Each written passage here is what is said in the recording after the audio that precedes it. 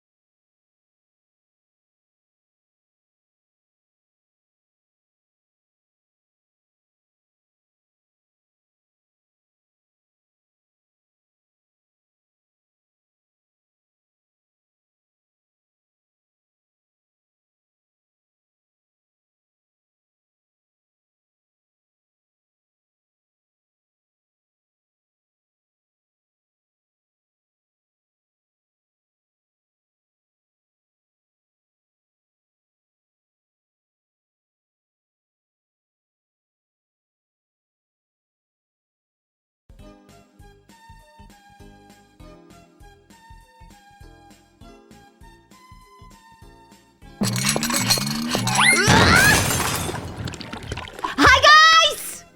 Hi! It's Monday! I missed you guys! Now we finally get to yap. Finally. I wanted to say to you, thank you guys for coming up to support me for Block Wars. I know that we didn't get a chance to talk, but I really appreciate it just the same. Hi guys! I missed you guys. It has been over 2 weeks. Almost 3. How are you guys doing? I missed you guys so much. I want to give you lots and lots of kisses. Mwah. Thank you. You're good? I hope that you're good. Welcome back, Vex. Thank you. I appreciate it. Thank you guys for all the resubs, too. Your little eepy, but you're making pizza? Oh boy, I had a It's ton good of to fucking see you pizza. survived one of ancestral homeland. Thank you. Thank you. Hell for the resub. And Sparta! Thank you for the 25 gifted! My birthday party is on Friday. It's on Friday at 9 p.m. Eastern. That's MILF Date Night debut.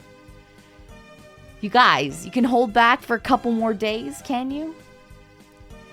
We're having a big birthday party. I'm turning 40. First off, welcome back, and I am glad Thank you you. and Zolan are back safe. Yeah, Second, I didn't get a chance to wish you a belated happy Mother's that's Day. okay. I hope you had a great day. I did have a wonderful day. My Mother's Day was very nice. I got breakfast in bed. SNEKA party. Aw, thank you, Wolf Fusion. I got breakfast in bed. I got a nice card from Zolan. It was all handwritten, and Little Snake 31 months of gave me snack. something very cute. He made me a bookmark at school, and he wrote some nice things about how he really loves making cookies with me and how he loves making Grinch cookies. And they taste so good, and it was very, very sweet. And then they bought me a necklace with the kids' birthstones on it. And I got a big Princess Peach doll that you press her and she makes Princess Peach noises. And then we had a My nice wife barbecue turned at 40 last Zolan's Friday, parents' house. So you aren't alone. Hope your birthday is memorable. Oh, thank you. Thank you. It's gonna be nice. Happy belated Mother's Day. Fun I fact, appreciate it. yesterday was also Maid Day in Japan. I heard that, but sadly, I typically don't stream on like holidays like Mother's Day or like my birthday or like Christmas and stuff like that, because I think that that's time for the kids and time for family. So I kind of just like whatever the holiday is, we usually celebrate it before or after when it comes to streaming. So that's kind of like what I like to do. Aw, time skipper. The weather is absolutely garbage. We got the tail end of the garbage weather before we left, so it was good we went when we did. Hi Vex. Hope you had a great vacation and a swell Mother's Day. Also, Aw, I mentioned thank this you. before, but I Mhm. actually discovered you through Xeni, Zine Draws Things, Yes. who I'm pretty good friends with. Aw, well, thank you, Mad Dog. I love Zenny. She's so sweet. I could just pick Zenny up and give Zenny kisses like mwah, mwah, mwah. You got a freeze advisory? You know what happened? Okay, so we can get into it, okay? I know why you're here. You want to hear all the juicy details about Italy, right? So the night we left was the night it started to snow. So where I live in Canada, it was snowing. It was going to snow, and it snowed a lot. So me and Zolan were like, haha, we're getting away from the snow. And our daughter ends up sending us a picture of all this snow. And Zolan actually, when we were actually landed in Rome and stuff like that, he sent her a picture of like the beautiful scenery from the train. And he was like, I can't relate. It was all green and lush and everything. So that was kind of funny. But, alright. Let's start at the very beginning. Okay? Let's start at the very beginning. The plane ride over. So, everybody knows that I live in Saskatchewan, right? So, living in Saskatchewan means you don't have a direct flight fucking anywhere. So, you have to either go to Calgary, Toronto, or Vancouver to get anywhere. Yes! Alright, into the juicy details. So, this trip was for my 40th birthday. I decided to do a trip to Italy because one of my friends that I've known since before VTubing and was my maid of honor at my wedding was also turning 40 this year. And we had decided over 10 years ago that when we turned 40, we were going to go to Italy. And that was that. So, we're turning 40, we're going to Italy. So, we made that plan over 10 years ago. And the first part of that trip was me hanging out with her and her husband. And Solia, hi! I missed you so much! Mwah, mwah, mwah, mwah, mwah. So, the first part of my Italy trip was with her and her husband. And then the second part of the Italy trip was with my friends like Sulia and Tricky and Vienna and Helsing and Little J. And my friend was still there, but I wanted to spend some time with her specifically before everybody else came. No, I'm not turning unk. You know what I'm turning? Into a fine fucking wine, baby. That's called being a MILF, okay? That's turning into a fine fucking wine that everybody wants a fucking taste of. Like, That's what that is. That's called being experienced, called being intelligent, being self-sufficient, and rocking your fucking world, baby. Because guess what? We can't get pregnant no more. So we can fuck till the cows come home, bitch. That's what that means. That's what that means. Aged perfectly. Absolutely. Anna, how are you? Sterile and fucking feral, bitches. That's what that means.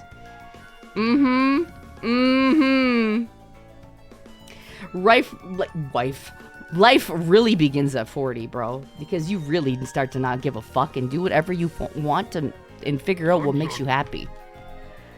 I feel like, you know, when you're younger, you're kind of worried about everybody's perceptions of you.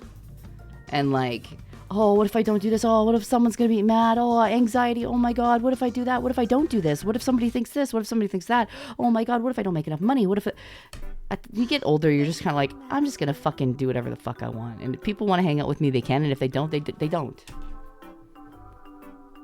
You know what I mean? That's kind of the mentality that I've kind of fell into.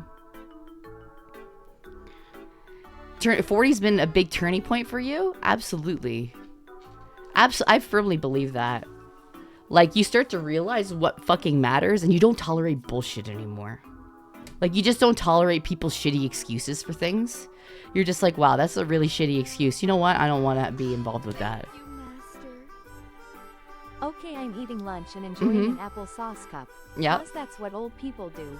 And you say, I'm 40 and now I can fuck and not get preggers. Now I'm cleaning applesauce off the monitor. Oops, my bad. Oops. You know what? Fuck it. I'm not sorry. No, I'm not sorry at all. No, I own that. But okay, Vex. thank you. I Also, appreciate that. Make sure you protect yourself from the sun. Otherwise, you'll age like Listen, hell. I have a beautiful skincare routine, okay? I use stuff called Yonka. It's from Paris. And you put lotion on, and you have anti-aging cream that's got rosemary in it and retinol, and like I got exfoliating stuff. I've got stuff for the under the eye cream. I've got all that shit, okay? I invested. And I wear sunscreen, all right? Rosemary is actually quite strong. Enelon, I didn't start getting into that until I started to notice I was getting dark rings under my eyes, and I was like, that's not good. You're either not getting enough sleep or something's going on here. So I went to like a spa, and they were like, here's what you would probably need for your skincare. And I'm like, okay. So I bought it. I bought it for me, you know? I was like, fuck it, I'll just buy it. So I did. And now I use it every night. And it feels really nice. But, okay. So, the plane ride was from Saskatchewan to Calgary, which is not very long. It's only about an hour or so. So we can fuck till the cows come home, bitch. What the fuck, dude? I literally just said that. Who the fuck made that? I just sat down after like almost 3 weeks away. I just sat down, fellas. Like, this is gonna be a long stream, man. There's a lot of things that need to be said. All right.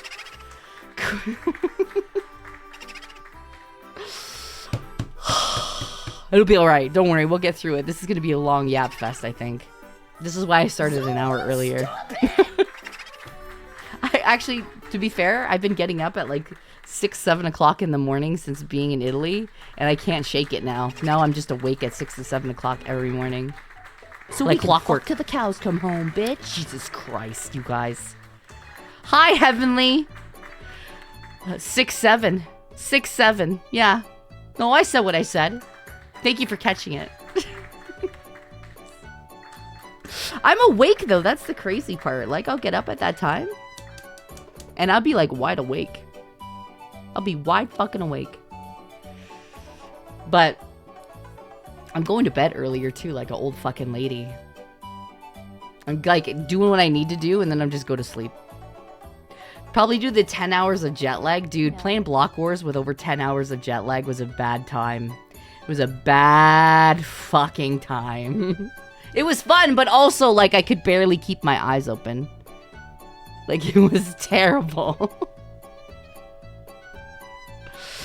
Okay, so I flew to Calgary. From Calgary to Rome is 10 hours. 10 hours on a fucking plane sucks.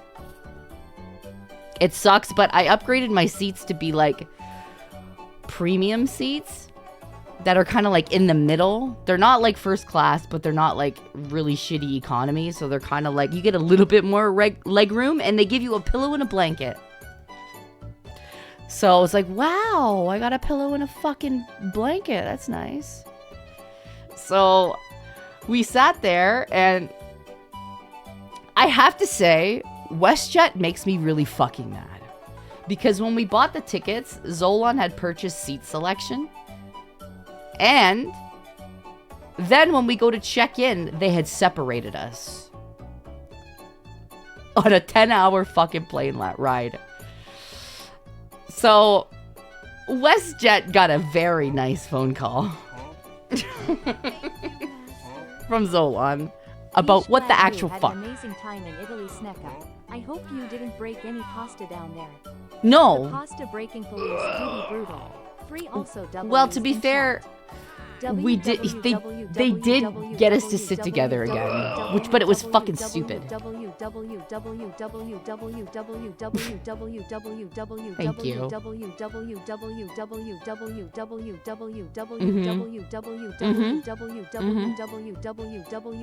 Dude, Kotank. I started doing the WestJet voice, and Zolan told me to shut up. I was like, "Welcome to WestJet. You paid for seat selection? Well, guess what? You're fucking separated, and you don't get a carry-on. And you'll pay double for the cost of your seat. I hope you don't mind." He's like, shut the fuck up. We put customer service first here at WestJet. bullshit you do. Hope your break was good. It was good. Thank you for the resub. Very okay, Vinyl. But we did end up sitting beside each other, and it was okay. With the purple snack mommy. 10 hours on a fucking plane, though, sucks. Because I told Zolan, I said, you need to absolutely give me the aisle. You have to give me the aisle. Because if you don't give me the fucking aisle, I will be climbing over you 10 times this fucking plane ride to go take a piss. Because small bladder, I've had children. Like, you have to give me the fucking aisle seat. So, he did. And it was still bad. I literally brought, okay, so my tailbone sucks. So I brought one of those pillows that are like a donut for my tailbone. So I brought an ass pillow. And I'll tell you what. That ass pillow saved my life on that 10-hour fucking plane ride. I could actually get up and walk because my tailbone was not being crushed. So I brought a fucking pillow. I didn't care if I fucking looked like a fucking old lady. I don't care at this point. It's like, I don't really fucking care because I want to be able to walk afterwards. So I brought that pillow. That pillow saved my life. And Zolan looked at me and he was like, I should have brought the other pillow. And I'm like, yeah, you should have. Yeah, you should have. But he didn't. So he was stuck sitting on a regular seat. Necessity is always gonna trump appearances. I don't fucking care. The fucking kitten.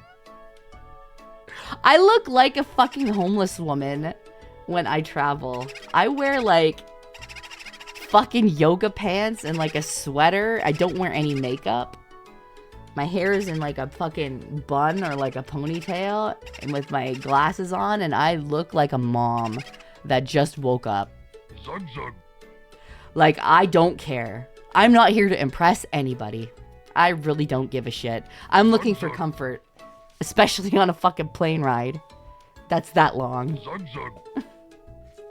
But on the plane ride, we got mac and cheese, guys. Like, I will show you.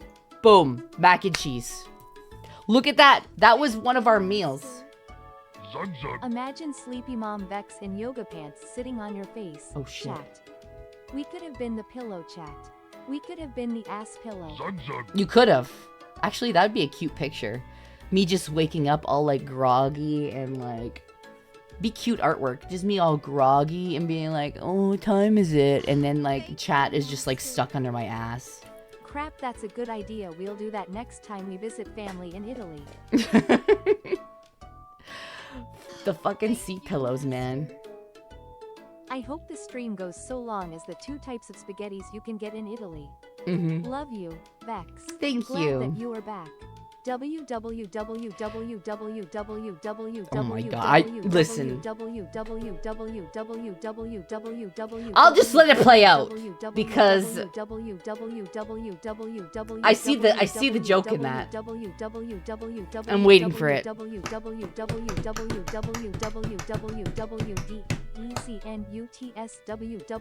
D's nuts. It didn't even say it. It spelled it out. Dude, I can't afford first class, bro. I don't have fuck you money. I gotta take what I can get. This is what we had on the plane. Honestly, for airline food, that's not bad. That's not. It's WestJet, though. Omega Wolf, what are you doing? Master, so naughty. Oh my god. Thank you for the 50 gifted subs. Holy shit. If you're getting a gifted sub, please thank the Omega Wolf 98. Thank you, man. You didn't have to do that. I appreciate that. Was that an early birthday present? I turned 40 on Thursday, but the birthday party's on Friday. This is the food, though. Like, it was actually not that bad. I won't lie to you. Like, we had breakfast, too, because we had 2 meals on this flight because it's 10 hours. But this was, like, the mac and cheese was actually pretty good. There's my first class money. It's not that simple, guys. But the food was pretty good. I mean, like, I didn't hate it. I literally watched,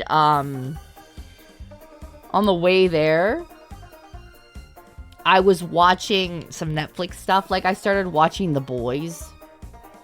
So, we watched some of that. I watched the Hulk Hogan documentary, too, with Zolan. Because oh my god! Naughty. What? Don't be shy. Thank you so much for the other 50 gifted holy balls! I appreciate it. Well, I had Prime Video, but I also watched Netflix stuff, too. It was 10 hours, man. Thank you so much, Omega. You did not have to do that. I appreciate you. It was very kind of you. Guys, thank Omega. I didn't know it was going to be my birthday. Aw, well, thank you. I appreciate it.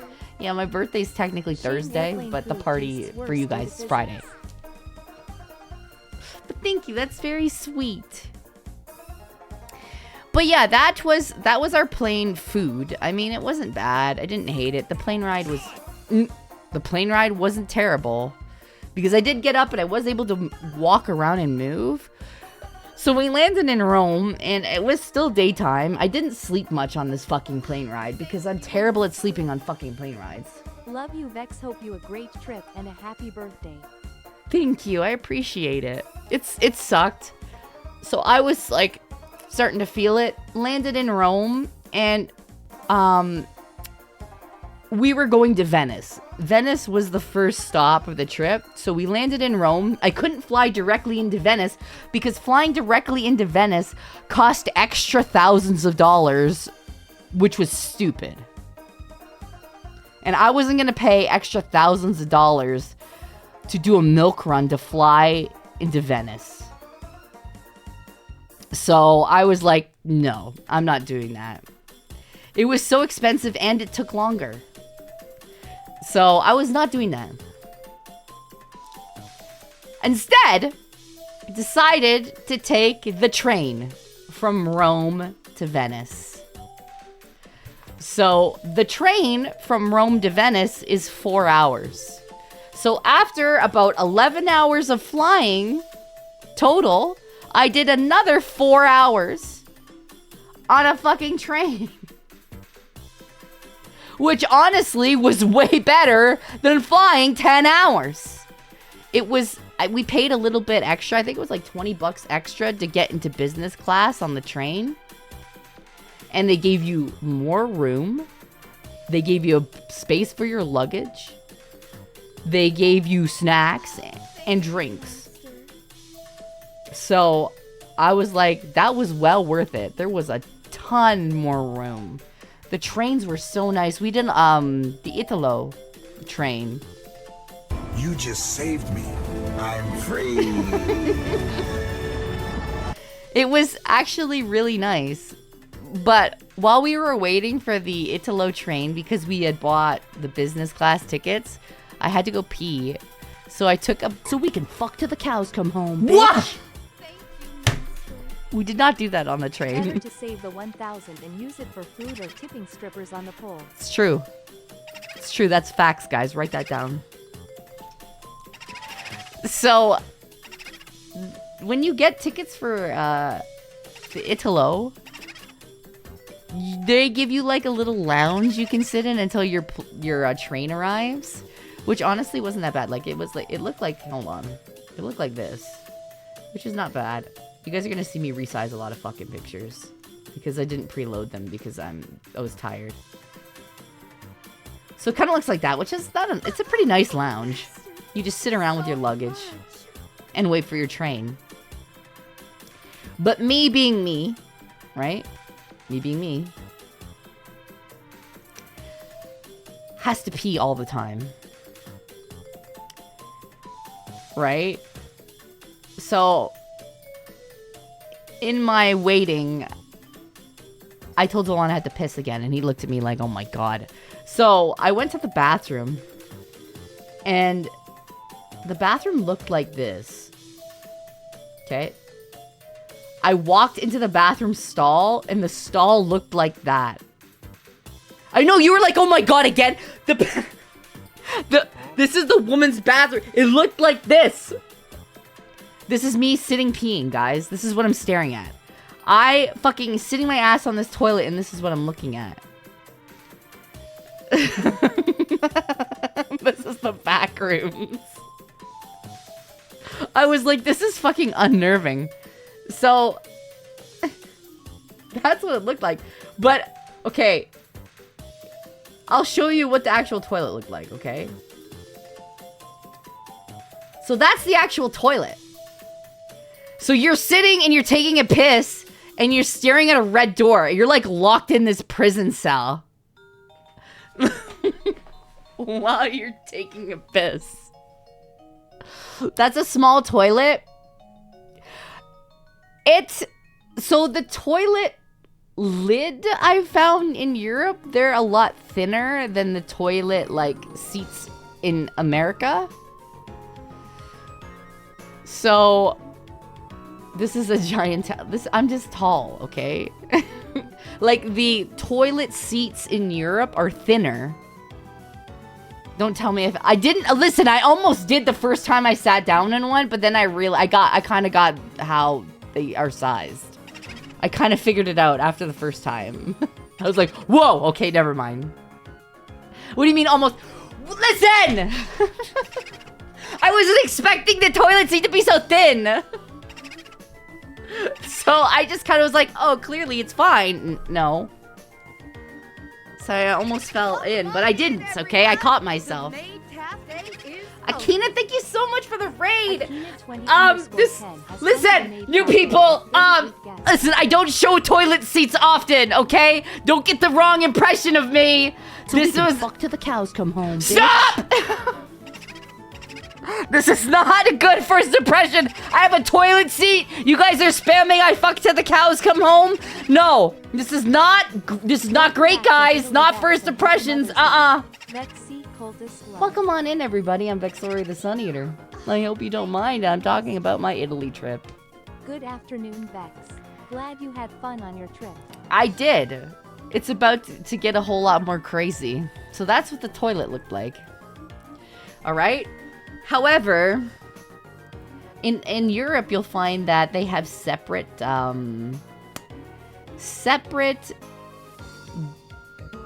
places for the bidet. Not in this bathroom, but they have like separate stations that if you have to take a shit, you had to dainty sit on the seat instead of crashing you massive 7-layer cake with a dumpy backside yes, on the seat. I had to piss like a lady.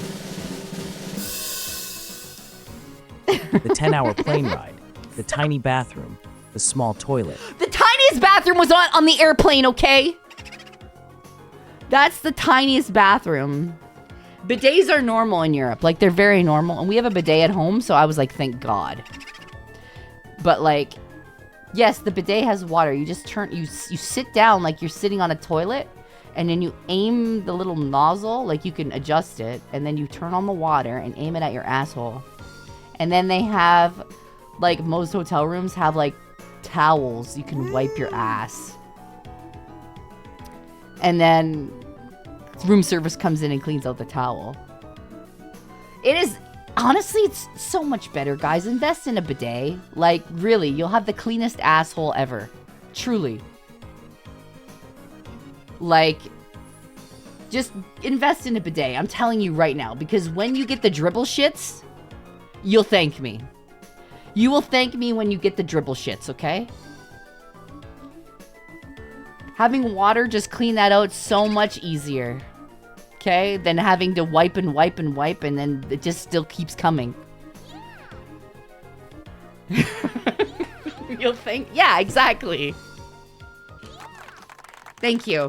No, it's true. I'm saving you. You can get bidets and you can attach them to your regular toilets. You don't have to buy a brand new, like, toilet for a bidet. You can get them and you can attach them to your toilet. A normal toilet.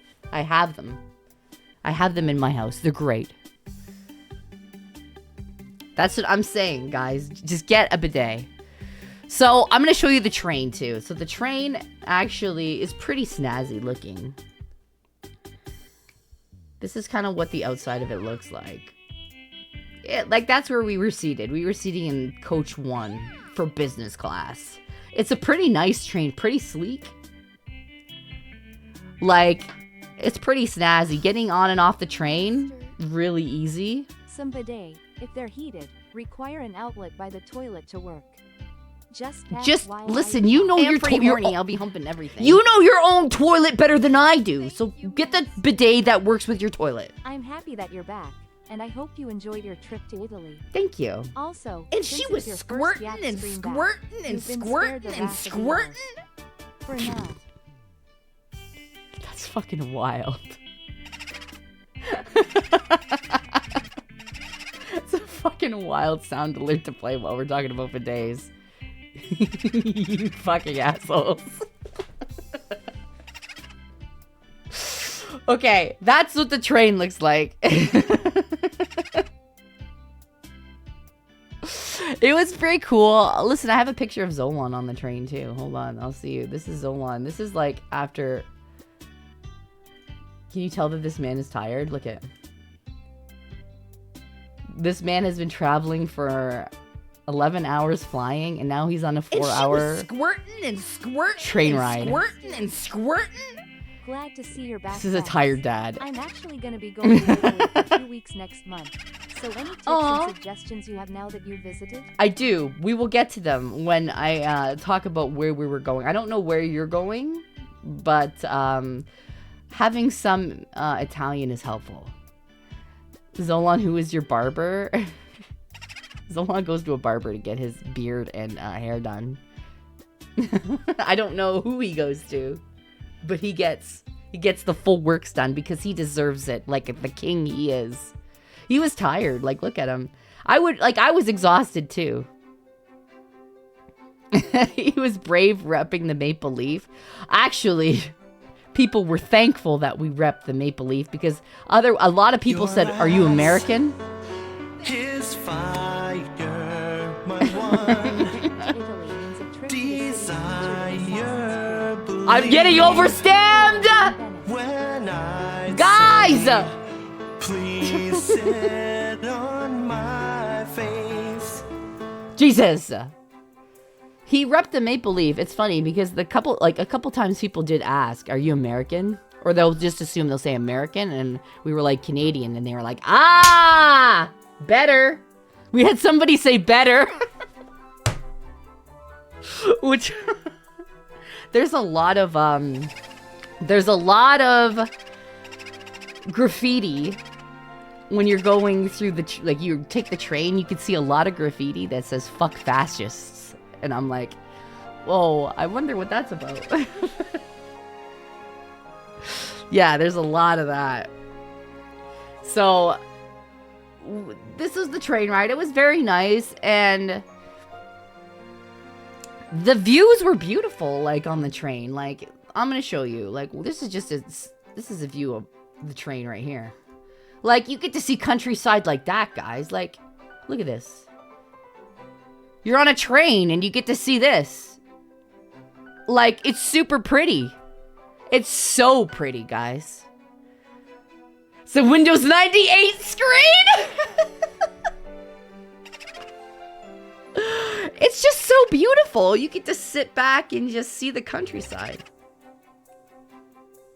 It's beautiful. So we were going to Venice. And it's 4 hours from Rome. And we got to Venice in the evening. So Venice, it was like dark out. So when you get to Venice, you realize Venice actually, no cars. No cars in Venice. It's all walking. And it's like, it's a little island, right? So it's no cars. No cars. All walking. All little...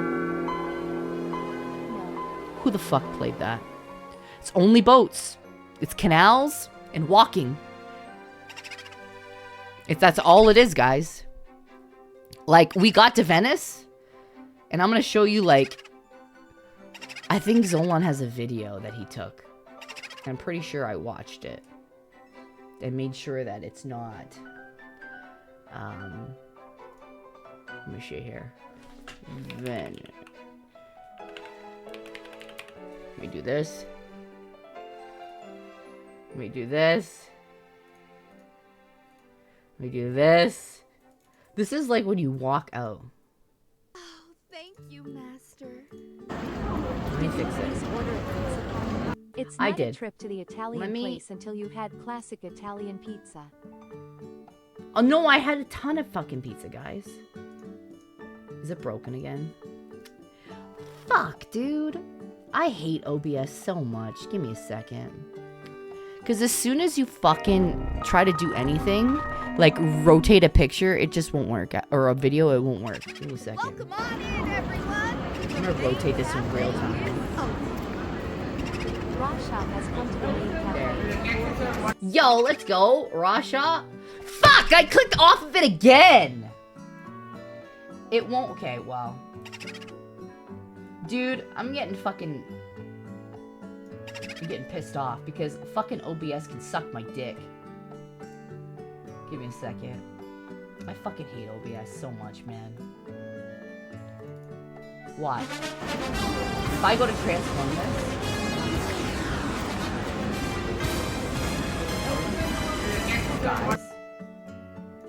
Guys.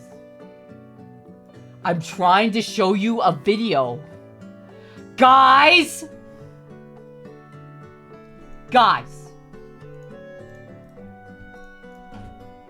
I know how to do it. Get out. Thank you.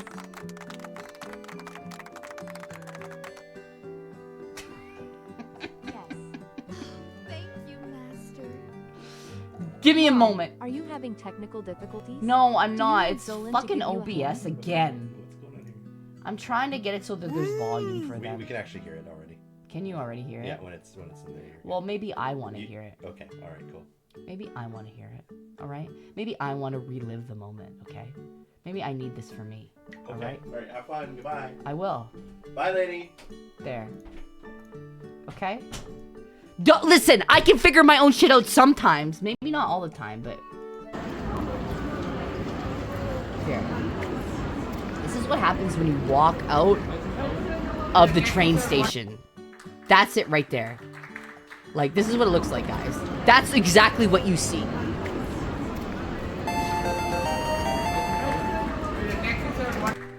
It's beautiful. No, it really is. Like, it's gorgeous. Thank you. I appreciate it. I appreciate it. Sometimes I can fix my own stuff. You just gotta give me time. You just gotta give me time because OBS sucks. If anybody who's ever been a streamer understands that OBS is awful. Genuinely. It is awful. Thank you. OBS is awful. It is held together with fucking duct tape. It's bad. And it doesn't help when you have like all this shit going on in the background and TTS is going, there's sound alerts everywhere, and you have chat yelling at you that shit's broken, and your anxiety starts to rise, and you're like, oh my fucking god, everything's fucking broken. Holy fuck, I'm stupid. And you start to spiral. Venice is your dad's favorite city? I rolled up in Venice, and the first thing I see is like, hang on. First thing I see is like this. Thank you, Master. That's crazy. So when you get there, you have to get on something called the Vaporetto, which is the water bus, which is like the city bus, but it's a boat. And you have to buy a ticket to get on. And they have all the stops, and you have to get off at the right stop to where your hotel is. Ah, the city on the water, very stinky water. Very Listen. nice glass though. Honestly, when we were in Venice, didn't stink. Because you want to know why? It wasn't summer. It was right before the high season and summer. Not So it gonna wasn't lie, that Vex. stinky. Honestly thought you were gonna mention chat's habit of turning any situation either silly or very sussy. No, it wasn't this time. But Venice is typically can be stinky because water, right? Lots of water, heat, stinky, right? And then if it rains really bad, it can actually flood the streets. So lots of water, very pretty. Like, here's another good picture too. Here's a really nice picture. Like, look at that. Like, that's a really nice shot of this is like you're standing on the bridge. Ah, yes. And this is what you Summer see. the time when bum piss has that oh so quality smell. Like, that's Venice. Like, that's at nighttime. And, like, there's no cars, so everybody has boats. And I said to Zolan, do you think it's like at home where, like, if somebody rolls up and says, hey, check out my expensive boat I just bought. It's like, hey, check out my expensive car, but it's like a boat. And people are, like, flexing with boats instead of cars. And we didn't actually see a ton of that. Like, a lot of people just had their little boats. They're just little cute little beep beep motorboats. Neat. It was beautiful. Like, in the morning, like, I'll show you. Like, this is a shot at nighttime, but there's a shot in the morning that I took from the bridge too. Like, that's during daylight. It's still gorgeous.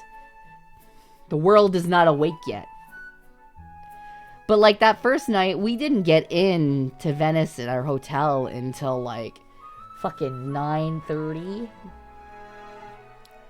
And I was tired, but my friends were already there because they got to fly into Venice, right? They had all their, like... Speaking of boats, did you get a chance to board Zolan's Dingy? Listen, that is between me and Zolan, sir. At that point, we were so exhausted. Our friends had actually arrived already. They got to fly into Venice because they had air mile points. Lucky them, right? So they were there earlier in the day.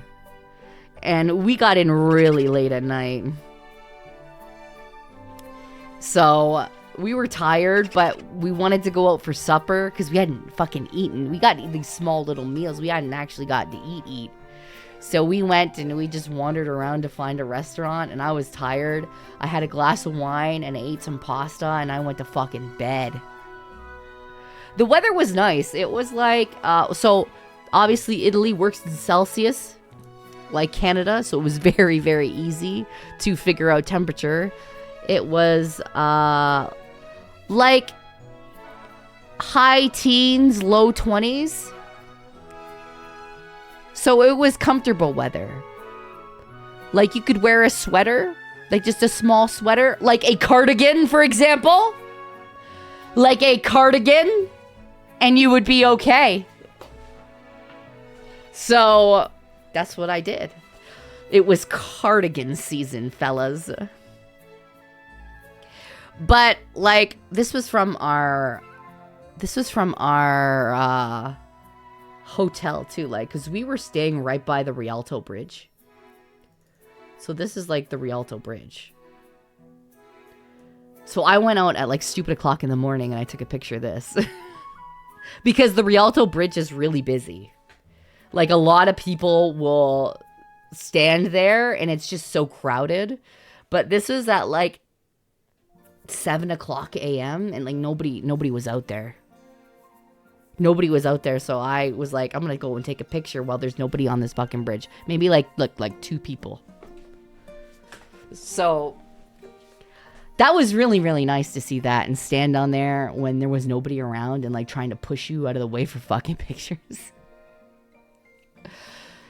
But that was nice. And then we kind of wandered around for a little bit because in that morning we had a tour of like St. Mark's Basilica and the Doge's Palace. Like, this is just a picture of us just walking around. Like, this is just like, you would walk around in alleyways and you would look to the sides and you would walk over tiny bridges and you'd see like this. And I'm like, damn, this is so fucking pretty. Like, this is just me walking down the fucking street in Venice and you just see that and you're like, that's just so pretty, man. It's stunning. Like, it's gorgeous. And the thing that I liked about Venice too was like, I felt safe walking around Venice. Like, I felt like nobody was gonna do anything to me. Like, you could walk around the streets at night in Venice and feel safe. Like, nobody's gonna, like, mug you or anything like that. Like, everything's really well lit. And there's tons of people around. You can almost feel the history in cities like Venice. Exactly. Venice felt like a fantasy city. Like in a video game or something. Like, you walked around and you're like, this is like a fantasy world. It felt very old, but like beautiful. So we went to the Doge's Hi, Palace. Vexy. Oh, Hope you had hi. a great trip to Italy I did. and a great Mother's Day.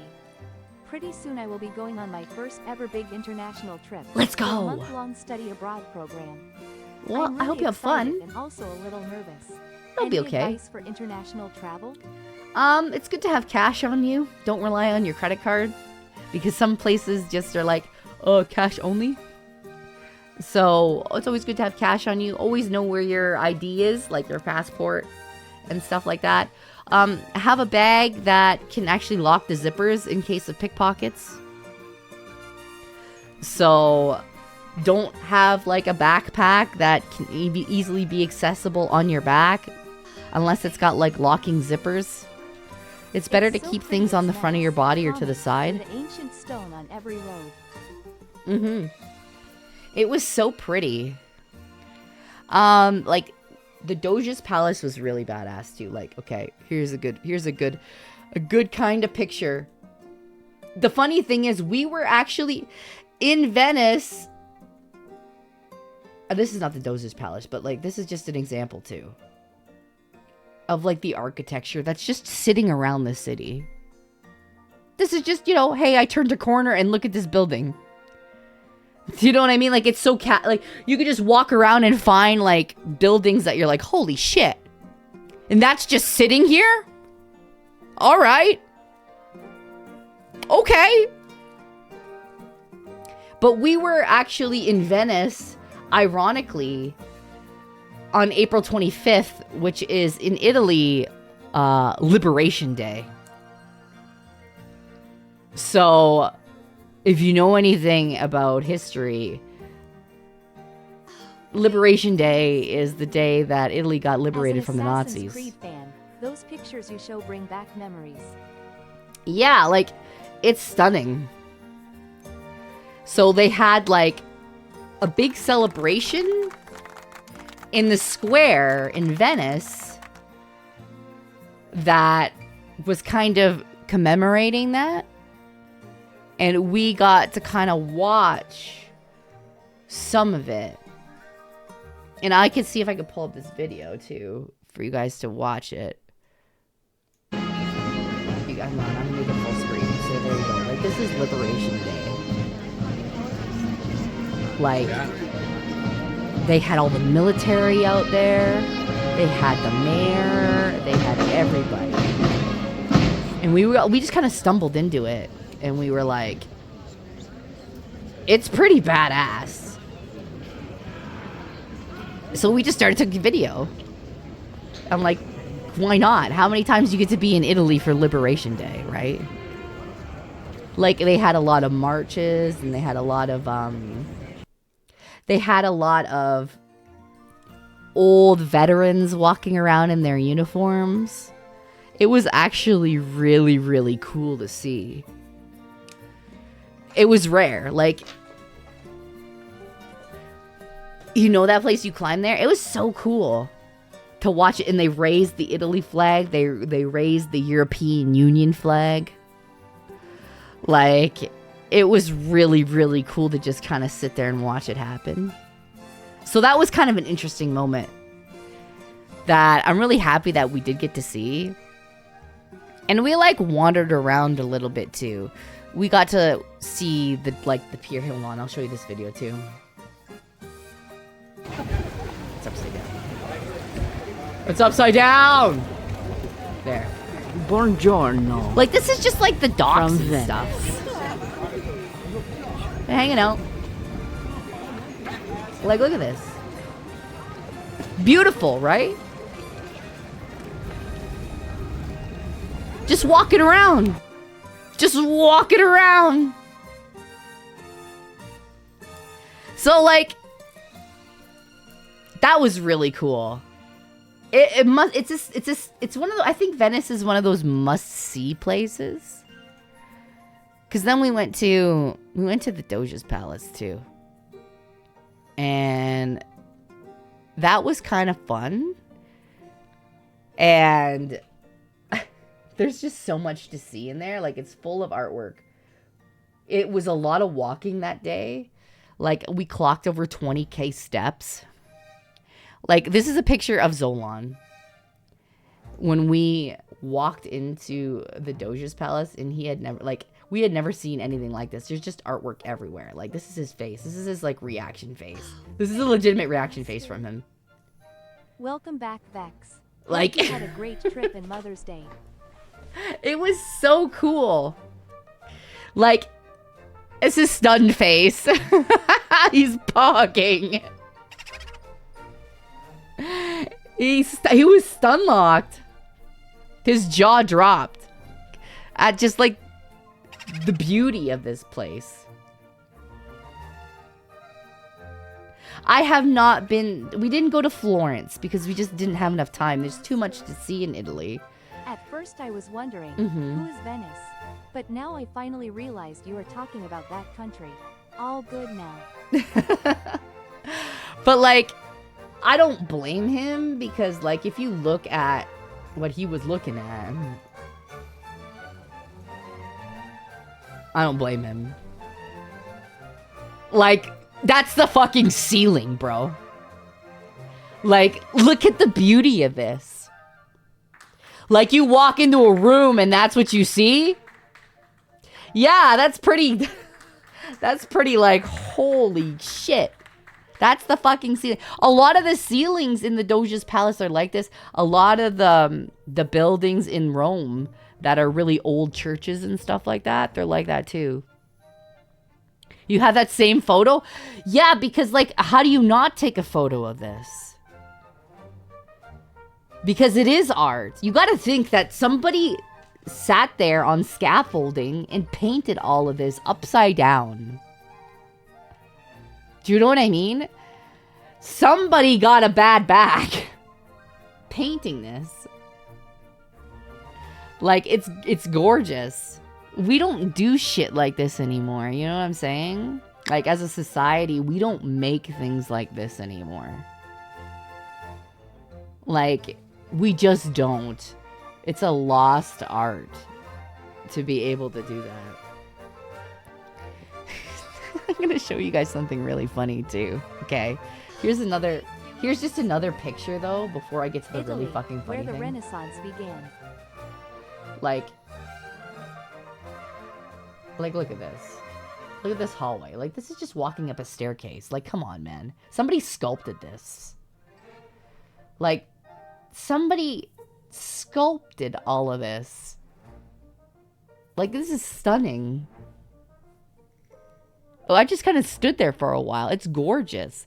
You have to just be able to take it all in. Stairs, my dad's nightmare. There's a lot of stairs in Italy, depending on what you're doing. It's gorgeous. It's literally a castle, though, this place. So, I mean... There's museums in this place, too. So they had all of, they had, like, weapons, and they had all of these old stuff. And I'm gonna show you guys something really fucking funny, okay? You'll figure it out. You'll figure it out when you see what it is. Hey, guys. What's that? What's that, guys? Guys, what is that? Guys, what do you think that is? Guys. Oh. What the fuck is that, guys? Guys, I don't know. What is it? No, it gets better. So this is the zoom out shot of that. Right? It gets better. There's fucking teeth on it! You can't shove your dick in that! There's teeth there! Look at it! good old chastity belt to rip your fucking dick off. Thank you. Look it.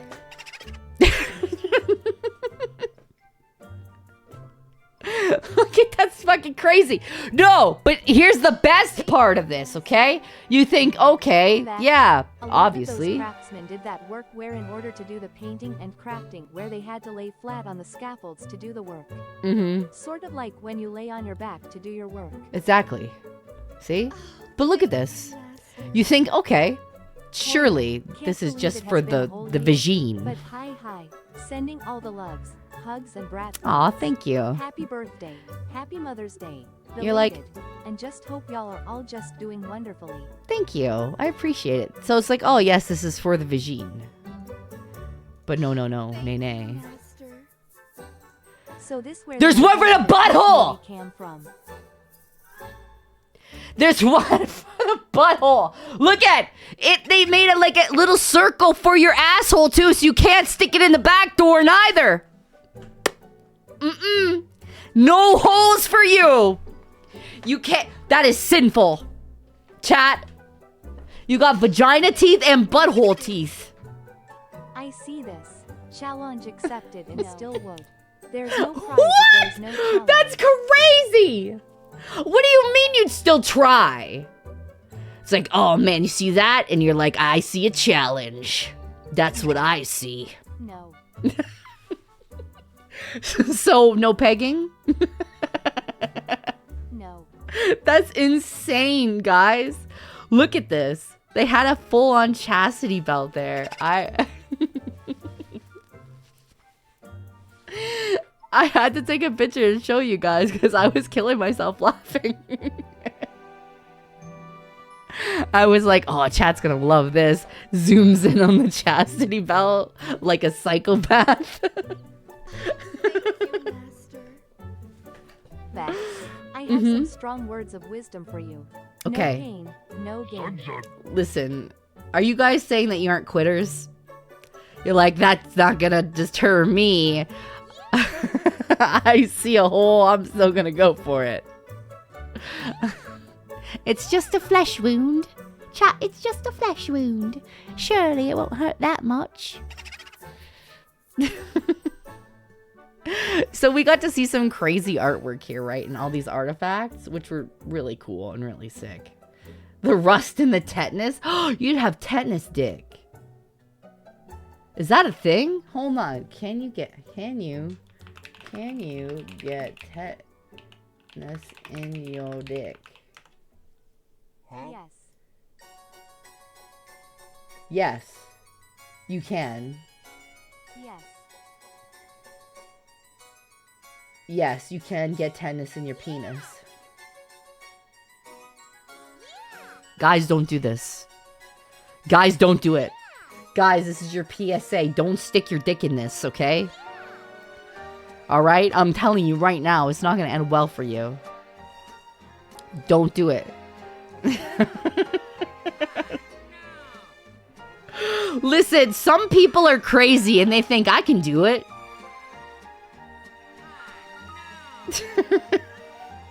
Don't stick your dick in the chastity belt. Please! You're not special. No. The chastity belt's there for a reason. Master. Oh, You know man. what this doesn't stop. Strap-ons. Did they have strap-ons back then, though? Master. Could you Have you ever imagine? seen a cod They had piece to made? have. This is nothing compared to the odd world of cod pieces. Listen, they had to have. You know what? Even if they didn't have strap-ons, there was brooms. There was broom handles. You know, imagine they're like, I see you're wearing a chastity belt. Well, how about this broom? A wooden strap-on. That's what I'm saying. But then you get splinters. Oh, imagine getting a splintered asshole.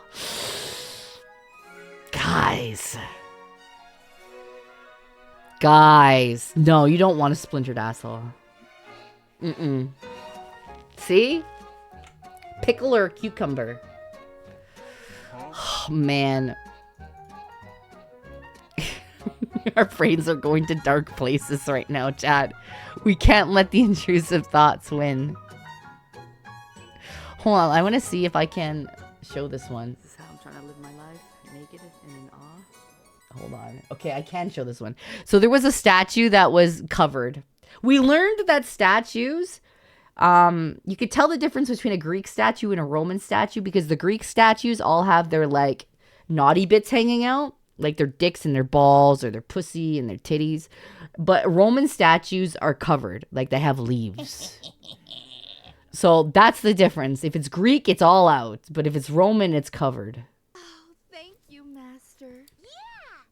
Don't want splinters in your butt. It's true. Well, wouldn't be the first time someone's had wood shoved up where the sun don't shine. I'm sure somebody's done that. Okay, so again, I may have to fix this video. However, This Dearest is how I'm love, trying to live my it's life. covered, guys. naked It's covered and in before awe. you say anything. That man's gonna log up his ass. Okay. Hang on, I'll restart it. This is how I'm trying to live my life, naked and in awe. That man's gonna log up his ass.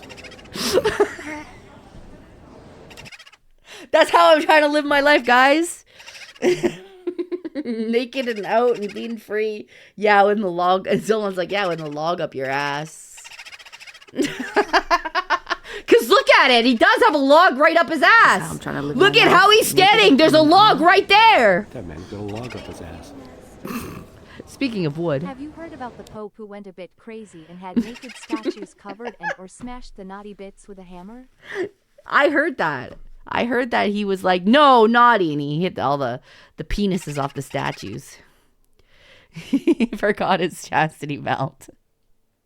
Oh, thank you, Master. So we saw a lot of stuff like that. Toys back then were typically ivory covered in leather. Oh shit, really? Fuck. Well, the things you learn, right? Master. Hold still, I'll use my welding torch. Oh my god. Okay. So we ended up going to the prisons as well. So we went to the prisons and we realized that the prison doors, they're pretty small.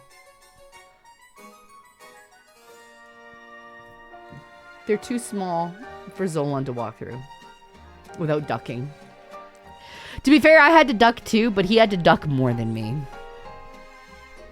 So that's him being very sad that the prison doors. He had to duck. Oh, it's a dwarf prison. It's crazy.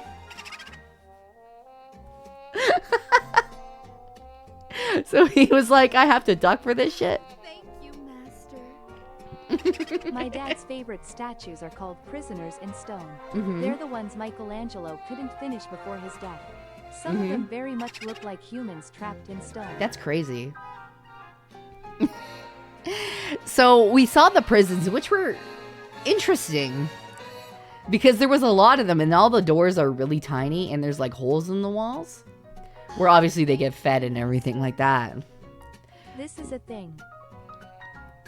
But we took a video of one of the prisons.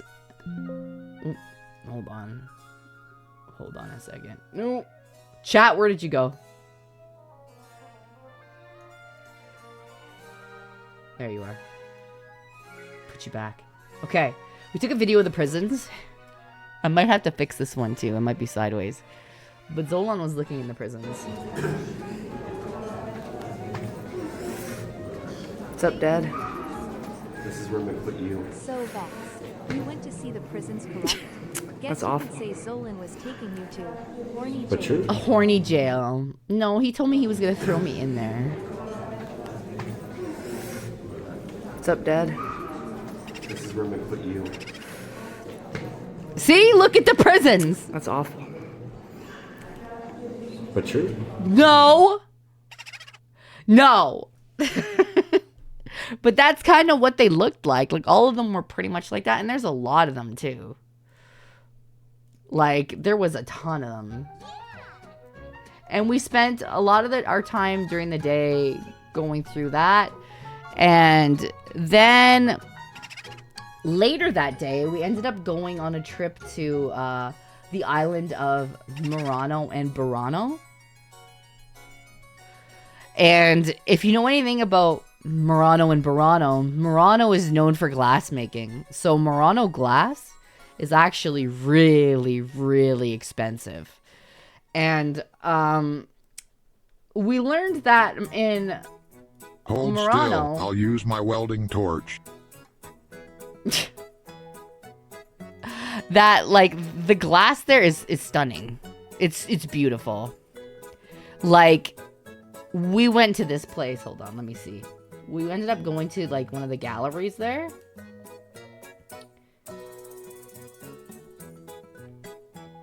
And the guy, we went up to this gallery, the new Murano gallery, right? And they did glass making demonstration for us. So we learned that the glass makers in Murano, they've done this since they were like fucking kids. Like they've done this since they were like 10 to 13-year-old kids. And in order to become a glass master, you have to do it for over like 15 years. They're the glass blowers.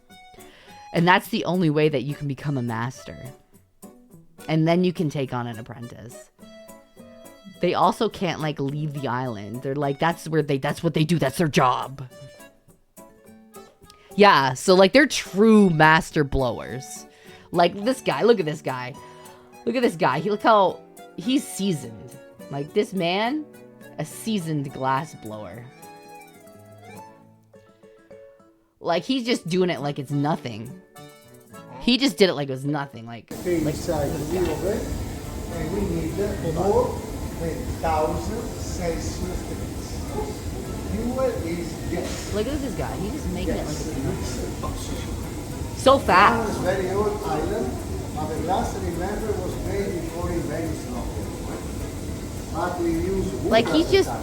easy. This is one of the main reasons And then this is what he's doing. He's got the glass and then he's rolling it in these like, he's gonna roll it in these colored beads for fires, to like get the different colors on the Go glass. inside slowly to create the shape.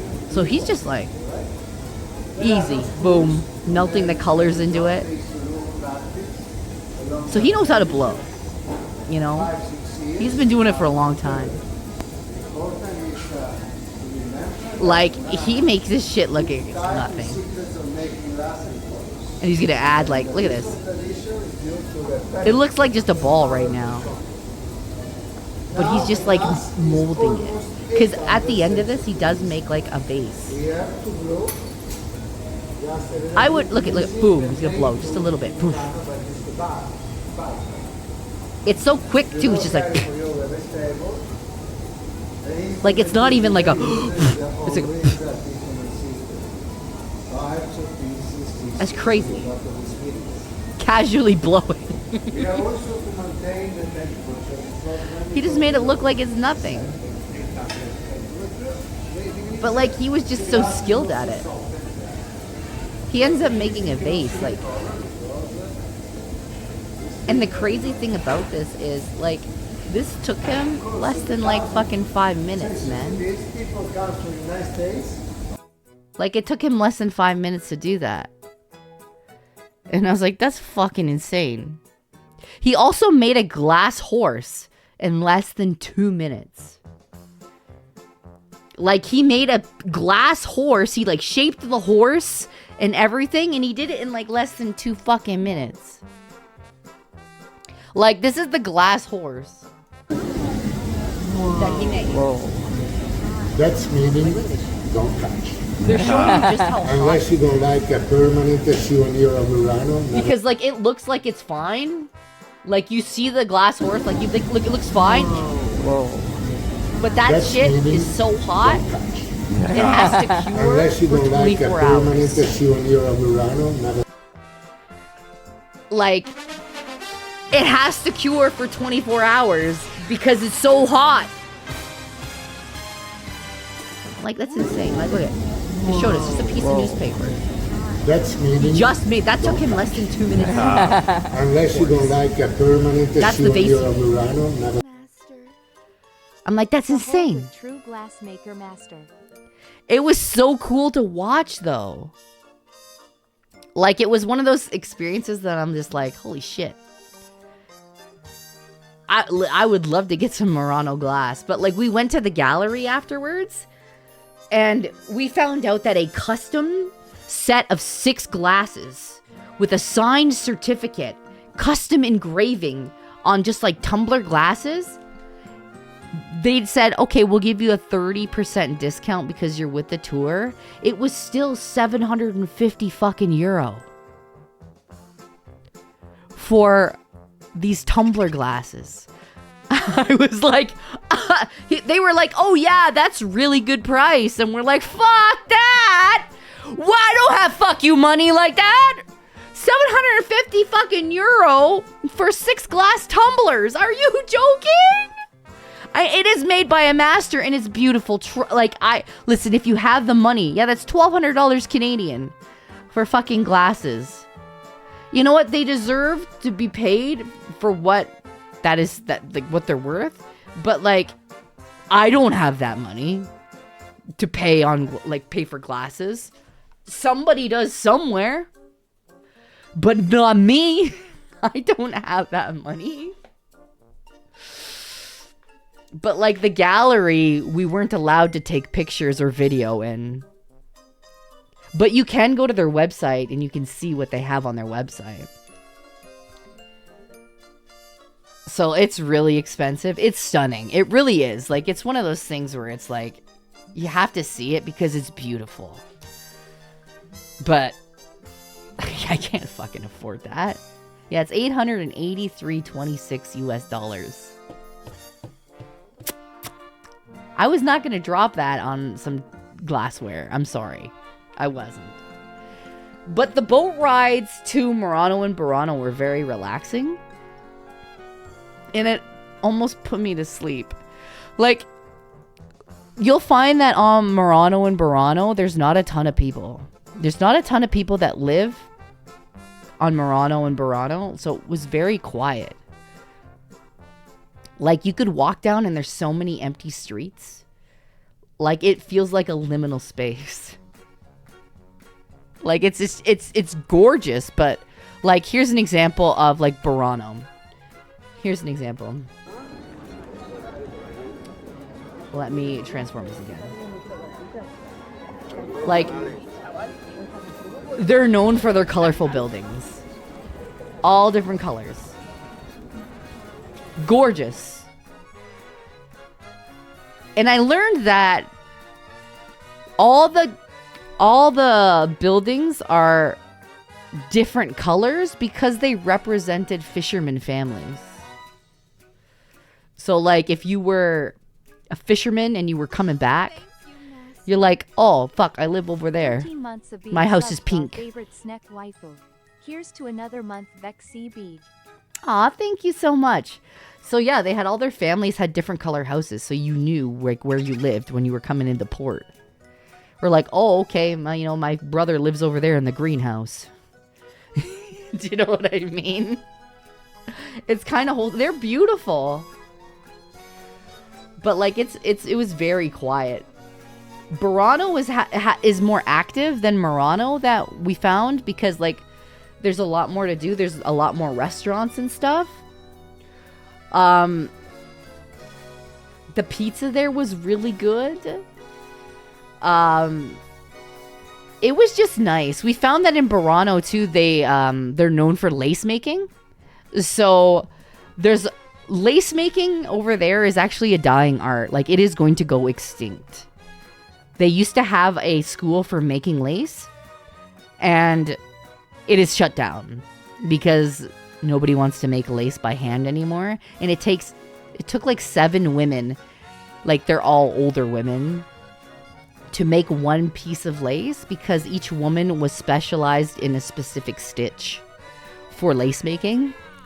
And you can tell the difference. Like they showed us the difference between like 7 women working on a piece of lace versus a sewing machine. And you can tell the difference. Like this is sewing machine lace and this is handmade lace. It's like night and day. It's actually kind of sad. Like beautiful handmade lace, and then you hold up sewing machine lace, and you're like, Thank you, Master. I want the handmade Our stuff. mother bought a glass piece from there.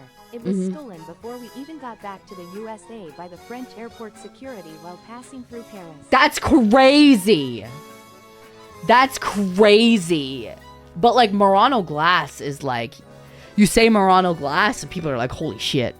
Because it's got like such a reputation, right? But that was kind of our day in Venice, and we only got to stay like a day in Venice because we got to see all the major points of Venice. And then we were going back to Rome. So we got back to Venice and we had like the best gelato ever. I don't know what it is, but I was told when you're going to have gelato, you have to pick the gelato from the shops that have covered lids. Don't pick the gelato that's like brightly colored and like foofy and out of the containers. Pick the gelato that have covered metal lids because it will taste better. So that's what we did. And I had the best strawberry gelato I've ever fucking had. Like, it was just so flavorful. And it was so good. It tasted so much like fruit. I was like, I can see why there's a line up out the door for this gelato. And it was so fucking good, dude. And we had dinner, and then we kind of wandered around through alleyways at nighttime, and we got lost a few times, but like it wasn't like I'm in danger. Like it was kind of nice. We did ride the gondola. I rode the gondola with Zolan at nighttime. Like, hang on, I'll show you my gondola ride. I took some video of it because I think that was kind of important. I figured if we're in Venice, we got to do a gondola ride. Granted, a gondola ride is like €90. Yeah, it's expensive as fuck. But that's everywhere. It's kind of worth. It's kind of like an obligation. I feel like if you're in Venice, I feel like if you don't do the gondola ride, then it's like, why the fuck did you go to Venice? Right? Okay. So hold on. There's this vehicle transforming. Look at that. We're on the gondola together. We're sitting beside. The guy is in the back. So it was actually really calm. It was so calm. And the guy didn't really say much to us. It was just me and Zolan on this boat together. The boat looked super cool. I did see St. Mark's Square. We did go there. It's one of those, it's really romantic. It was just me and Zolan holding hands and like talking to each other and leaning on each other. And it was just so pretty. And it's just relaxing. And he took us through like the side streets and everything like that on the gondola. And it's nighttime too, so it's not like super busy. It was romantic. It was a nice night. Like it wasn't cold. It was just, it was one of those perfect nights to ride a gondola. You know? It was just, I feel like even though it's €90, it's like, we might as well just do it, right? Sulia, it was gorgeous. I loved it. And I would recommend going on the boat. You didn't do a third baby on that boat. I can't. I don't have my ovaries anymore. And even if I did have my ovaries, I ain't having no more babies. I'm fucking 40, man. I'm gonna be 40 in a couple days. Ain't no way I'm taking care of no goddamn baby at this age. Ain't no fucking way, man. Nuh-uh. That ship has long sailed, my friend. Yeah, it's like $100 to do a lifetime experience. When you're already there, you might as well. You might as well, right? So that's what we did. And honestly, like, look at this. I'm not gonna forget that. That's crazy. It was just so nice. And then we kind of went down the side streets and everything like that too. I took like a good couple minutes of video of this is like a good 3 minutes. But like the gondola guy that pushes it, it's about 3 minutes, like another minute or so of this. But like, he didn't say much, but honestly, he got so close to so many boats here and corners, I don't know how we didn't hit anything. Like, I don't know how we didn't hit some corners. Like, he was just so on point with steering. Aw, thank you, Chief Gardner. Like, he was so good that he just knew what he was doing, and he would just come barely close to a corner and just barely miss it. And I was like, damn, he knew what he was doing. He might have done it his whole life. That's what I would guess, because he was older. And like, this is all the buildings. Like, people are just walking by. We came under this bridge here, and like, people started taking pictures. And they're like, wow, isn't that nice? But it was really, like, I loved the gondola ride. And then after the gondola ride, we went back to our hotel. And we went to bed because it was a long fucking day. He spent 15 years becoming a master gondola pusher. I wouldn't be surprised, dude. But like, we were exhausted. We started the day at like 6:30 in the morning and ended the day at like 11 p.m. Looks like you had an amazing time in Venice. It's so nice. It was beautiful. Like, Venice was stunning. I would go back to Venice because it was like, there were so many little shops and so many people that you could just walk around and just like have conversations with, and just, it was very chill. Yeah, it's like a nearly 18-hour day. So we were exhausted. And we were only in Venice for like a day before we got up early again. And we took the train back to Rome. So we had another 4-hour train ride back to Rome in the morning, which was fine. The train was nice again. We were sitting with our friends. The Italian countryside is beautiful. Like, don't get me wrong. It's gorgeous. We like slept on that train, I think, a bit more though. We had to get up super early to catch the water bus to get to the train station.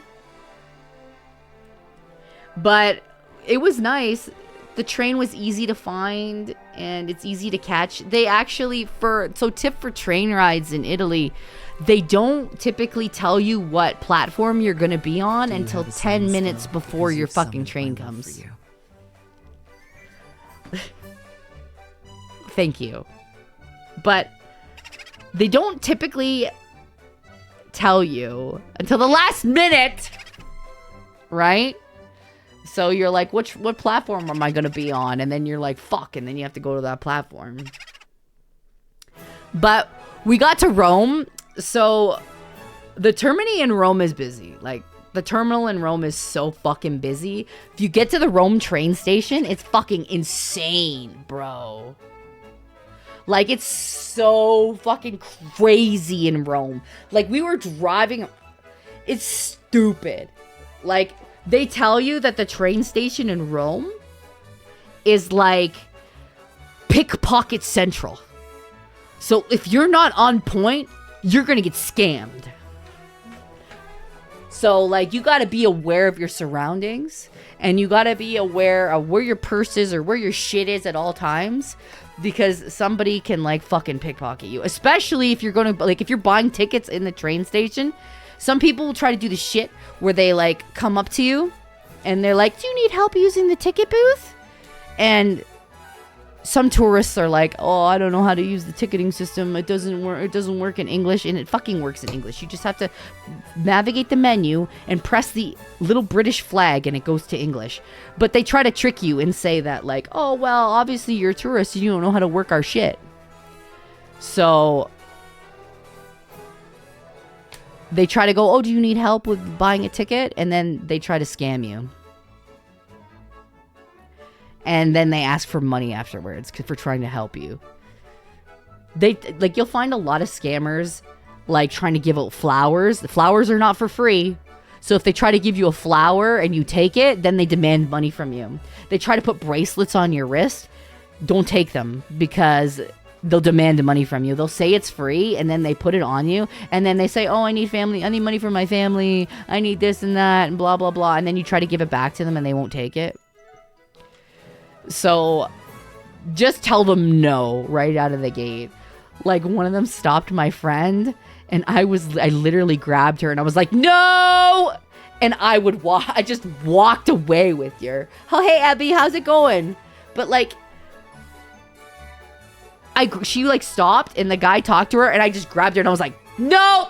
And I fucking pulled her ass out of there. I was like, no. And he's like, but madame. And I was like, not interested, buddy. And we kept going and he tried to walk and follow and we're like, no. I'm like, fuck this guy. But like she's really passive and like shy and I'm just like I will literally tell someone to fuck off right to their face because I don't care anymore. And I think everybody needs that friend to like stand up for them and tell people to fuck off. Because a lot of women anyways tend to have that, oh, well, maybe I should just be polite and just talk to them anyways. Even though I'm not really interested, I'll just be polite. I'm just like, no, fuck you. So I just tend to just walk away or be like, no, not interested. And maybe that makes me an asshole. But no, I don't tolerate that shit anymore. So we went to Rome. We were in Rome and we figured out that don't ever do this. Okay. Let's say you're at the train station in Rome and you've got to get a taxi, right? You might think to yourself, I'm going to Uber myself from the fucking train station to my hotel room. Never fucking Uber in Italy. Don't do it. Because they're going to charge you 90 fucking euro to take an Uber to your hotel room. They're going to charge you 90 euro to take an Uber. So this is what you're going to do. You're going to go out front and you're going to get a taxi. Because taxis are regulated. Taxis are regulated and they're going to charge you 20 bucks, 20 euro. They're going to charge you 20 euro and they're going to charge you maybe an extra dollar for like a bag, an extra dollar for like a person. But don't get an Uber. They charged me $20 and we looked at the thing. And I was like 90 euro for an Uber. And then we took my taxi to my hotel and he's like 20 bucks. And I was like, sure. That sounds way better than fucking 90 euro. And then they try to tell you, sometimes taxi drivers will try to fucking tell you, oh, I don't have a card machine. I only take cash. That's bullshit. They have to have they have to have a machine in their fucking vehicle. So don't. Listen, always look around for prices. Don't just take $90. Someone's going to charge you 90 euro. Just don't take that. Don't take that out of the gate. No, don't just be like, oh, that's just how it's going to be. No. No, don't accept it. I don't accept it. Yeah, they're scummy everywhere. Listen, Sulia, you know better than me because you live over there. But like, I was like, I want to pay 90 fucking euro. That's insane, bro. So we ended up walking outside and a strange guy yelled for a taxi and we got in and it was 20 euro. I want to show you this fucking hotel room though. So we got this hotel room. Zolan gets this hotel room. I didn't know what fucking hotel room he got. He gets the fucking hotel room. This made me laugh so much. He gets the hotel room. The fucking circular bed. Like, look at this room. You walk it. The door is behind this platform. And you walk into the room. It's like a circular room. This is a circular bed. On the opposite side, like behind me, is a window that opens up to like a small balcony. So the circular bed, I didn't know this. It swivels. and it moves. So you can fucking turn it like a turntable over and over again, like a teacup ride at fucking Disneyland. So, and I didn't know this. So Zolon's laying on the bed, and then I jumped on the bed, and the bed spins, and he was like, "What the fuck? I'm trying to plug in my phone," and it ripped out his phone. And I was like, I didn't know! I didn't fucking know. So then I started being an asshole because I did know, and I started turning the bed when he didn't want me to turn the bed. He'd be like, "Stop it." And I'd be like, what do you mean? And he'd be like, "You're turning the bed." And I'm like, "No, I'm not." He'd be like, "Stop gaslighting me. You're turning the fucking bed." And I'm like, No, it's not me. I didn't know that it could turn. That's wild. But like this same hotel room, you can't cute it away. And I'm like, "Yeah, I can. I cute it away." So this is not the end of this room, by the way.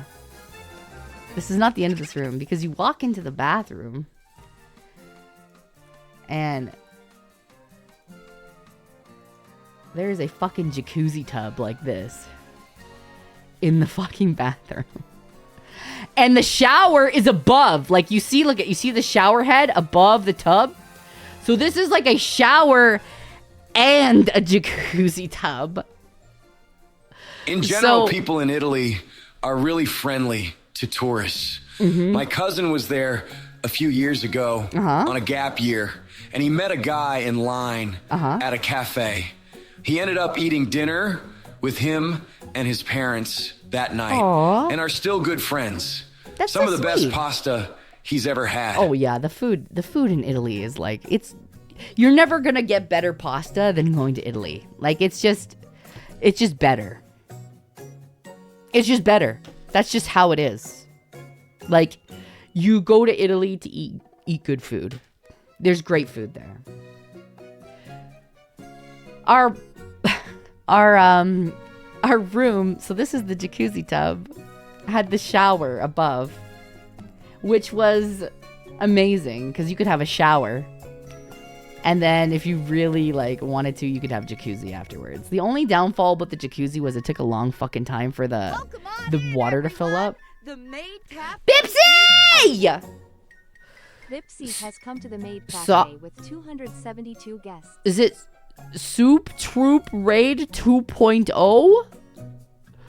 Soup Troop Raid 2.0. I hope you had a great stream. We're talking about the trip to Italy. And we're on our Rome section. Luckily this time I don't have a fucking toilet up on the stream while I'm getting raided. Like, that was a little bit embarrassing. But we have a jacuzzi. Wait, hold on. Why is it when everybody fucking raids me, there's a bathroom on the screen? This is crazy. Like, every time I've been raided today, there's been a bathroom. Some part of a bathroom on the screen. Well, it's a tub, it's a toilet, it's a what the fuck? Like, this is planned. This has been planned. I listen, I bet you people are waiting. They're like, I'm gonna raid her right when there's a fucking toilet or a tub on the screen. They gotta see me get clean. It must be fated. Clearly, listen, I spent a lot of time in this bathroom, okay? Kirby, stop! I spent so much time in this fucking bathroom. You wanna know why? Because I got drunk in Rome and I threw up limoncello. There, I said it. I got drunk one night when we were in Rome and I fucking yartzed limoncello and all over the fucking, in the toilet and everything. Like, I had so much limoncello that I'm like, exactly! That's exactly what happened. That Leon is definitely bathing as spectator sport. I just, like, it was bad. Because, like, I don't usually drink that much, but the limoncello hit me like a goddamn truck. It hit me like a fucking truck. Because it's strong. So limoncello is like a drink in Italy that usually they'll give you a shot of limoncello after a meal because it helps with digestion. But they can also you can also just drink limoncello, and you can also drink limoncello spritzes. So what happened was I had a double shot of limoncello, and then I had a limoncello spritz, and then I had another limoncello spritz. Oh, fuck. And then I had pizza. And that was oh, Lord in heaven. That was a fucking so we night. can fuck till the cows come home, bitch. Listen, I got fucked, okay? Limoncello fucked me hard that night. Like, it was a bad time. The hotel, though, was really nice. There was a terrace garden kind of on top where you could have drinks. And we did a little bit of exploring that first day in Rome. And we saw the Tiber River. We eventually had a midday nap because we were so fucking tired. And then we got up later and had limoncello, and I threw up. But then listen, Zolan was such a saint because Zolan was having a jacuzzi while I was throwing up on the toilet. So Zolan's in the jacuzzi tub watching me throw up in the toilet, and he's laying in the jacuzzi, and he's like, "You okay?" And I'm like, "Ugh." And he's like, "You need water?" And I'm like, "No, leave me to die." And he could hear the water running and running and running. And I'm like, I kept asking him every 2 minutes, "You need to turn the water off. It's going to overfill the tub. Is the water still running? Is the water still running?" And he's like, "The water's fine, honey. It's not going to overflow." And then 2 minutes later, I'm like, the water still going? You need to turn off the water. You're going to overfill the tub. And he's like, "Honey, it's fine. The water's fine." I was so gone that I kept asking him about the tub because I was concerned we were going to flood the bathroom. And he was like, "Honey, the fucking tub is fine. You're fine." But he laid there in the jacuzzi watching me throw up. He was having a jacuzzi while I was fucking throwing up in the toilet. And he was like, "Do you need water? No, you're good." And and he's like, and like he was laying back in the tub and be like, "She'll be all right. She just needs to get it out of her system. She'll be fine." She's not hitting her head. She's still conscious. She's drinking water. She'll be all right. As he's fucking laying in the jacuzzi.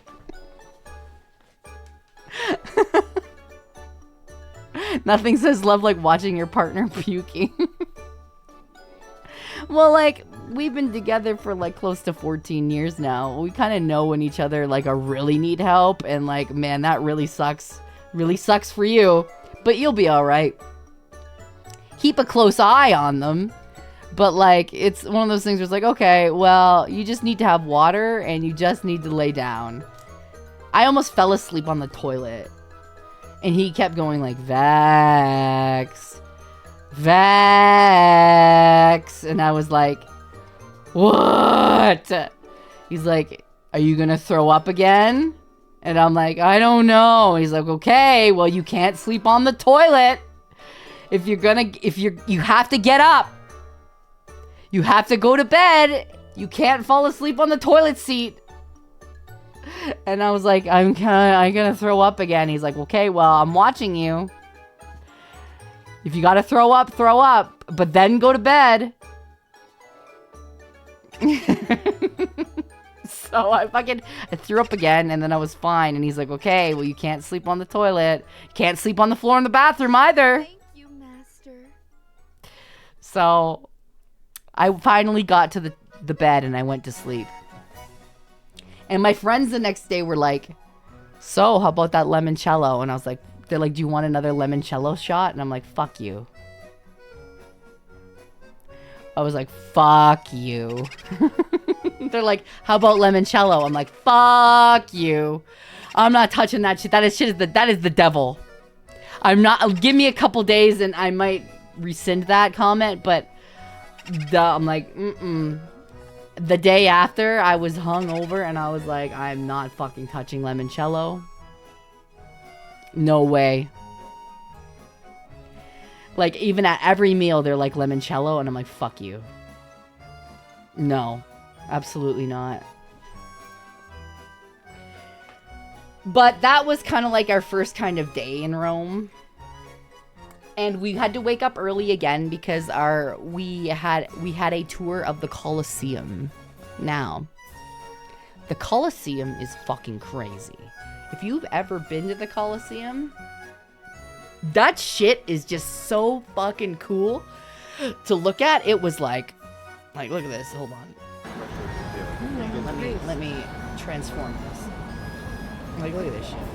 Like, this is just me, the outside of the Colosseum. Just like fucking, like, the sheer size of it. This is just the outside of it. It's just huge.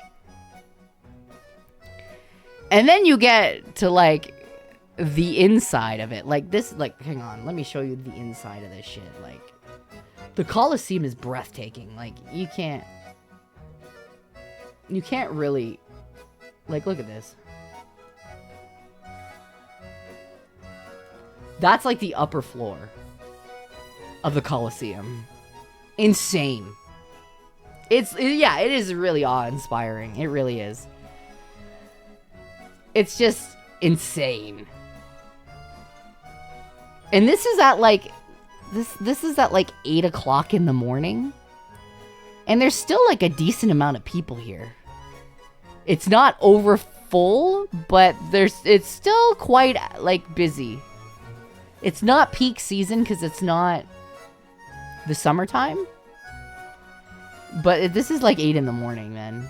How long did I wait to get into the Colosseum? I did a tour, so I had skipped the line tickets. So not that long. I did a lot of skip the line tickets because I was not waiting. And you'll find out because we did visit the Vatican, and you'll find out why we did that. So we did a tour, and we had a tour guide of the Colosseum. And what she told us was a lot of the people like that were gladiators in the Colosseum were like property. So they weren't sent to die. They actually wanted them to live as long as they could because they were property.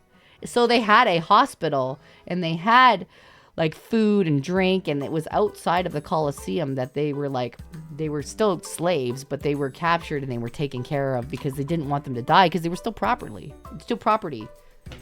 So yeah, gladiators were a huge investment. And whenever they did like a show, they had them reenact a story. So they dressed them up in whatever story, like whatever gear told the story that they were telling for that day. Yeah, they were like WWE wrestlers in that way. So, which was kind of interesting. So that people always say, well, what about the animals, right? So they did have animals that they used in the gladiatorial arena, but like the animals were there for like the spectacle. They weren't used to like hopefully not kill the gladiators. It was kind of like, wow, come and see these awesome lions or like elephants that, ooh, wow, we got a brand new animal today. And all the townspeople were like, oh shit, we gotta go see the new animals in the gladiator pit. Like it was like we're selling tickets almost, like, wow, look at these elephants, or wow, look at these fucking lions. Wow. And like, we also found out that, you know how if you've ever seen the movie Gladiator, you know how the emperor gives the thumbs up or the thumbs down for like, oh, he lives or oh, he dies? That shit never happened. Like, they never used that gesture at all. Like, because when the emperor looked out to the crowd, you can't tell the difference between a thumbs up and a thumbs down in a mass of people like that far away. Like, look at this picture. Like, can you tell someone's holding up a thumbs up or a thumbs down? You can't. The gesture is too subtle. You can't tell the difference. So the gestures were, if it was like, yeah, keep him. It was a fist in the air, like, fucking keep him! Fucking let him live! Keep him! So it was like a fist in the air. But if you want that motherfucker to die, you would take your thumb and you'd slice it across your throat. Like, die! So, like, live was the fist in the air. Live! But let that motherfucker die, it was the thumb across the throat, like you're slitting your throat. So that's, you can tell the difference between that gesture and like a fist in the air. So those were kind of the gestures they used. Is that a thumbs up? I can't tell. It's like the Undertaker, exactly, right? We also found out that they threw like people that were scheduled to die. They like fucking sometimes tossed to them from the top of the Coliseum down into the middle. Like just fucking yeeted them. Like these are people that were a part of the story. Like say they were telling a story and it's like, oh, and then, you know, shit flew from the heavens and they fucking just tossed people. Like nothing. Like, oh, this is a part of the story. All the angels came down or like shit from the heavens. They fucking just threw captives that were scheduled to die. Criminals and whatnot. They just fucking threw them down there like nothing. And we're like, holy shit, because this is so high. Like, you look at this, you're like, this is so fucking high. Could you imagine watching somebody just like fly through the air and hit the ground? Like, that's insane. But then we found out that the gladiators were typically like anywhere from like 18 to like young 20s. And they only lasted about anywhere from like 10 to 13 fights. And then they typically died. So there was only one person to ever really win their freedom, our tour guide said, and that was like Spartacus. And he like was the only one. And he lasted like, I think, a really fucking long time in the gladiator pit. So we were like, well, that's really cool. But then, I'm gonna show you this video, okay? Okay, I'm just gonna leave it like this. So look how big this is, right? Like you take a look at this, like this is the fucking Coliseum. Like it's huge. Like it's fucking huge. Like this is from the top too. And that's all that in there is like underneath.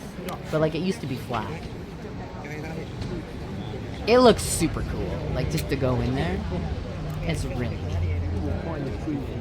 I really like the Coliseum. But I will say like if you go to the Coliseum, like be prepared to climb some stairs.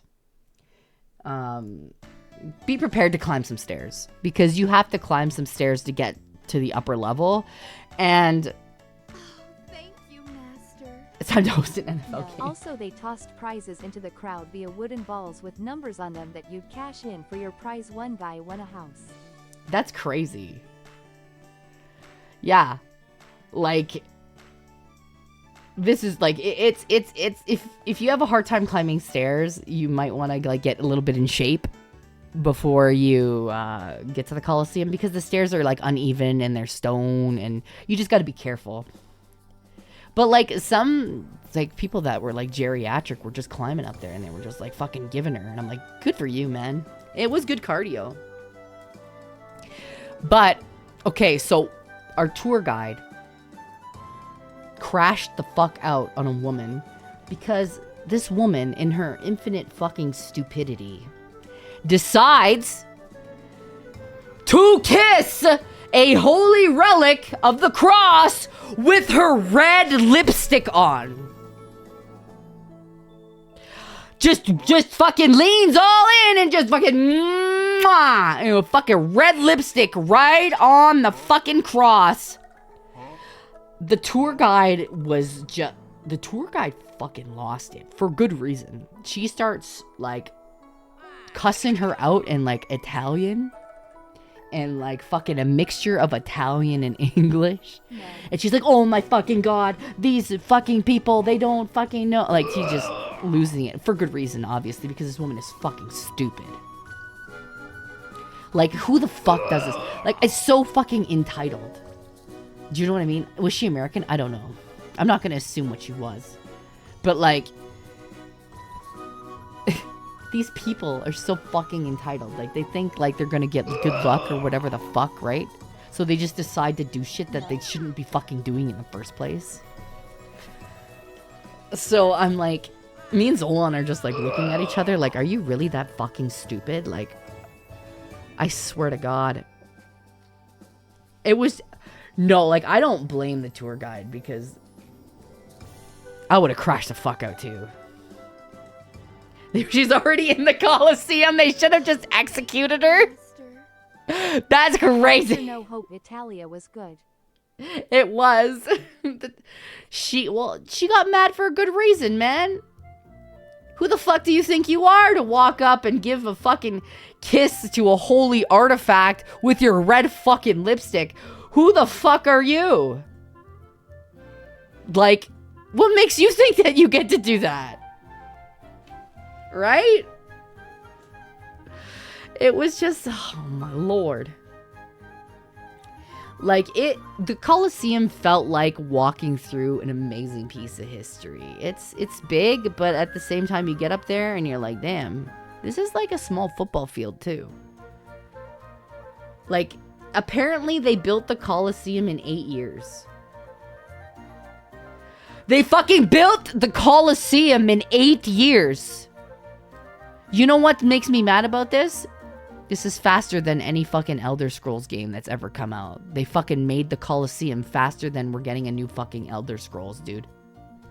This is fucking insane. They made the fucking Colosseum faster than a new fucking Elder Scrolls. Todd Howard, fuck you. Like, I'm so mad. Like, it's insane. It's insane. Vex Skyrim wasn't built in a day. Fuck Todd Howard, dude. I'm so mad at him. It's... Oh. Dude. There was... Okay, so she took us to, like, Palatine Hill and everything, too, afterwards, which is actually really cool. So, like, the Roman Forum and whatnot. Like, look at this picture. Hold on. Let me show you. Like, it's beautiful. The Roman Forum and everything. Because it's all, like, the old... All, like... old ruins and everything like that. Like, look at that. That was up top. Like, isn't that pretty? That's pretty. Well, I'll get to Pompeii, don't worry. But, like, that's just pretty. Like, you see all the ruins and everything like that. Everything is, yeah, it's, like, preserved. Like, it's just, you look at it and you're like, it's stunning. At one point, when we were walking through this area, I posted about this on Twitter. The tour guide apologized about yapping so much. She was like, sometimes I, try to stop myself from talking too much, but then I talk anyways. And Zolan literally turned to me in that moment and said, hey, doesn't that sound familiar? And as soon as he said that, there was a couple from China in front of us who didn't speak English very well, but the husband turned around and looked at Zolan and started laughing and gave him a thumbs up. And as soon as he gave Zolan the thumbs up, his wife whirled around and fucking smacked him so hard, and we all started laughing. It was like... Everybody is from a different culture, but we all understood the pains of marriage. It's like, even though we're all from different parts of the world, we all understood marriage. And all of that, what that comes with, the wife yapping too much, me. And then I guess he thought that was really fucking funny, so he gave Zolan props and his wife just cracked him. But she was laughing too, and he was laughing as well. So it was like a playful, just like, boom. Universal experiences. Exactly. But like, the forum was really, really cool too. Like, it's stunning. It's gorgeous. I would recommend going here. It started to get really hot. Closer to midday. And the one thing that I did like about Rome was... There's so many free water fountains. Like, you could just walk up and fill your water bottle because they're free. It's just like oh, look, there's free water here. Fill my water bottle for free. Which was super nice because it's one of those things where, like, everywhere else you have to fucking pay for water. And I'm like, wow, we're just giving out free water here to everybody who needs it. Shit. The water was fine. It wasn't bad water. It tasted fine.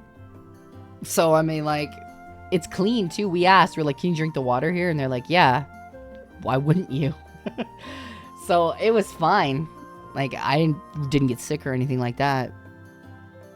But it was great. I really liked seeing this stuff. And then, afterwards, we ended up taking a small break for, like, lunch. And we went and had lunch at this restaurant, and the fucking waiter there was so bitchy. Fun fact, Roman it's like she didn't want us there. Self-repair, it's freaking nuts. Like, the waitress there was such a fucking cunt. Like, she would slam water on the table. She, like, fucking put food on the table. I was like, wow, you really don't want to be here today, do you?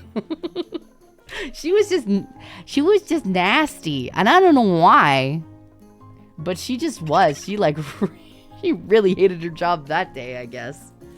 But you'll find that when you go to Italy, they ask you a lot if you want sparkling water or still water for the table, and you have to pay for it. Like, water's not free.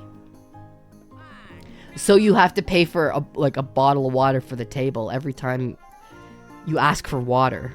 So you don't just get free water. So we just asked for still water, because sparkling water, I don't know. I don't like sparkling water. It wasn't my thing. So we asked for water, and we had water. We had a nice lunch, and then we went to the Pantheon. So the Pantheon is kind of crazy. I took, like, this awesome picture. I felt like it was like an album cover. Like, hang on, I'll show you this picture. I feel like this is like an album cover or like a poster or something. Like, look at this. Look at this. Like, look at that. The sun was high in the sky. I'm like, this is just a cool picture. Like, I was like, man, that's like an album cover picture. I was like, that was a sick picture. Way to go, me. So, like, the Pantheon is, like, smack right in the middle of the city. Like, you could just walk up to it. Like, it's just ancient building right in the middle of the city. And I was like, oh, okay, I didn't expect that. But there it was. And we also did skip the line tickets for this one, too. But otherwise, like, getting into the Pantheon is, like, 20 to 25 euro or something like that. So it's not, like, too expensive. But there was still a lineup. And it's considered a holy place still. So they tell you, hey, cover your shoulders, cover your knees. I didn't know that. But, like, it's still considered a holy place. So you have to have your knees covered and you have to have your shoulders covered. And Zolan, actually... we get into the Pantheon. And there's a sign, apparently, that says no hats allowed. And Zolan, because I was wearing my baseball cap, I was wearing my Catwoman baseball cap.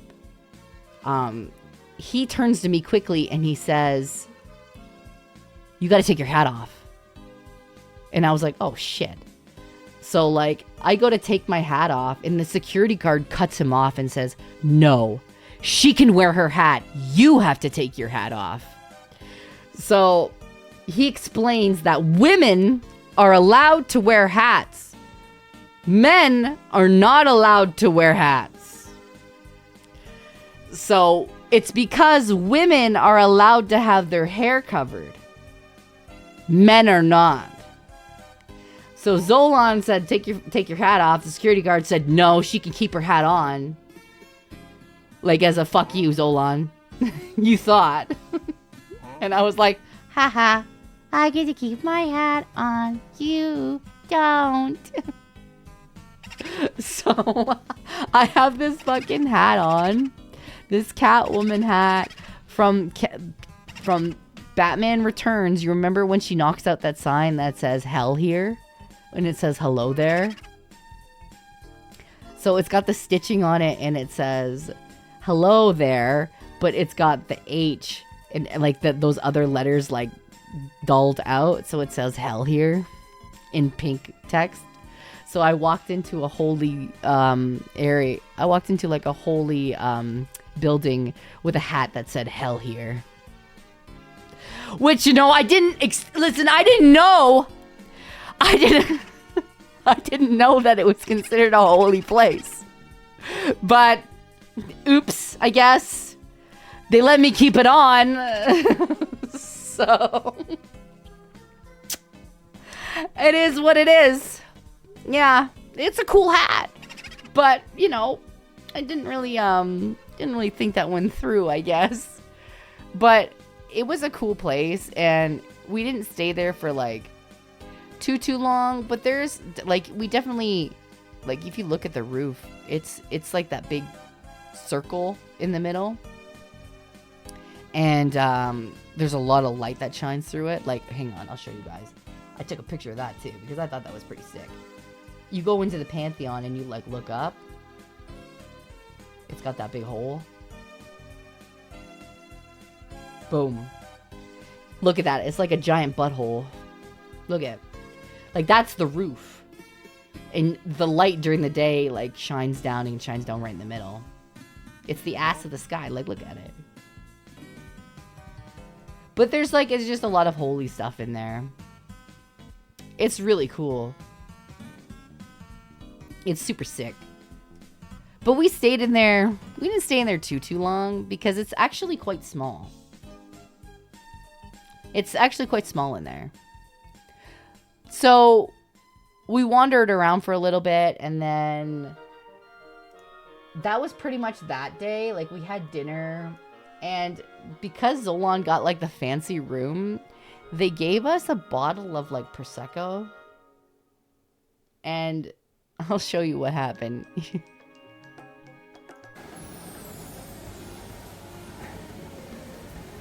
He was struggling. This poor man. Brace for impact.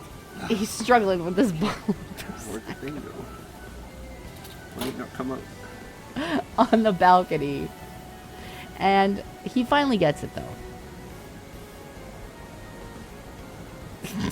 Oh, there we go. He shot a cork into the air and spilt it on himself. I don't know where that cork went. 23 months. It could have went on the street somewhere. It could have went on another balcony. I don't know. But that thing went ba-thunk into the air. Into the streets of Rome somewhere. Dude, he could have taken a car out. I don't know. I have no idea. Dude. He hit a poor child on the head. Dude, okay, I would never drive in Rome. Rome is bad. The Amalfi Coast is worse, but Rome was so bad that, like, a lot of people drive motorcycles or two-person cars. And we watched a guy trying to fucking parallel park in a spot that was way too small for him in a two-person car. And he got less than an inch away from the bumper in front of him. Like, he was he was gonna fucking... watching him wiggle, trying to park. I was like, this is insane. I could not. I could not. We stood there and we watched him. I was like, this is insane. But they do it. And I was like, this is crazy. Crazy. But that was kind of like our first day in Rome. And when we got back to the hotel at the first day, Crazy story. I was walking in Italy when my friend get taken out by a cork. No, that wasn't me. Not at all. Sweats nervously. Zolan, okay, well, his memory of this is, Immediately left the hotel, went the wrong way out of the hotel, and then I got stuck in the hotel elevator and I couldn't open the door, and then I walked out of the hotel elevator the wrong way and got stuck at a dead end.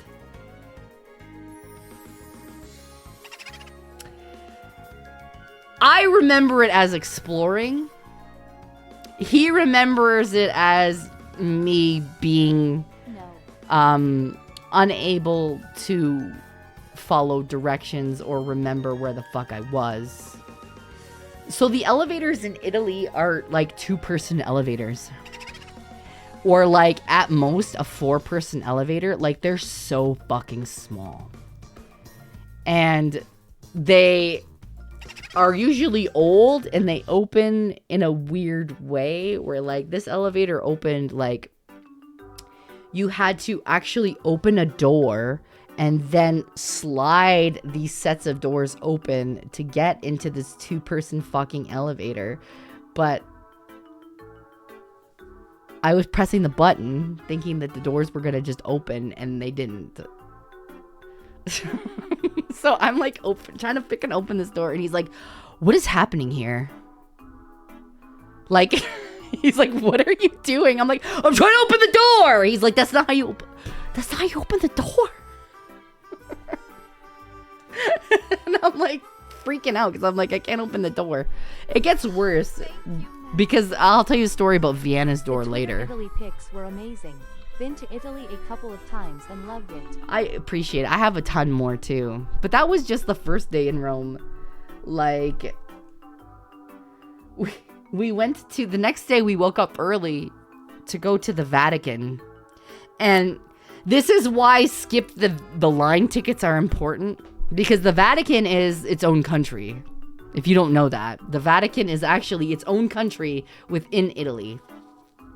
So even getting up at 7 o'clock in the morning to go for a tour to the Vatican. I'm gonna see if I can find this fucking picture for you guys because it's crazy. The lineup to get into the Vatican was wrapped around the wall. Okay, like this is just an example. Like I didn't even get all of it because it's too crazy. Like the lineup was insane. Like, okay, like look at this. This is me crossing the street. The lineup is already wrapped around the wall of the Vatican. Like you see at the very far end, that's where you get in. And it's already wrapping around the whole walled city at 7 o'clock in the morning. And this is not even a day that the Pope is doing public mass, by the way. So we went on a Tuesday. The Pope does mass for the square on Sundays and Wednesdays. So we went on a Tuesday. And this is what it was at 7 o'clock in the morning.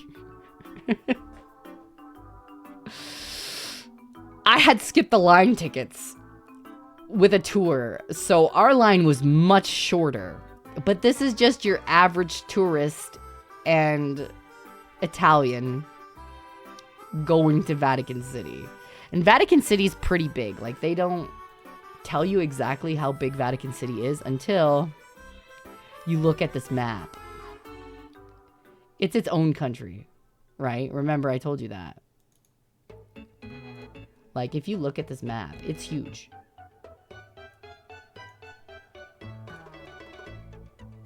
Like, that's it.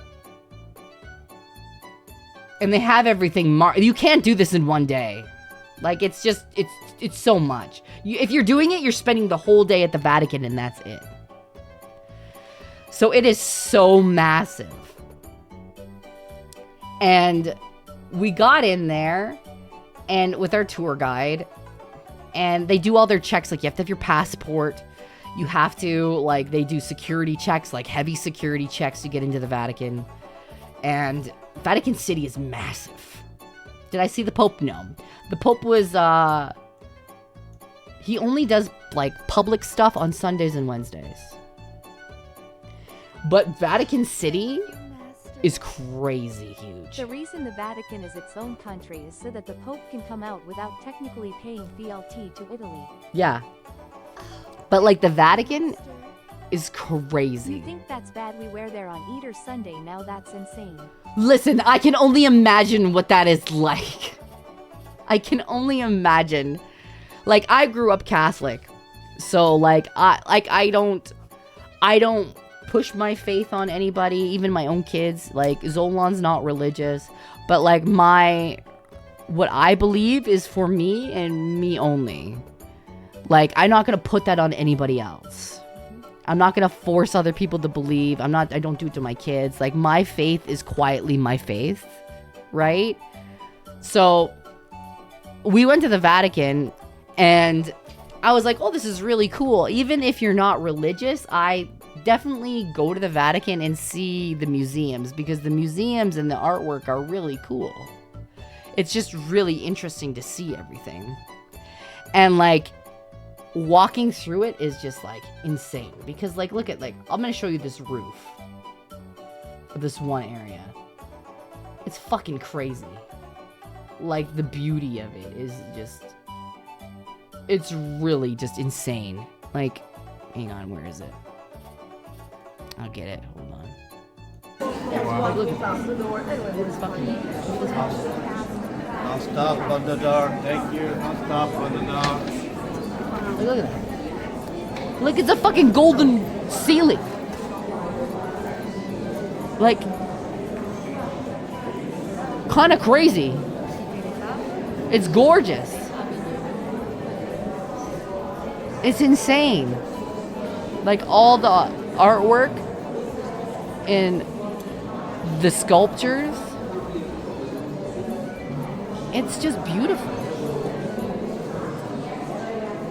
Like, it's stunning. Like, it really is stunning to see all this stuff. This is I think this is the gallery of maps. Like, it's just crazy. But all of it is just beautiful. Like, I loved going to the Vatican. We went to the Sistine Chapel.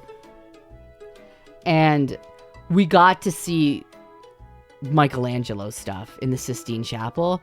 They don't allow pictures in the Sistine Chapel. They don't allow videos in the Sistine Chapel. You get 10 minutes in the Sistine Chapel. They have heavy security guards in the Sistine Chapel. It's because you do anything, you're done. Like, you go into the Sistine Chapel, you can hear a pin drop. Because everybody's in awe. Everybody's just staring up at Michelangelo's artwork. Like, it's just, there's so many people. But it's just, we're all just staring at the roof. Hi! We're talking about the Sistine Chapel. Oh god, it was like stunning. Here, I made you a grilled cheese and ham. Yeah. And a banana and a French vanilla. Aw, thank you. But like, the Sistine Chapel was... You want some here? Yeah, it's really hot in here. It's hella neck pain. It's worth it though. Like, a couple minutes of neck pain to see the Sistine Chapel. And it's there's no words to properly describe it besides you need to be there to actually witness it. Like, they didn't tell us, they didn't even talk in the Sistine Chapel. It was like, take your time and drink this in, because everybody is so quiet in there that it almost feels rude to say anything. So we were in there and we just stood there looking around, and the security guards are watching you like a fucking hawk, right? So if you do anything, even remotely, like take out your phone, they're like, what are you doing? So we're just standing there, like, you take that moment and you just take it all in, because there's just so much majesty in looking at Michelangelo's stuff. And our tour guide told us, like, the Pope asked Michelangelo to do shit, and Michelangelo told the Pope to go fuck itself, like, go fuck yourself. And then the Pope was all like, no, you don't go tell me to fuck myself. I'm the Pope, and you're going to do it.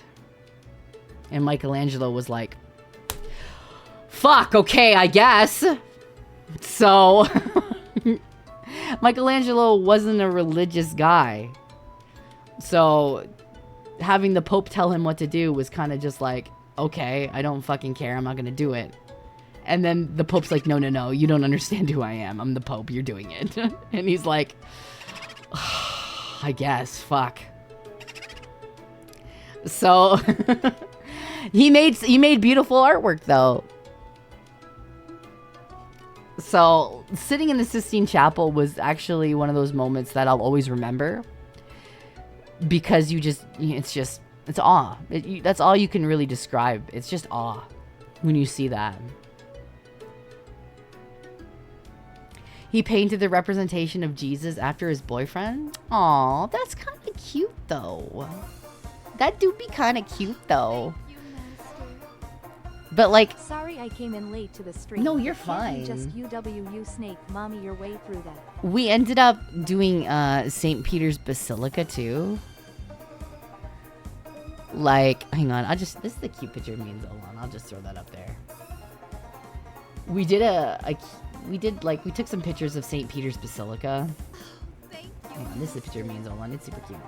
How many I'll show people fell for the statue optical illusion? If you don't know what we're talking about, then you fell for it. Aw. That's actually the tomb of St. Peter in the background. And we were just like, oh, I'm just going to take a picture with the tomb of St. Peter. So, I took a lot of pictures in here, and it's just a lot of, like, sculptures and, like, architecture. And me being a Catholic, Zolan's like, do you want to pray in here? And I was like, sure, why not? I went and I said a prayer. And I won't lie to you guys. After, like, you know, saying a prayer, I was saying my prayers, and Zolan was sitting beside me in the pew because he's not religious. So he was like, I'll sit with you if you want to pray. And I was like, sure. So I'm sitting there and I'm praying, and I just start crying. I don't know, like, I wasn't sad, but, like, I think it was just the majesty of, like, and how awe-inspiring St. Peter's was, that I just started, like, crying. Like, I was overwhelmed of, like, just how beautiful it was. It was just, I just started, like, silent tears. Like, I was just crying because it was, like, so beautiful. Happy awe tears, and I'm like praying and just crying. And yeah, it is a once in a lifetime experience. It tends to happen with Christians on a pilgrimage. Yeah, it tends to. So I was crying, and Zolan was just sitting there, and you know, Zolan, like I said, he's not religious, but he could understand the gravity of the moment. Like, he's not stupid. So I was like wiping my face, and then he was like, I'm crying like a baby. He's like, no, you're fine. If you, like, listen, you're not upset. Obviously, you're happy to be here. So it's not something to be ashamed about. So I'm like, okay, we're good. So we went around and we looked at all the stuff again. And this is the statue that's in there. It's a statue of Mary holding the body of Christ, which is just a beautiful statue. So I took a picture of it. Like, I zoomed in. Like, it's just a like, look at this. Like, look at this statue. Like, look at the detail on this statue. Even if you're not religious, you can just look at this sculpture and be like, holy shit. Like, the beauty that somebody made that. And look how, like, lifelike it looks. Yeah, AI could never. It's stunning. Like I said, even if you don't have a religious bone in your body and you don't believe, you can still look at that as a piece of artwork and be like, that is gorgeous. Yeah, it's marble. Hi, Keyshawn. Like, it's insane. Insane. This is a lost art, though. Like, we need more of this in the world, and we're not getting it. You know? We need more of this in the world, and it's not happening. It's just, a lost art. Truly. Truly. But I also took a picture of the guard, too. There was a guard. Hang on. There was a guard outside. So I took a picture of the guard, because the guard's drip was like... Look at this guard's drip. Look at his drip. Look at that. Look at that formal lad. Look at that. Swiss guard right there. Boom. He looks good. Like that. He worked that. He looked damn good. On point. But like he can't crack at all. Like he's just stone-faced. Like he doesn't react to nothing. He just stood there, like, just stone-faced killer. Like, just boom. Nothing was distracting this guy. But, like, I bought a rosary for myself, and I got some stuff for my mom because, you know, my mom's side of the family is religious, too. So I went and I got some, like, I got rosaries for them, and I got some holy water, and, like... Actually, you can get stuff blessed at the Vatican. So I took my stuff and I walked up to, like, the booth. And there's a priest in there. Like, a full Italian priest. Like, he's just standing there. And I said, hello, Father. Do you mind blessing some of my stuff? So he, like, looks to make sure it's not, like, sacrilegious or anything like that. And he's like, oh, yeah, absolutely. And he does his blessing and he does the prayer. He did it right in the middle of St. Peter's Basilica. So you can get stuff down, like, blessed. And like I told you the story, I asked Zolan if I could get stuff blessed, and he's like, yeah. And he's like, I might get stuff blessed too. And I said, well, you're not religious. And he told me a +1 is a +1. So we got some stuff blessed. And why not, right? One of the crazier things I've seen in Italy was the Capuchin catacombs of Palermo. Uh-huh. For anyone that knows about the kid, it was very eerie. Oh, we went to the catacombs. I'll get to that too. He got his +1. I got my rosaries and my holy water. And they tell you that the water in the Vatican, because there's, like, obviously free drinking fountains. They tell you that's all holy water. So all the running water in the Vatican, like the free water you can get, it's all holy water. So I was like, they're like, water fountain, would you like some water? And I was like, they're like, it's holy water. And I was like, sure. So I drank holy water. And Zolan drank holy water too. And he's like, I didn't burst into flame. That's weird. So I drank it. He drank it. Nobody burst into flame. We're still good. Yeah, you didn't explode. Right?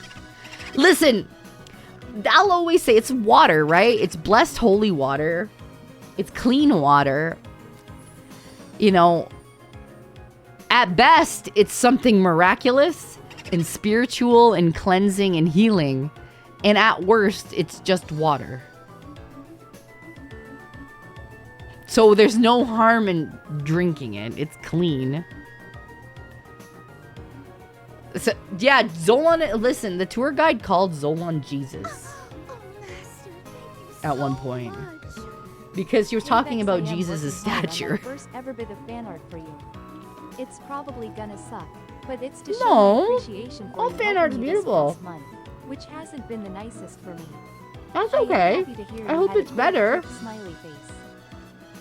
It was a good trip. I'm gonna be eating while I'm talking, so you get to hear me yapping and munching. It's like ASMR. Zolan is silly. He can be. But that's the allure. Like, he's silly, but also he's smart. He's a very smart guy. So, Zolan gets called Jesus in the middle of the Vatican, and I'm like, is this sacrilegious? Because the tour guide was like, you get to be our Jesus for today. So she's talking about obviously Jesus. And she's like, Jesus was probably around this gentleman's height. You know, this kind of build. And, you know, dark hair, beard. And Zolan's like, oh God, is she calling me God in the middle of the Vatican? This can't be a good thing for me. But how big was his grin? He had that like look of like, this is awesome, but I'm being called the son of God in his fucking home court. This can't be good. Zolan is too white. That's what we said. You said, Zolan, you can't be Jesus. You're too white. We have confirmed pictures. That was when he was younger. He dressed up as Jesus. But he got called like a gladiator too when we went to Pompeii. So he just got compliments all around when we were in fucking Italy, dude. My man just got compliments all around. I was like, good for him, man. He deserves it. But I got my stuff blessed at the Vatican. The priest afterwards was like, where are you from? And I'm like, Canada. And he's like, where in Canada? And I'm like, Saskatchewan. And he's like, I don't know where that is. And I said, don't worry, it's not exciting. And he started laughing. And he's like, I don't know where that is. And I'm like, it's in the middle. It's not exciting. Don't come here. Don't ever go there.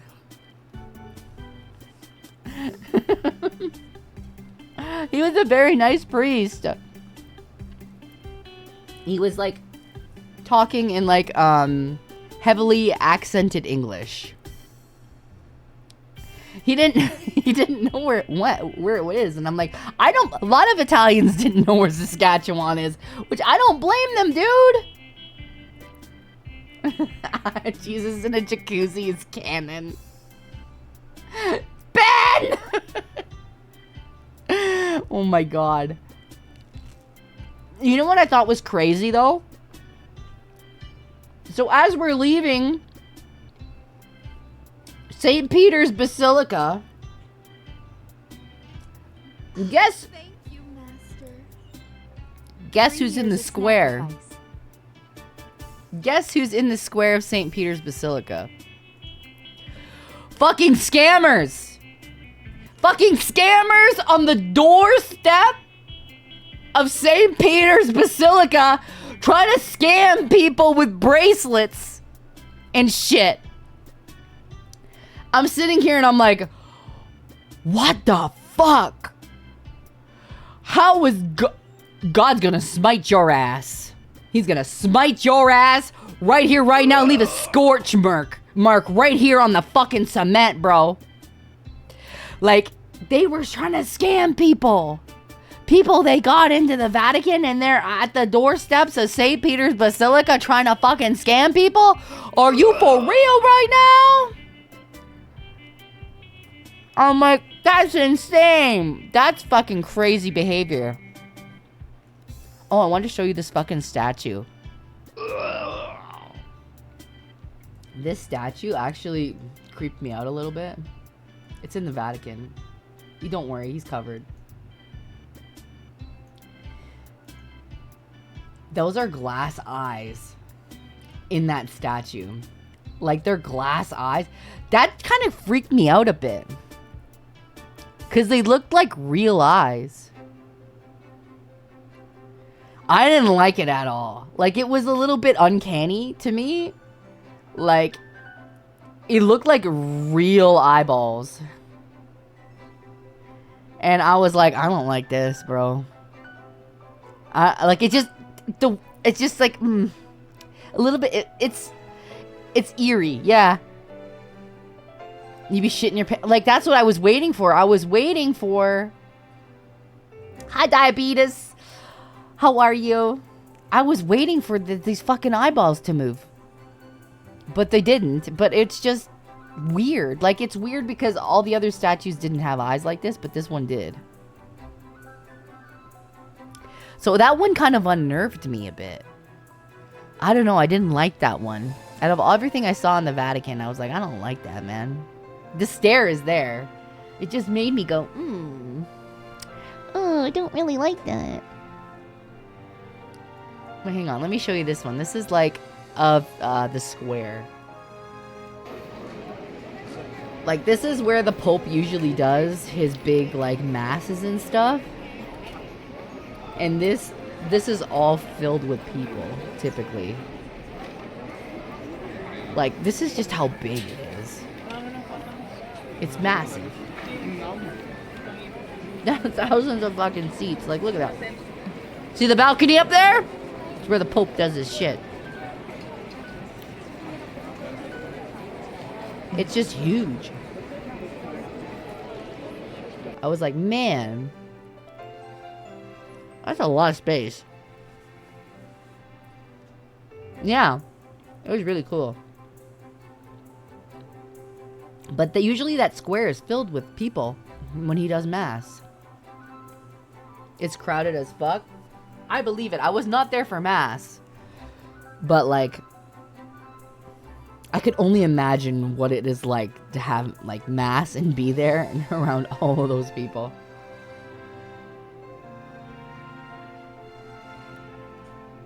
But, like, the Vatican was really cool. I really liked it a lot. We spent a lot of time there.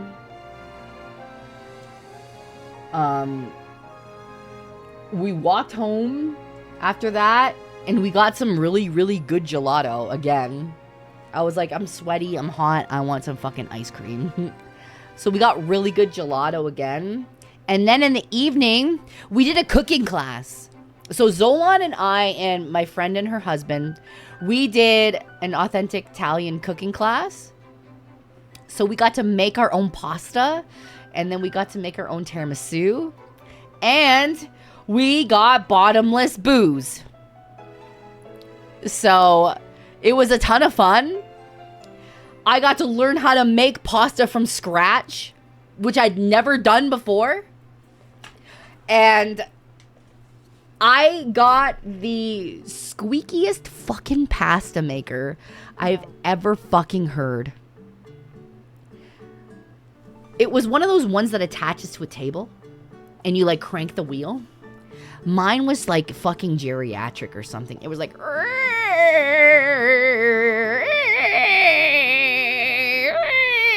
it was so loud and so obnoxious. Everyone else's like was fine, and mine's like,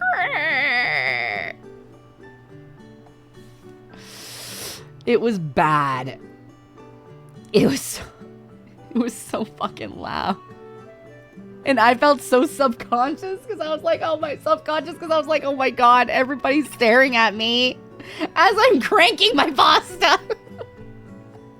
So you have to like crank it and stretch it. Yes, this is why lube is important, guys. But we made raviolis and we made fettuccine, and I'm gonna show you. Look at, guys, look at. I have to show you how well this turned out. Okay, I made it. I handmade it. I made it, guys. Look, I handmade this. All right, and it didn't burn. It was good. Okay, be proud of me. Okay, look. Look, guys, look. Hold on. Look. Look at this. Look at. That's all handmade. Look at my little raviolis. Look at. They're cute. It was tasty. And it was yummy. I made them myself. I'm sharing my nudes, you're right. No, but listen, I did a good job, guys. I didn't burn it. And then we met another couple from Slovenia, and they were so fucking funny. We learned that in Slovenia, they have to learn English as like a language. Like it's mandatory to learn English in Slovenia. So they spoke English very fluently. And we also learned that they have very beautiful beaches and that nobody goes to Slovenia. But it's gorgeous there. They were showing us pictures and everything. Like, it was gorgeous. And they're like, everybody speaks English in Slovenia, so you won't have a problem with the language. And it's stunning, and nobody goes to Slovenia because nobody knows what the fuck is Slovenia or what is even in Slovenia. So you won't run into a ton of tourists. And I'm like, interesting. So they were like trying to convince us to go to Slovenia. Slovenia is amazing, see? See? Gurkai said so in the chat. It's a hidden gem. There you go. That's the right word for it. No, I don't know what my next vacation is going to be. I have no idea yet. I need to financially recover from this one first. But I want to show you the tiramisu that I made too. So my stepmom was very like, I need a tiramisu recipe. You need to go to, if you go to Italy, get me a tiramisu recipe. So I did. And then I made tiramisu from scratch. Look at, guys. Look at that bad boy. I made that one too. And it was so good. I made that myself. It was so good. Now I know how to make it from scratch. And I know how to make it at home now. Because they gave me all the recipes. And how to make all the sauces. So now I know how to make pasta from scratch. At home. And tiramisu. Okay, this is... Chat. You know what that means though, right? You know what that means? Press 1 in the chat if you want me to do a pasta cooking stream. Press 1 in the chat if you want me to do a pasta cooking stream. Pasta from scratch. These titties be blessed. Okay, well, there it is. New cooking stream. Making pasta from scratch. The fucking hat is crazy. Drank holy water. These titties be blessed. I wonder if that means that I have blessed milk. Like blessed milk jugs now. I want to show you. Okay, so me and Zolan took a cute picture too. We took a cute picture because the guy that was running the cooking class was like, do you want a picture? And we're like, yeah, we should. I posted it on Twitter already. Like, look at it. Like, that's us. I'm like mid-laugh, and he's like mid-laugh, because the guy said something, and we both burst out laughing at the same time, and then he took the picture. So we're both like, we're both fucking laughing. Because it says Amore on the wall. Which was super cute, so I was like, oh, that's a cute picture of us just mid-laugh.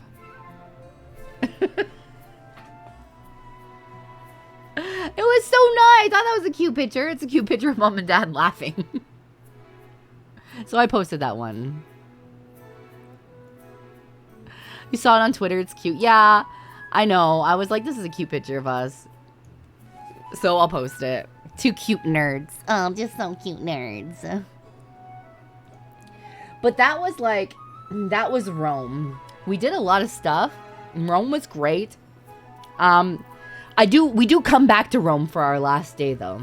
So at that point, we are taking a train again because we're taking a train to Salerno so we can go to the Amalfi Coast. So we took a train from Rome to Salerno, which is only 2 hours. So we got to see the countryside again. And then we took the train to Salerno, and we got off the train to Salerno, and the ferry's not that far of a walk.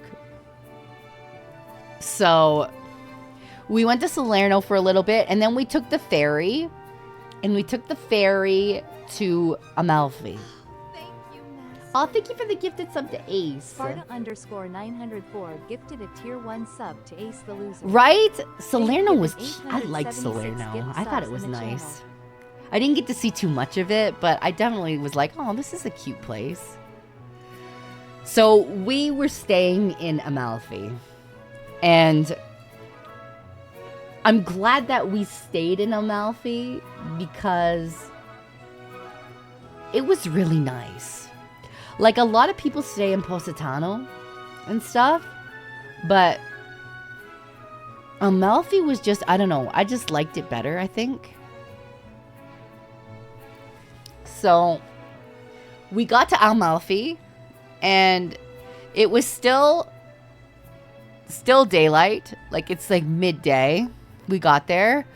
But like, it's so beautiful, guys. Like, I can't even describe to you. Like, people go, oh, the Amalfi Coast, like, maybe it's overrated. No, it's not. It's not at all. Like, the views are so beautiful. Like, look at this, guys. Like, this is from our hotel. Like, you wake up every day, you see that? Come on. It's not overrated at all. It's beautiful. Amalfi's gorgeous. And all the towns are like on a cliff. Like, they're just going up a hill. Like, driving in Amalfi? Absolutely not. I would never fucking drive in Amalfi, dude. Ain't no way. The drivers, they're cracked. Because, like, all the roads are on the side of a cliff. And it feels like you're going to fall off the cliff. I don't like lanes that can only fit 2 cars, maybe. Maybe. Like, this was the view from our hotel room that night. Like, it was a very clear night, too. Like, that was the balcony. Like, it was gorgeous. It's stunning. Like, that's like a front view of that hotel room. But this is like, if you turned to the right, you got to see that from the balcony. I'm like, this is insane. Like, it's beautiful. Hi, Bill! Every morning, because our bed faced the doors, you open the doors or you open the curtains, and you just looked out into the ocean. Yeah, like, these are just stunning views. Like, absolutely gorgeous. And the water is, like, super, super clear. Like, the water is so clear. Like, this is just a video of the water. Like, Zolan took a video of this. This is just the water. It's so blue. It's so blue and so clear. This is, like, from the docks. Yeah, like, it's just, you can look and you see. It's so clean. It's so clear and so clean. It's crazy. Yeah. I jumped into the sea at one point. We did a tour and they gave you an opportunity to jump off the boat into the sea, so I did. I know how to swim though. Zolan doesn't. So I jumped into the sea. How salty? It's very salty. It's very salty. But it was worth it. It was cold too, though, because of the time of year. Like, it's cold. Like, it's a shock. It's like, damn. That's cold water, but Canadian, right? So, like, you get over the shock of it being, oh my god, it's so fucking cold. That after, like, about 2 minutes, you start to go, okay, this is fine. It's alright. The Canadian buff, exactly. Well, like, I asked the guy at the hotel room, I said to him, I said to the guy at the front desk of the hotel, hey, when does the pool open? And I said, is the pool open? And he goes, no, the pool closes at 6. And I said, no. Is the pool open for the season yet? Because it was the day before the pool was supposed to open. It was like April 30th, and the pool was supposed to open May 1st. I was like, is the pool open? And he goes, no, it closes at 6. And I said, well, I mean, for the season. And he goes, it opens tomorrow. He's like, but it'll be too cold.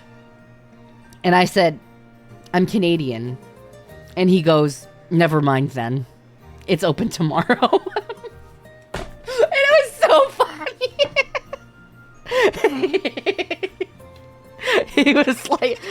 he was like, oh, okay, you're fine. Never mind. All right, I tried to warn. I guess no. All right. It was so funny. But we also, like, the hotel staff were so nice because we got to our hotel room and our TV didn't work. And I was like, damn, our TV doesn't work. So we called down to the front desk. And the manager came up and he tried to fix the TV. He tried to fix it for like 15 minutes. And he couldn't do it. And he was like, I'm so sorry. This is like something I don't know how to do. But our tech guy comes in at like 8 in the morning tomorrow. And this can be the first thing that he comes and fixes. When are you going to be out of your room? And I said, oh, we're leaving in the morning to like go on an excursion. So we'll be out of the room at like 7:30. He's like, perfect. How about he comes in at 8 o'clock and just fixes it? And I was like, that sounds good with me. This poor guy, he tried. So he was so good about it too. And like, the one thing about Italy that is not a thing in the States is you will find that when you go into rooms like hotel rooms, you need to put your key card in the slot by the door in order to get the lights to work or any of the electronics in your room. If you don't have the key card in there, your lights don't work. It's to save energy. So when you get back into your room, you put the key in and then the lights come on and everything like that. But when you're out of your room, you take the key card with you and the lights aren't on. So it saves energy and power. Which is nice. But also, poor Zolan. Because this motherfucker was trying to charge his Switch. And he forgot that every time you leave the room, you take the key card and there's no power. So he came back to the room and he was like, what the fuck? My Switch is not charged. And he's like, how come it's not charging? I don't fucking understand. And I'm like, I don't know. And then it clued into him and he was like, shit. It's not charging because there's no fucking key card in the door for power.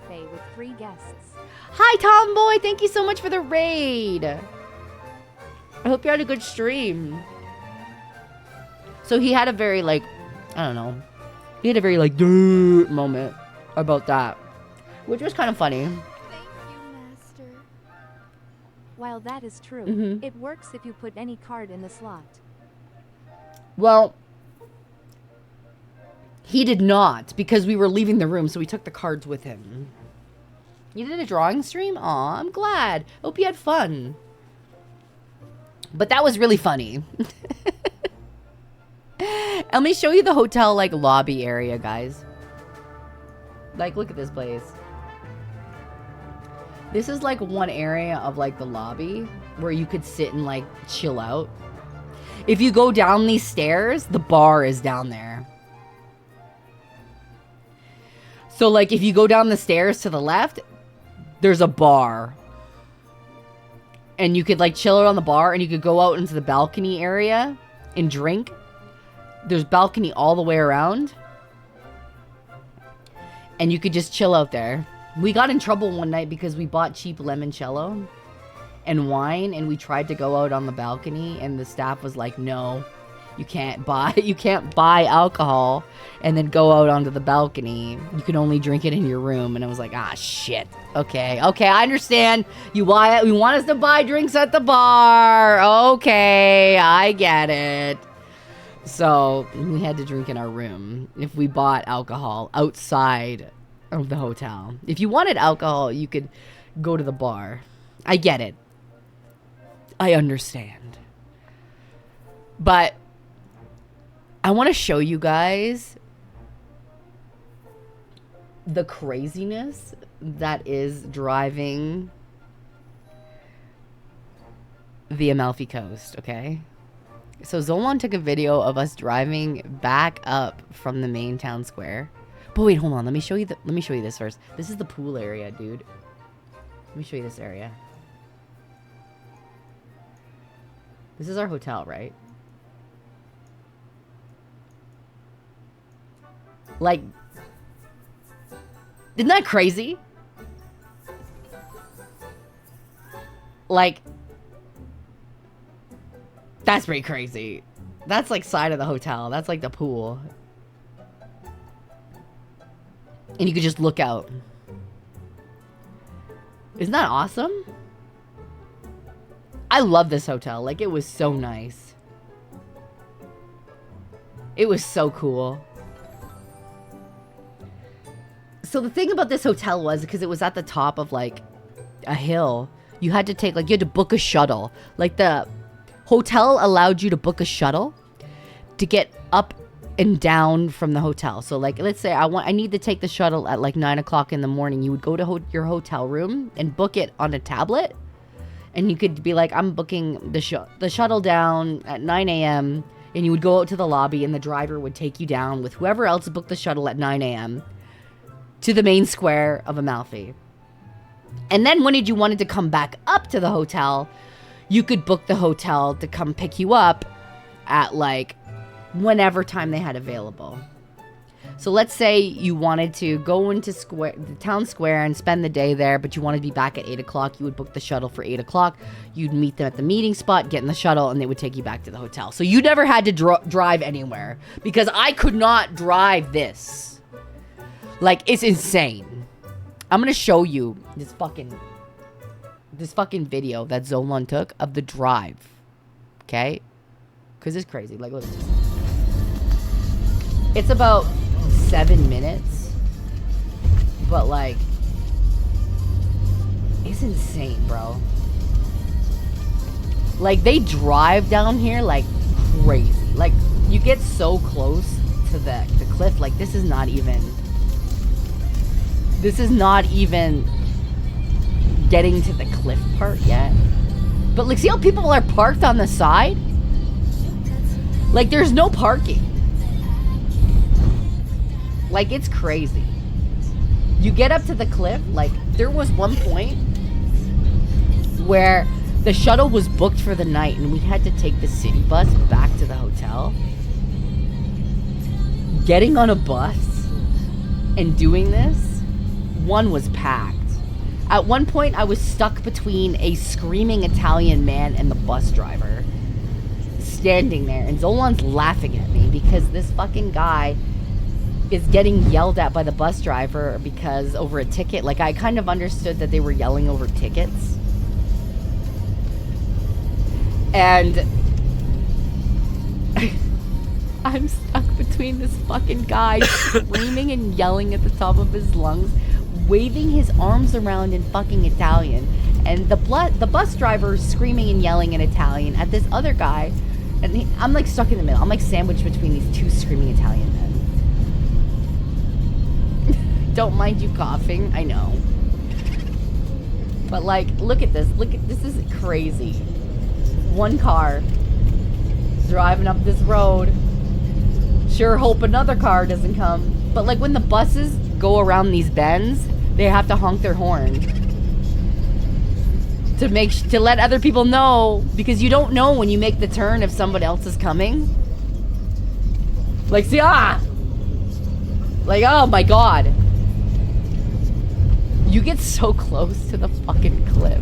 No, this is not a one-way street. This is like a fucking two-way street. See, like, look, he stops here for the motorcycles and the car because we both can't fucking fit. Zolan's not driving. This is the shuttle driver.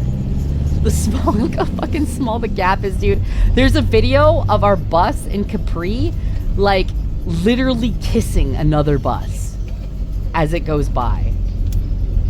It's so scary. You're like, are we gonna hit somebody? And you don't, because there's so, like, you turn the corner, you don't know if a car's gonna be there. Like, see? Like, that's crazy. To me, that's insane. And there's just a person walking there. This is why they tell you, don't ever drive in the Amalfi Coast. Like, if you can avoid it, don't do it. Have somebody else do it. Like, take a shuttle. Take the city bus. Take a taxi. Don't fucking drive this. Because if you're like a North American driver, it's so hard. It's so hard to drive this. Yeah, there's so many blind turns, Kotank. Like, it's scary. It's like, are we gonna hit somebody? Are we gonna go over this cliff? I don't know. Poor Tricky. She thought she was gonna fucking die. Like, the first time she did this ride. She was like, I can't sit near the window. I'm gonna fucking die. So, like, it didn't bother me too much. But, like, oh, Lord. This was a scary drive. No, they tell you not. Like, look, a car right there. See? This is just going up to the hotel. Zolan's in the front seat for this. Glad you're home, Mommy. That's. Aw, thank you. But, like, it's crazy, dude. This is crazy. I could never do this. Tricky and Vienna did come with us because a lot of people just assumed that Tricky and Vienna went on their own, but they didn't know that I invited them because it was my 40th fucking birthday. So I invited Tricky, and Tricky brought Vienna because Tricky didn't want to travel alone, and I'm like, that's fine. It was a great opportunity for me to meet Vienna because I had never met Vienna. Like, I know Vienna because I know who she is, and I think we said hello at WeebCon one time, but I never had the opportunity to actually talk to Vienna. And this was an opportunity to spend time with my friends and get to know somebody I didn't know, and without streaming, because a lot of the time you stream with people and you collab with people, but you only get to know them in an entertainment capacity. You're putting on a show. But this was an opportunity to get to know somebody as a person, not as a streamer, as just them and who they are. And Vienna was very sweet. She was very, very nice. And we got along pretty well. So, like, it was a great time hanging out with Tricky and Vienna. And we hung out with Helsing and, like, Lil J. I've driven in worse than Italy was South Korea. I can see that. Like, look at this. Oh my god. I cannot. I could not. Oh my lord. Chad, if you can drive there, you can drive everywhere. Trust me, I live on an Austrian mountain, which is basically the same kind road. If you can, but, like, why would you want to try? Like, imagine, hey, I'm gonna practice my driving on the Amalfi Coast. Like, no. I would be like, we're gonna die. I'm not gonna practice this.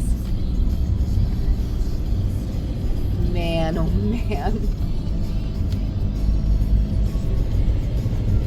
But, like, this is crazy. There's only like 45 seconds left before we get back to the hotel, but, like, this is at nighttime. This is like, I feel like everybody needs to experience driving up the Amalfi Coast at least once to really grasp the gravity of, like, this, and then we're back at the hotel. But like, it's about a 7-8 minute ride without traffic. But sometimes when there was traffic, it was like super fucking busy. So in Amalfi, we went to one of the churches. Like, the main church in Amalfi looks like this. Like, it's huge. Hang on, let me show you. It's huge. It's beautiful. And it's just sitting there. Town square. This beautiful piece of architecture just fucking chilling there. Listen, traffic does... It just works. When you get into the square, there's police officers that, like, direct traffic. But, like, up the mountain, no. It's just, like... Everybody takes their own turn and hopes for the best. Smiley face. Like, that's really it. The stairs were crazy. I walked up those stairs and I felt like I was going to die. It's just... Stairs suck, man. We went into the Amalfi the first night. Have you guys seen... Hang on. Have you guys seen the TikTok gelato guy? Have you seen the TikTok gelato guy? He works on the Amalfi Coast. He works on the Amalfi Coast. And he is a handsome fellow. So he brings so many people to this gelato shop because it's one, it's good gelato, but two, there's another reason that a lot of women go to this gelato shop. Weirdly enough, Italians don't get into a lot that's of him right there. Gee, I wonder why all these women flock to this gelato shop with this guy in the white shirt right here. So he's a popular TikToker because all he does is make gelato for the shop at Amalfi, and he's good looking. So he obviously is very popular on TikTok. So me being me, and Tricky was on her way to Amalfi. I was in the town square, and me and Zolan were at a restaurant across the street from the gelato guy shop. And the gelato guy was outside, so I took a picture of him in stealth, like this. And I sent it to Tricky, and I was like, I found the gelato guy! I found him! And she was like, the gelato guy! We have to go see him! So I was admiring the gelato guy and talking to Tricky about this gelato man that's very handsome. And all of a sudden, Zolan goes, what are you doing? Tricky and Vienna were in Italy too. Yeah, because I invited them for my 40th birthday. That's why they were in Italy. That's why they were there. So Zolan goes, what are you doing?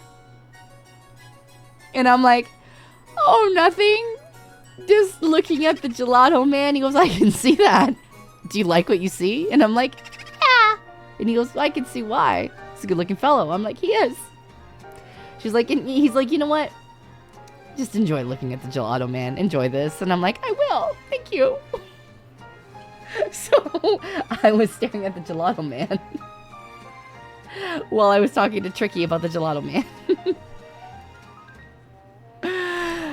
But we did go and get gelato from the gelato guy. Eventually. But we ended up going to Capri one day. Before Tricky and Vienna and everybody arrived, me and my friend went to the island of Capri. And when we got there, it was busy. So, did Zolan enjoy the gelato man? He enjoyed the gelato, but Zolan did not enjoy the man because Zolan is straight. Like, very straight. Is not remotely attracted to men straight. So we went to Capri. It was busy, and it's Capri.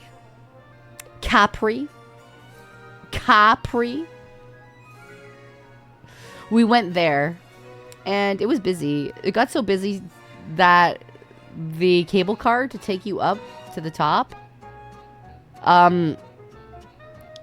was backed up about a half an hour. And we were on a tour, so we only had limited time.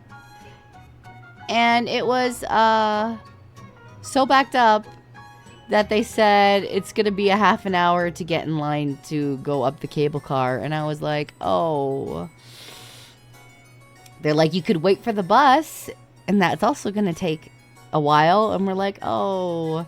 So my friend decides with her husband, hey, wouldn't it be a great idea to just walk up to the main square?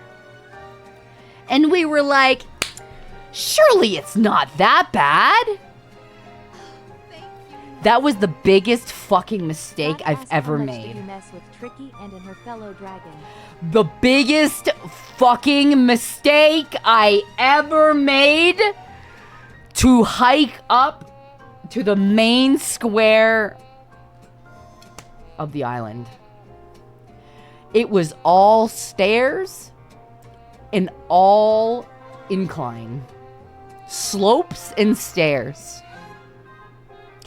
That was in fact a very bad time because it took us a half an hour. And I felt like I was going to die. Because I did not expect it to be all stairs and slopes. But I did it. Zolan at one point was like, are you okay? And he was like trying to touch me. And I literally turned to him and I said, don't touch me. I love you, but do not touch me. Because I will suplex you on this staircase right now. I do not want to be touched. This is my boundary. And he's like, okay. Listen, I was just trying to see if you were okay. And I was like, please don't. I am dying. But we were watching like people that were really like geriatric. Just whipping up and down the hill like nothing. Like they had done this like 3 or 4 times a day. And they were just so like, yeah, this is like, it's nothing. Easy. I know you wanted to make sure I was okay, and I appreciated that, but like in that moment, I was disgusting. I was dripping in sweat. It was hot. I was out of breath. I wanted water, and I was sore. My feet hurt, and I know you were trying to be sweet, but I was like, please don't touch me. Like I warned you. I said, please just don't. I said it's not a good idea. Don't touch me right now. I need my boundary. I just need to just not. Do you know how you just need to not? Old people were just puttering up and down the stairs like nothing. I was like, this is crazy. I'm never doing that again. Think about the calories I burned. Dude, I feel like I lost 20 pounds, man. It was insane. But like, to be fair though, the food at the top was great. And then we eventually, like, we went back down the mountain and like, we went on the boat again, and I jumped into the sea, so that cooled things off. Like, look at, there's this cool statue there that we saw. Like, look at this. I don't know how this statue is how it is, but isn't this sick? This is just on the marina. Like, isn't this just a cool statue? I'm like, how is this a thing? Like, how is it just sitting there? I thought I took a picture of it. I'm like, this is really cool. I'm like, I stood there for a couple minutes just trying to figure out how that worked. Yeah, this is like in the marina area. I was like, this is just a sick statue. I was like, I'm taking a picture of this. Fuck physics. But like, I went swimming in the ocean or the sea, I guess, for a bit. I got soaking wet. Like, as in, I got out of the sea and it was such a windy day on the boat that, like, we tried to go back and the captain said the sea is really choppy and it's really rough, so everybody get in the cabin and behind the front part of the boat. But when he was going over the waves and everything, the waves kept splashing into the boat and I got even more drenched and it was windy and I was cold. I'm surprised I didn't get sick, to be honest with you. Like, it was a bad time. Poor Zolan got drenched at one point on our way there. We hit a really rough wave and he got wet, and then the water hit the top of the boat and then fell down on him. So he got soaking wet and I laughed my ass off at him.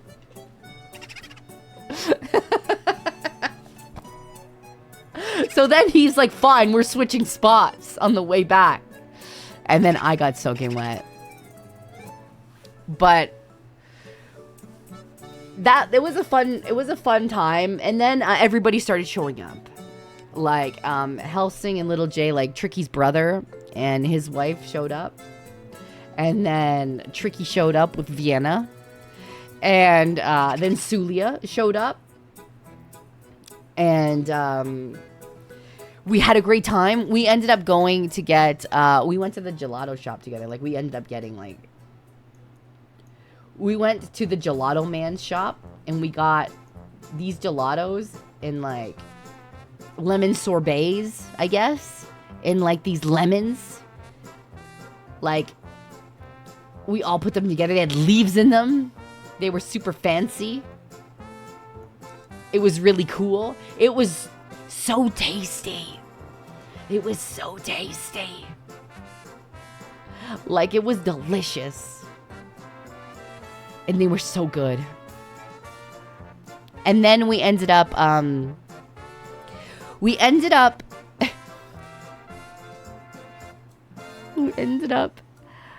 having lunch. Okay, so this is a story, okay? This is a story. We went to lunch at a restaurant. And I want you to know that this is a saga, okay? So we're sitting for lunch at this restaurant. And this is like a 3-part story. Tricky wants to get changed out of her leggings. So we're sitting down at the table, and when you go into this restaurant, there is one bathroom. And the way it works is there's one bathroom. It is a sliding door that you go through, and you go to the sink, and there's like a sink, and there's like a makeup room. And then there is another door that slides open that is the bathroom. And it is one bathroom, and it is for any and all genders, okay? So there's no men and women. It is for everybody to use. So Tricky decides that she wants to go take off her leggings in the bathroom, which is fine. So she goes to the bathroom, and it takes her a while, but she manages to take off her leggings and get changed, okay? Okay. That's part 1. Part 2 is, while she's in there, the guy who was taking our orders, because in Italy, between 3 and 6 o'clock, everything closes as like a siesta, right? So everybody gets a break between 3 and 6 p.m., but we arrived for lunch late, so the waiter was like, hurry, we need you to order. So Tricky's in the bathroom, and we're like, we don't know what she wants to eat. So the guy's like, somebody text her and just like ask her. So I ended up saying to Vienna, just get her the ravioli, because I had ravioli here the other day. The ravioli was good. Who doesn't like fucking ravioli? So we're like panicking, trying to get a hold of Tricky while she's changing. to get her order. So we just said fuck it and I ordered her ravioli. So that's the first part. The second part is I have to go to the bathroom now. And Vienna has to go to the bathroom. And Vienna and I both have to go to the bathroom. There's one bathroom. And Vienna was going to go to the bathroom. And then she goes, oh, do you have to go to the bathroom? And I said, yeah, I do. And she goes, well, who wants to go first? And I was like, I'll just go first. It's okay. I won't be long, I promise. So Vienna sits back down. I kind of wait because we saw an old man go into the bathroom. And we're like, okay, somebody's in there. I'll just wait a minute. We see the old man come out of the bathroom. There is only one bathroom in there. So we're like, well, there's nobody in the bathroom because the old man came out of the bathroom. This was my first mistake, fellas. Assuming that clearly there was not going to be another person in the bathroom. So I go to the bathroom and I open the door. Okay? It's not locked. Open the door. The sink is there. Fine. I go to open the second door, fellas. I open the second door. The second door is not locked. That's where the toilet is. I opened the door and a man flashbanged me with his penis. There is a man in front of the door. Like, the toilet is facing the other way. So he should have been facing the toilet with his penis. Yes, to go to the bathroom. He's facing the door with his cock out in his hand. And here's the awkward thing. The old man was just in the bathroom. He just left. So something was going on in that bathroom between that young man and that old man. Because that guy had his dick full out. Like, full out. I opened the door, saw Italian sausage, slammed the door, ran out of the bathroom and waited outside, and everybody at the table turned, and Zolan's looking at me like, what? And I was like, gesturing to him like, I saw penis! I saw his penis! I was like, penis! Like, I was gesturing downwards at, like, penis, and, like, Zolan is, like, laughing, and he at the table, he's, like, making this gesture, like, big or small? Is it a big penis or a small penis? And I was like, mouthing, I was like, fuck you. Fuck you. I was like, I'm like freaking out because I just saw this man's dick. And he's killing himself laughing. Everybody's looking at me, has no idea what's going on. And this guy, he comes out of the bathroom like a minute later. And he has his head down. Like, he does not look at me. I do not look at him. Like, we just avoided each other's gaze. And he walks out the door. He doesn't look at anybody. And that old man sat back down at the table with his wife, apparently. So I don't know if they were just people from a cruise. Who doesn't like fucking ravioli? Like, I saw a man's penis, and I went in there and I did my business, and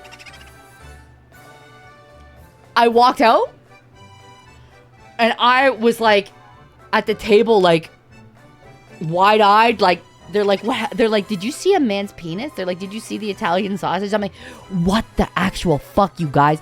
I walked in there, you saw the old man leave, and everybody's like, yeah, we did. We saw him leave. I'm like, what? He had to have been using the bathroom, right? Because he was in there a while, and then he left. So, obviously, the bathroom was empty. Lo and behold, there's another fucking man in there, and I got flashbanged by fucking penis. There was two dudes in there doing something, and I walked into the bathroom, and I got flashbanged by Italian dick. Hi, Joel. Hi. This is how I got flashbang with Italian penis. And Tricky and Vienna were looking at me. They're like, you saw his dick? I'm like, how could I not? I opened the door and it was fucking right there. So the door was not locked. And I thought the old man left. Lo and behold, there's another man in there with his dick out in his hand, facing away from the toilet. I don't know if they were like, you know, filleting each other or what, but like, it was a wild time, bro. And I told Vienna afterwards, I said, I saved your life. I want you to fucking know that. Because if you had walked in there, you would have saw penis. I want you to know that I took that shot for you. Because you wanted to go to the bathroom first, and I said no. I want you to know that. I took that bullet for you, Vienna. I saw Italian penis, so you did not have to.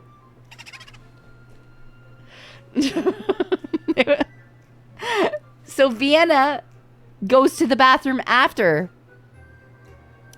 I'm sitting at the table and I'm stun locked because I did not expect it to see a strange man's penis right in front of me. And she goes to the bathroom and Vienna gets herself locked in the bathroom and can't get out. She panics in the bathroom and locks herself in the bathroom and can't get out. And she was about ready to text us to come and get her out. And she was in there for a while, and then another old man walked up, and all of us were shouting, no, no, no, no, no, no, no, no, there's somebody in there, no, no, no, no, no. We were all yelling, and the guy was like, what? We're like, no, no, no, no, no, don't go in there. There's somebody in there. Because we didn't want her to get walked in on either. So he waited, and Vienna finally unlocked herself from the bathroom a few minutes later. And she's like, guys, I was stuck in the bathroom, and I didn't know how to get out. I thought I was locked in there forever. I was about to message the group chat, because I didn't know how to get out. So this was like a 3-storied saga. Listen, I tanked the penis so Vienna didn't have to see the Italian sausage, okay? That was me. If any of the other two had seen the penis, I don't know how they would have reacted. But I have never ran out of a bathroom so fast. I like literally opened the door and there was penis. I slammed the door shut and I ran out of the bathroom and Zolan was killing himself laughing. And then had the audacity to ask me if the penis was small or big.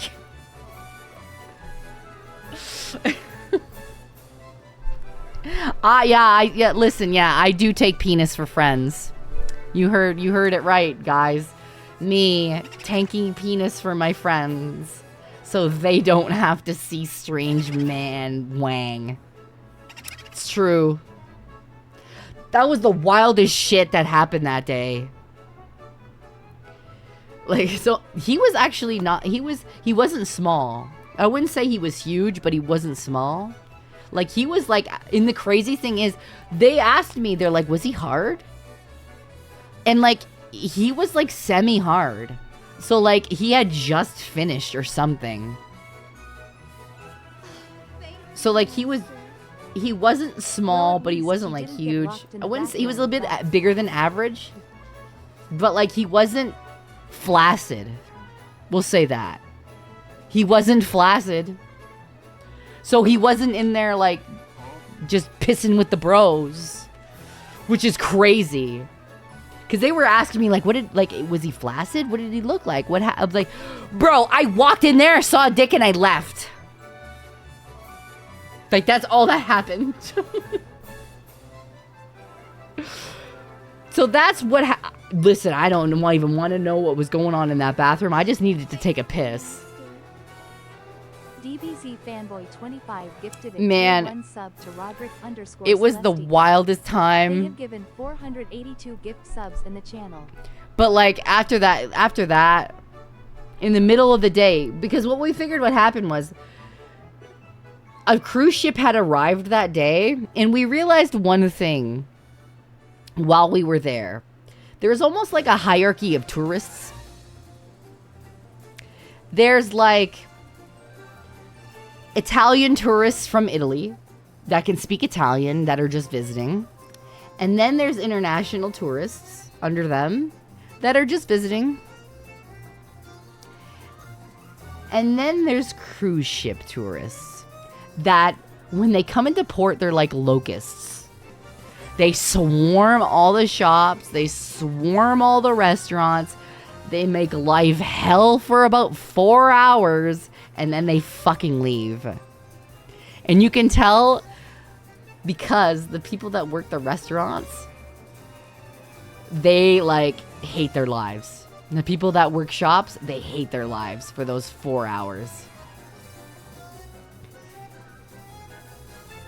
So a cruise ship had arrived, and it made life hell for a few hours in Amalfi.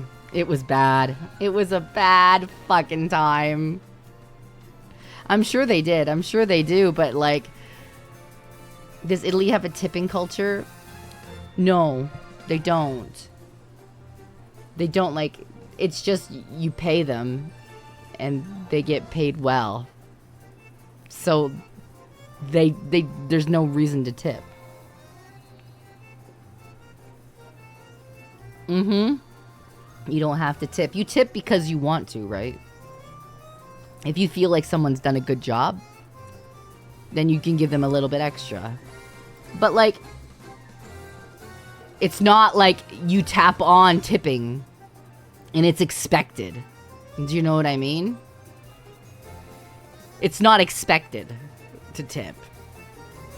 It's like, okay, someone does your meal. It's like you have to tip them 20%. No. It's not like that. But I want to show you like one of the pizzas I had. Like, this is one of the fucking best pizzas I've ever eaten. Like, look at this. This is real pizza, guys. Like, look at that. Look at that pizza, guys. That is fucking real fucking pizza. Like, look at that. That's a good pizza. Listen, the food there is just so good. It's so good. So, obviously I told you guys that we were there for my 40th birthday. Sulia was there, and Sulia, being a goddamn hero, decided to surprise me with everybody else with a nice birthday cake that she got at a local bakery. And I'm sure that you saw the video on Twitter of me snapping my birthday cake. Listen, no, you did an amazing job, Sulia. Like, I was not expecting you guys to, like, bring out a birthday cake or anything like that. Like, it was just, you guys were just so sweet.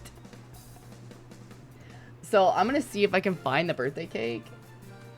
But, like, you know, let me see here. Zolan took pictures of it, too. I'm gonna see if I can find it. If I can't, then it is what it is.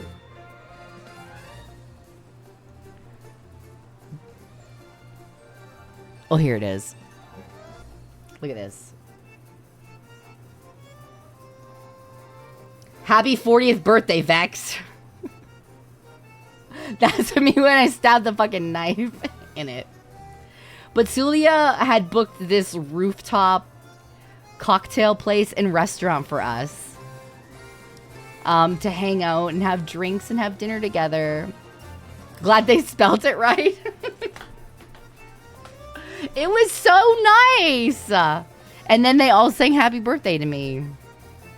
My birthday is technically on Thursday, but like we had like a party in Italy because why not? Thank you, Master. So, Sulia, thank you so Welcome much back. for That's so organizing cool. that. That was very, very sweet of you. You did not have to do that. But you went the extra mile to do that, and not many people do that for me. So, thank you so, so much for doing that. That was very, very sweet. And you're very sweet. And listen, if you're not following Sulia, she's an amazing artist and an even better person. So you should be following her, and you should watch her streams because she's very funny and very entertaining. She was our local Italian, so she did a lot of translating for us. And you'll do it again? Oh, I'm coming back to Italy just to give you a smooch. Hope you know that. Be prepared. And this is all of us. This is all of us. I posted this video or this picture too. But this is like all of us drinking with our little butterfly drinks. It's Vienna, Tricky, myself, and Sulia with our little butterfly drinks. Sitting at the table. And it was so nice. Having this cute little party all together. And had dinner all together. I forget what this drink was called, but it was very sweet. It tasted exactly like fruit juice. The butterflies were edible. It's just like sugar. So I ate the butterfly. So these drinks, I had like 2 of them because they were that good. They tasted exactly like juice. It's Fly Like a Butterfly was vodka and juice. No wonder I wanted more of it. It was so nice just to sit around and talk with everybody and have drinks and have cake. It was really nice. And we got to go to Pompeii. So we all decided to go to Pompeii together. And Pompeii was amazing. I loved Pompeii. I loved it. I'm gonna see if I have all the pictures from Pompeii. But like, we had me and Zolan ended up going to Pompeii twice. We went with my other friend, and then we went back with like Tricky and Vienna and Helsing and Jay and Sulia, and like Pompeii is, there's no words for Pompeii because it's so interesting. Like, I didn't know that Pompeii used to be a port city by the water. Like, I didn't know that. But there's actual like pictures like that I took that you can see where the boats used to be tied up in Pompeii. Like, they still have the bricks of where the boats were tied up. Like, hold on, here it is. If you, like, all this used to be underwater, which is kind of crazy. Like, you see that there? You see these bricks here? They used to tie up the ships there, which is really cool to see that. Like, this was all underwater. Like, the docks, yeah. That's super neat to see that. And, like, they're still excavating stuff from Pompeii. We learned that, too. Like, they're still working on it. We had a tour guide, and his name was Sasa. And he was our tour guide for both days that we went. He was so happy we came back the second day. Because I guess he was not expecting to see us again so soon. And he was very excited that we... Sasa, like S-A-S-A. Sasa. So he was very excited we got to bring our friends to the second one. That he was just like really buddy with us after the first time we went on his tour. But like Pompeii is pretty crazy. Let me see if I can find if I can. Where did I put all the Pompeii pictures? Here we go. Here they are. Okay. Yes, we did see the like casted people and everything like that. So when bodies are found in Pompeii, they're usually under the ground, and they can't just dig them up because they're bones, right? So they have to drill a hole into the ground, and then they have to put this plaster. They have to put plaster in the ground, and that's how it takes a cast of the dead bodies. So like here's an example of like one of the bodies in Pompeii. Isn't it sad? Like that's an example of one of the bodies in Pompeii. They have it in a glass case, so you can't like touch it or anything like that. And the one thing that I did learn about Pompeii was the way that our tour guide described Pompeii was like, do you think that the people of Pompeii were Romans? And most people would be like, yeah. But he's like, no, Pompeians were Pompeians. He's like, for an example, you're a Canadian. And I'm like, yes. He's like, who's on your money?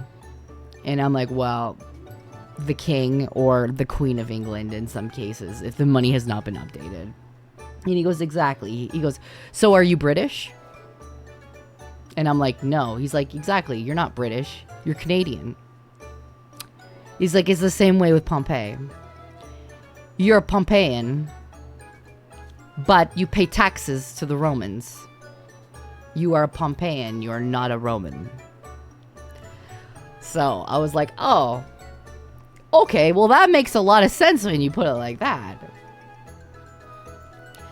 So he explained it like Pompeii was a great port town, and that's why the Romans wanted it. They wanted to be involved in it, right? They wanted to have their, like, we would really like to have this great port city. And the Romans, they said, hey, people of Pompeii, we can make things better here. And we can make things, you know, better for your life. So, like, in the streets of Pompeii, you'll see that there are stones in random places in the streets of Pompeii, like large walking stones. And you're like, why is there big stones between the streets in different areas? Those were like crosswalks almost. They didn't used to have that. The Romans put those in because the Pompeians were walking in the streets, and that's where all their shit went. So the Romans are like, you can't have that. So they put in these big stones that people could walk across, so they didn't have to walk in the shit that was in the streets. And the way that they spaced the big stones was so that carts could get through.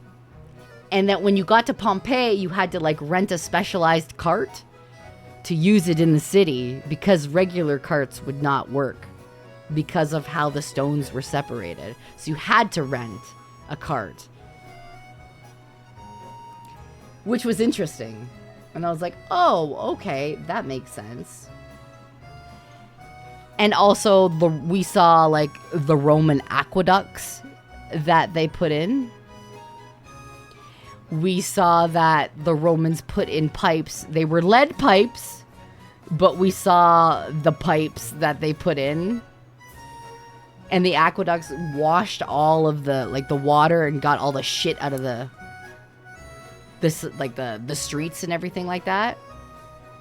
He's like, the only thing that was really interesting to me was he explained it like, back then the Romans would be like, we'll make this better for you. So they put in obviously stuff for the streets, they put in the aqueducts, they put in the lead pipes, they made the market square quote unquote better They did all these things, and they were for quality of life for the Pompeians. And then the Romans would be like, look at all of these wonderful things we put in for your city. Do you like them? And the Pompeians would be like, yes, we love them. This has upgraded our quality of life. We love them so much. And then the Romans would be like, okay, now pay the taxes. Okay, now pay us. Fun fact, Pompeii had fast food including graffiti of Italian sausage. So the Romans would be like, now pay us. We did the service, now you must pay us in taxes. He's like, think about it. You go to a restaurant, you eat the food, and then you pay, right? You go to the restaurant, you order what you want, you eat the food, and then you pay. That's the way that it should be. Nowadays, think about it from nowadays, our perspective is you pay the taxes first, and then maybe you get the services. So as shitty as the Romans were, you know, they at least gave you the services first and then expected you to pay, instead of nowadays where you fucking pay your taxes and you don't get the services. Or maybe you get some of the services, or not the services that you really wanted or needed. So it's very interesting, he says, how things worked back then as opposed to how they work now. And I'm like, well, when you put it like that, that's kind of crazy. That's kind of crazy when you think about it like that. But yeah, it sucks that what sucks is that you honestly can't argue about that, right? It's like, okay, all right. And that's how things were. Like, I'll show you this video here.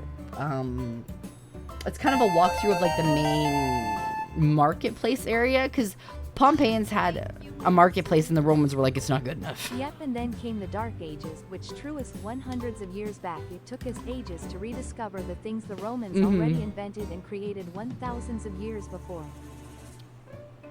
The locals were very nice.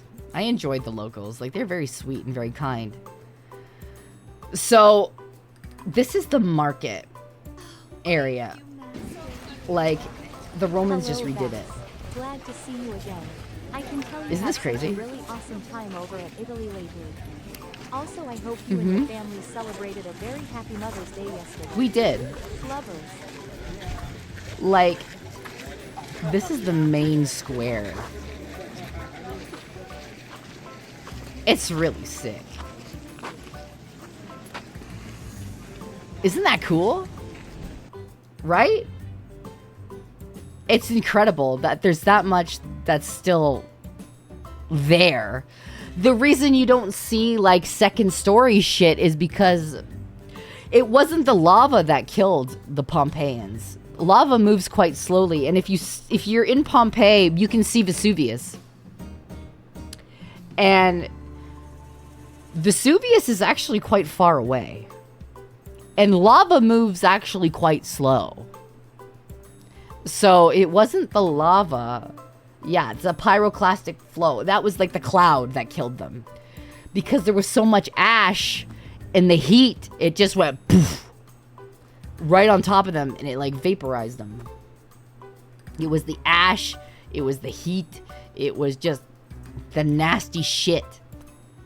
And a lot of people were scared because, like, apparently Pompeii had a rumble about 20 to 30 years before the eruption. Vex, I am glad you had a great time. I got a job and had my second day of work today. Aw, I hope you had an amazing day. And I hope it continues to be amazing, too. Yeah, it was... The people got... Like, okay, what they said was there was a warning about 20 to 30 years before Vesuvius went boom. But because of how things were back then, people just think of, like, eruptions and rumbles as, like, we've angered the gods. Like, that kind of shit. Or they just go, oh, it's fine, don't worry about it. And they don't view it as, like, maybe we should move. So when it did erupt, like, people got scared. Some people ran to the waters and they tried to swim away, or they tried to boat away. Other people went to the basement of their houses, and then they got cooked alive, and then the carbon monoxide killed them. Like, they were just like, poof, done. Going to the basement was probably the worst thing that they could have done. But in that moment, they panicked, and that's what they did. And they were cooked, unfortunately. But here's another picture. Here's another cool picture. Like, they told us that, like, Pompeii, it takes about almost like 4 days to get through all of Pompeii. Like, there's just so much that you could be in there for days to go through everything. And I believe it, because like look at this. There's just so much that you could go through. There's so many ruins. And there's no upper floors, obviously, because the ash and everything, like, weighed it down and it broke. Because the second story floors were made out of wood. So it wasn't gonna last. But we learned how to delineate between a shop and a house. So in Pompeii, you'll see that there are almost like ridges. There's 2 ridges on the ground. And they're ridged on the ground because they were sliding glass, like almost like a sliding doors that for shops had sliding doors. So it was like a runner for the sliding doors to open and close quickly. So a lot of the shops have those still in the ruins of Pompeii. So you could be like, was this a shop? Yeah, it was. Because it had the runners for the sliding doors. And then he said, like, he was explaining that the shops, if you had like 3 shops in a row, there was a house in the back. And the Romans really liked people that had more than one shop, because they had to pay taxes on each of the shops. So if a man owned 3 shops, the Romans really liked him, because he had to pay taxes 3 times on each different shop. And I was like, oh, that makes a lot of sense. And we actually got to see a bakery too. Like, we got to see a bakery that had a lot of things preserved in it. Like, look at this. Like, this is part of the bakery that had, like, they would tie up oxes and stuff like that to churn. Like, this is part of the bakery. There was ovens still in here too. And they actually found, like, solidified, like, bread. And they found oats, and they found the first fast food stations in Pompeii, because Pompeians who were not rich, like the average Pompeians, didn't have kitchens because their houses were small and the second floors were like right there, so there was no ventilation. So what they would do for food is they would go to fast food places, which are basically stalls that had oats, they had like nuts, they had different things that you could just grab and go. And you would go there and get your meal, and you would bring your own bowl. So that was kind of neat to hear that you didn't cook in your own home unless you were like a super rich noble. So we got to see all that. And then there was there's one thing that was really cool and also kind of funny. Hang on. Okay, wait. I'll show you this picture of like me and Zolan. Like, there's a cute picture of me and Zolan. There's a cute picture of me and Zolan. Just like hanging out in Pompeii. See, look, there's my hello there hat that I wore at the Pantheon. That's my blasphemous hat. See, that's us. The hat, that's the legendary hat that I wore into a religious place. That says hell here. See, that was us in Pompeii. That's tourist Vex. See, cute. No. But our tour guide ended up taking us to a place that was like a noble's home and like a brothel at the same time. He referred to it as the tickler's room. He called it the tickler's room because he pulled out his fucking umbrella. So this is our tour guide, okay? Look at this man. So imagine this man trying to delicately talk about brothels. Imagine this man with this umbrella. That's Sasa. Imagine this man trying to be as polite as he can, talking about brothels and prostitutes. So he's this poor man. He like looks to all the women and he's like, "Hey, so is it okay if we go to the brothel? And we are going to see imagery and pictures there that are explicit, but I need to ask for your consent to show you that, because I don't want the ladies to get flash banged by something that makes them uncomfortable." And he was talking about the ticklers. So he's like, these are prostitutes, obviously, and people that are working in the brothel. So he's like, so these women, and he holds up the umbrella. He goes, they would tickle. And he takes the end of the umbrella and he runs his fingers on it and he goes, you can imagine what they would be doing. They would be tickling weary travelers in a way to make them feel better. So I need to ask your permission to show you this brothel area where this would happen, and there's pictures there and statues. And he asked, and it was very nice of him to ask, because a lot of people would just show and not ask, right? So he was being a gentleman and he was asking, and I was like, I don't fucking care, dude. Like, I do sex work. I don't fucking care. Like, this is normal to me. I see, oh no, like, it's fucking drawings on a wall. It's not a big deal. So we get there and he goes, okay, so I'm going to show you this place. I can't show this on Twitch. I can't show it on Twitch because there's a picture immediately on the right-hand side of the door of a naked man with his dick hanging out. Speaking of spicy stuff in Pompeii, did you see the plaster preserved corpse of the guy that died mid-boom? No, I will tell you about that though. I cannot show you. There is a picture of this man with his dick hanging out. And the dick is like half the size of his body.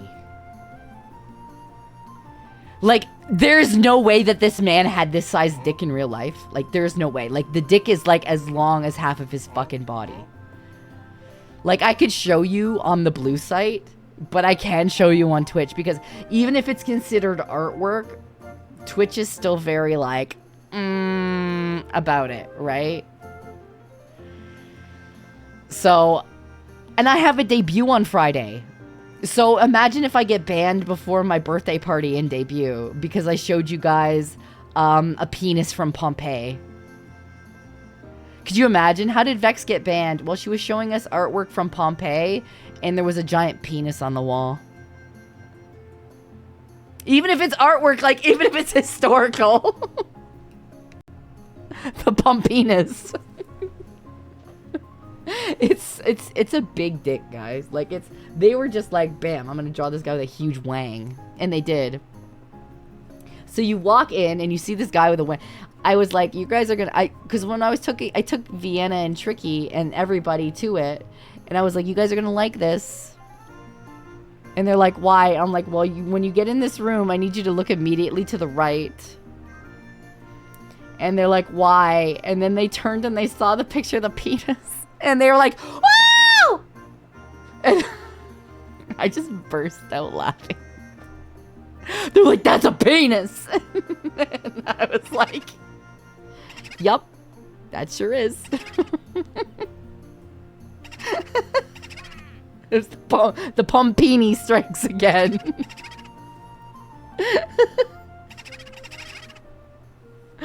Not the dilly.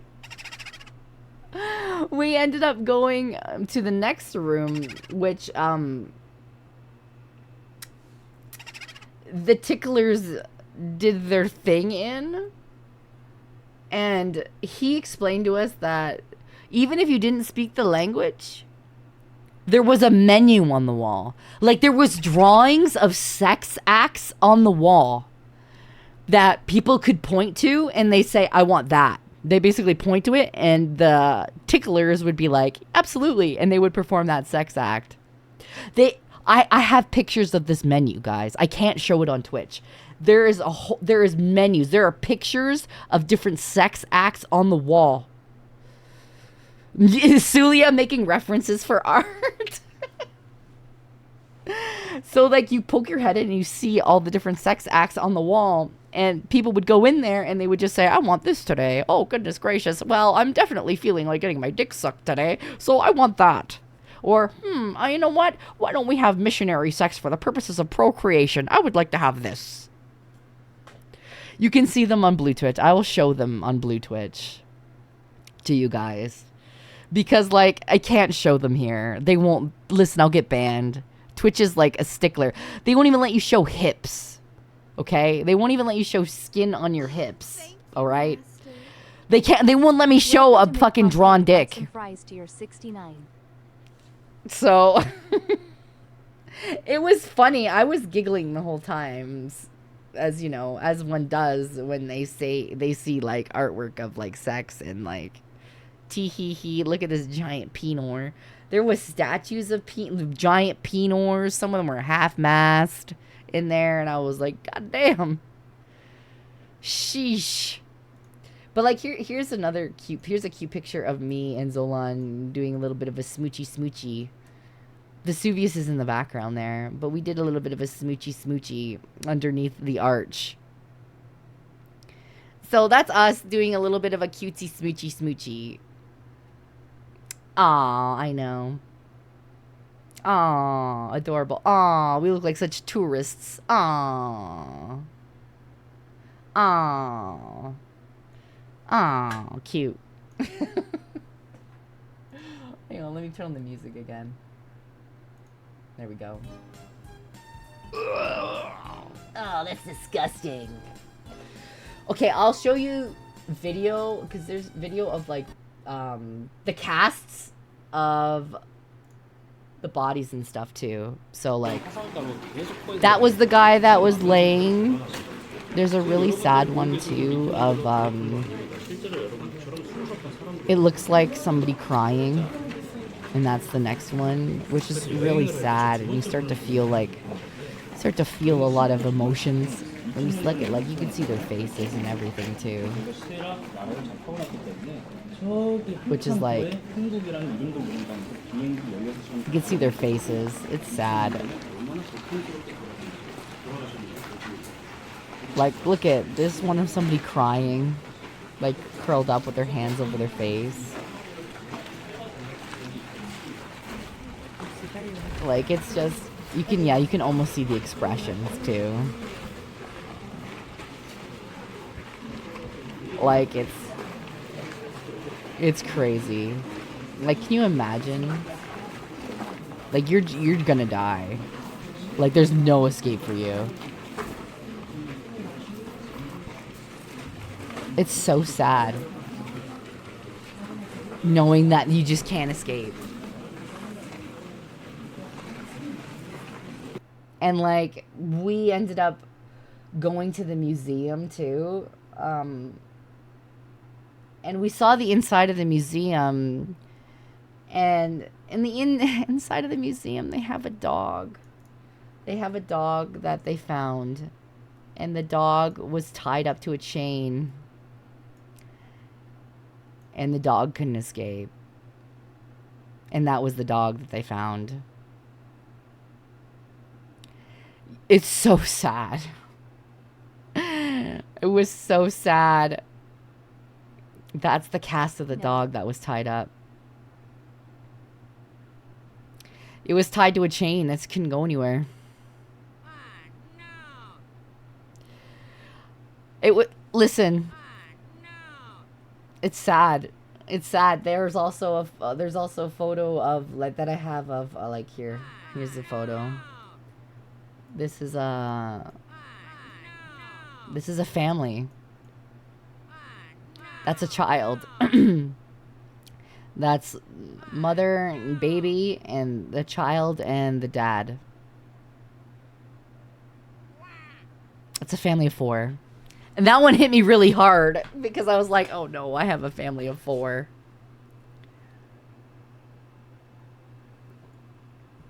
And I'm like, that's so sad, man. That made me a little bit emotional when I saw that. I was like, oh boy. Oh boy. But that's from Pompeii, yeah. So people asked me, they're like, where is like the deadliest wank? And what they told us was because Pompeii is still being excavated, right? People are still working on Pompeii.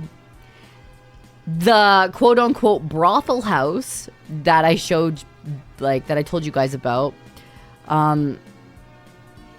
it was discovered in 1944 and they restored it, and it only became open to the public in 2023. So that's a long time. That brothel house was discovered in 1944 and they restored it and they got it to the point where people could go in and see it in 2023. So the deadliest wank guy, some areas are only reserved for TV and for news crews and stuff like that. So they only allow people that are doing research or people that are doing TV shows and stuff like that into certain parts of Pompeii. The deadliest wank guy is in an area that is not accessible to the public. You can only see the gooner on TV. Sadly. I couldn't. Otherwise, I would have taken a picture. I would have taken a video for you guys. But sadly, we do not have access to the deadliest wank. We couldn't get a picture of it because it was just not in a zone. Can a drone have access? Do you want to get arrested?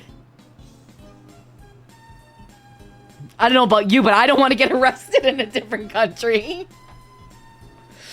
It's just, they said, hey, this is for... it's a good way to go, hey, listen, how did you get arrested? Well, I was trying to take a picture of the deadliest wank. That would be a wild story, guys. Dex, how did you get arrested in Italy? Well, it all started with fapping. So no, we did not see the deadliest wank. You'll have to just see video and pictures of actual people that are in their respective fields. But Pompeii was amazing. I recommend if you go to Italy, you definitely need to go to Pompeii. I didn't do any war crimes. You know why? You know who was trying to do war crimes this whole fucking time I'm on vacation? Vienna and Tricky. Because we went to the beach. Okay? We went to the beach. I'll show you the beach. Actually, I'll show you a nighttime picture of the beach, which is actually kind of sick. So this was the beach at nighttime. I went to the beach at night. Like, look at this. Isn't that sick? Hey man, I recently listened to a collab Look at that. ASMR with Vampeaches where you two played a pair of vampire ladies. Uh-huh. First of all, amazing job. Thank you. That was killer good. Second of all, have you ever considered doing more ASMR roleplay? And if so, what would the themes be? Or have done some already? I hate to break this to you, but there's a website where I do all NSFW ASMR that you can purchase and sub to me on a site that's nicknamed called Blue Twitch, that I put out multiple ASMRs each month that are spicy. And they have different themes. Wouldn't know it. Oh, shut up, Kotank. You'd so do. Look at. This is the beach. So this is the nice beach, right? So a lot of the beaches in Italy are like pebbled and they have stones. So we found out that you can actually not... What about safe for work ASMR? I have done that before, yes. I have. The beach, you cannot take stones from the beach in Italy. It is against the law. Because people were like, okay, for example, Sardinia. I believe the beaches are white. No. People were taking sand and they were taking stones, which means that when there's everybody taking sands and stones from the beaches, the shoreline gets shorter and shorter and shorter. Right? So it's not allowed anymore. Therefore, it is illegal to take sand and stones from the beaches. However, we did not know that. And Vienna took a shit ton of stones. And then we found out that it was illegal. And we said, Vienna, you have to put all the fucking stones back. Tricky was collecting sea glass. So that's different. Sea glass is fine, apparently. Stones are not. So Vienna had like a handful of stones. And we're like, Vienna, you can't fucking take the stones because you're going to get arrested. And Tricky posted about it. And the crazy thing is, our lawyer, like me and Tricky have the same lawyer. Our lawyer responded to both of us and said, you better not fucking get arrested in Italy. I swear to fucking God, if I have to cut my Japan trip short to save both your asses from Italy, I am gonna be so fucking mad at you. I'm gonna be so angry if both y'all get fucking arrested in Italy for stealing fucking stones. I can't save you. You're fucking cooked. And I'm like, Dean, I didn't try to steal stones. I was only making fucking stone castles. Some other people were trying to steal stones, but I'm trying my best. I'm trying, Dean. I was like, I'm trying, Dean. I'm trying so hard to wrangle them, Dean. They're not listening, Dean. I was making stone castles because you can't make sand castles. So I was like stacking little stones and making stone walls and like making little forts. And I was making like a moat. And then I was letting the water come in and I was making little stone castles. And I was making stone like buildings out of like stone little rocks on the beach. So that's what I was doing while Tricky was finding sea glass with Vienna. And they're like, oh, that's a nice stone. What if we brought that home? And I'm like, fucking no. You can't bring the rocks home. So that was an adventure. Sea glass is like plastic and like beer bottles and stuff that has been worn away with like salt. And like, so it looks like pretty dulled glass. So Tricky was collecting all the different colors of those, which is fine. Apparently you can have sea glass, but you can't have stones or sand.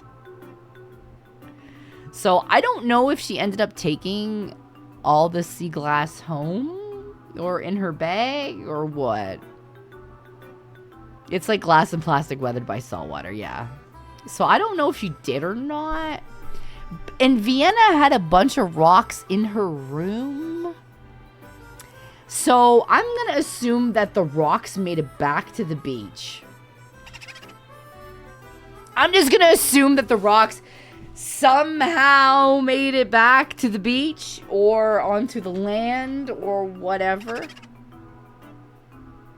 I'm just gonna assume that that happened. Because I didn't take any rocks home. As far as we know, that the rocks did go back. She said she was gonna put them back. So, as far as I know, they're back. Now, if she does her review stream and she says otherwise, I don't know. I have no idea. I wasn't there.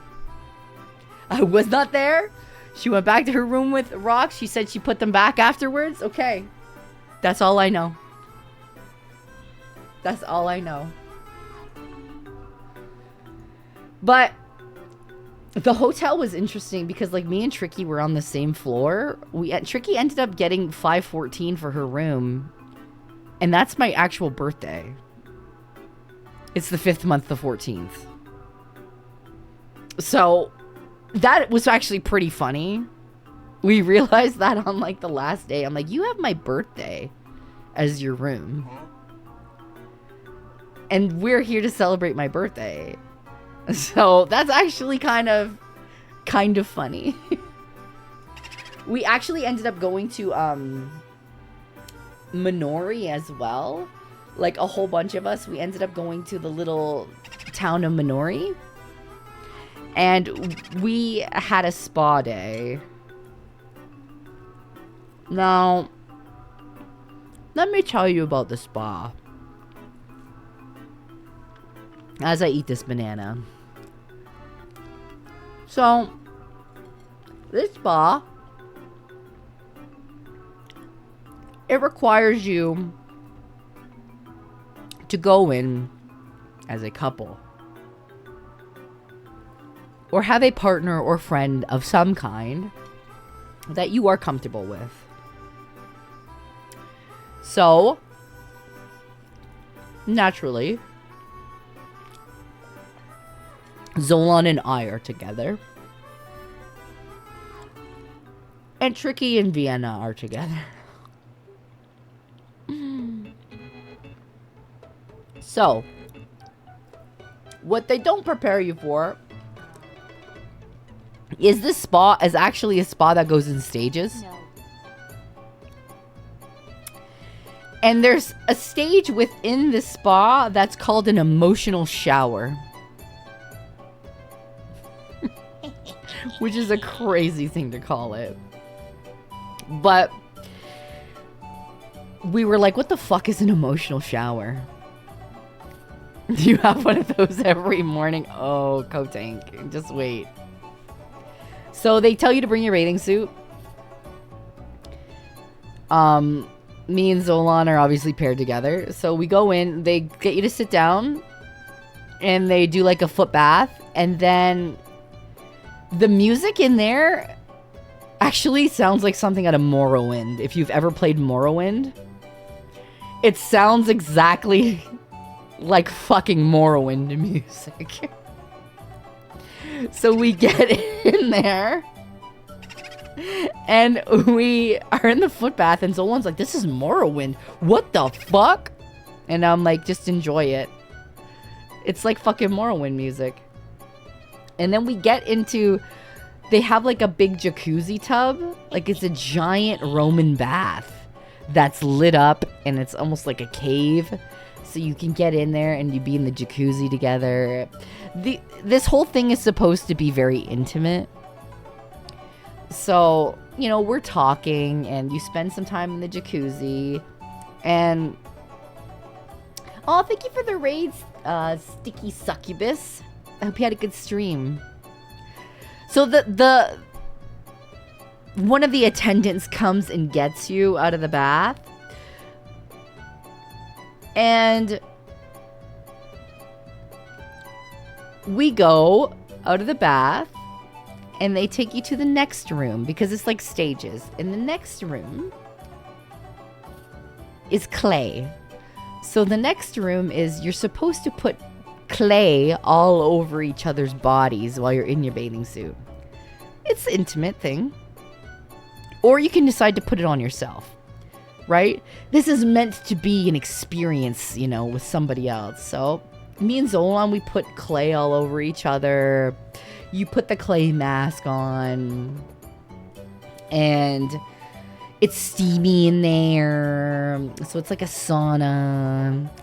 And you sit there, and it's super steamy. Like, it's so thick that the mist is almost like Vicks Vapor Rub. So it starts to burn your eyes a little bit. And you're like, am I going to cry? But you don't cry. It's just very... It's the mist is so thick that you almost feel like it's in a like you're in a dream. But it tingles like Vicks Vapor Rub. So we're like, oh, what is happening? So we end up sitting there for a while, and the benches were cold.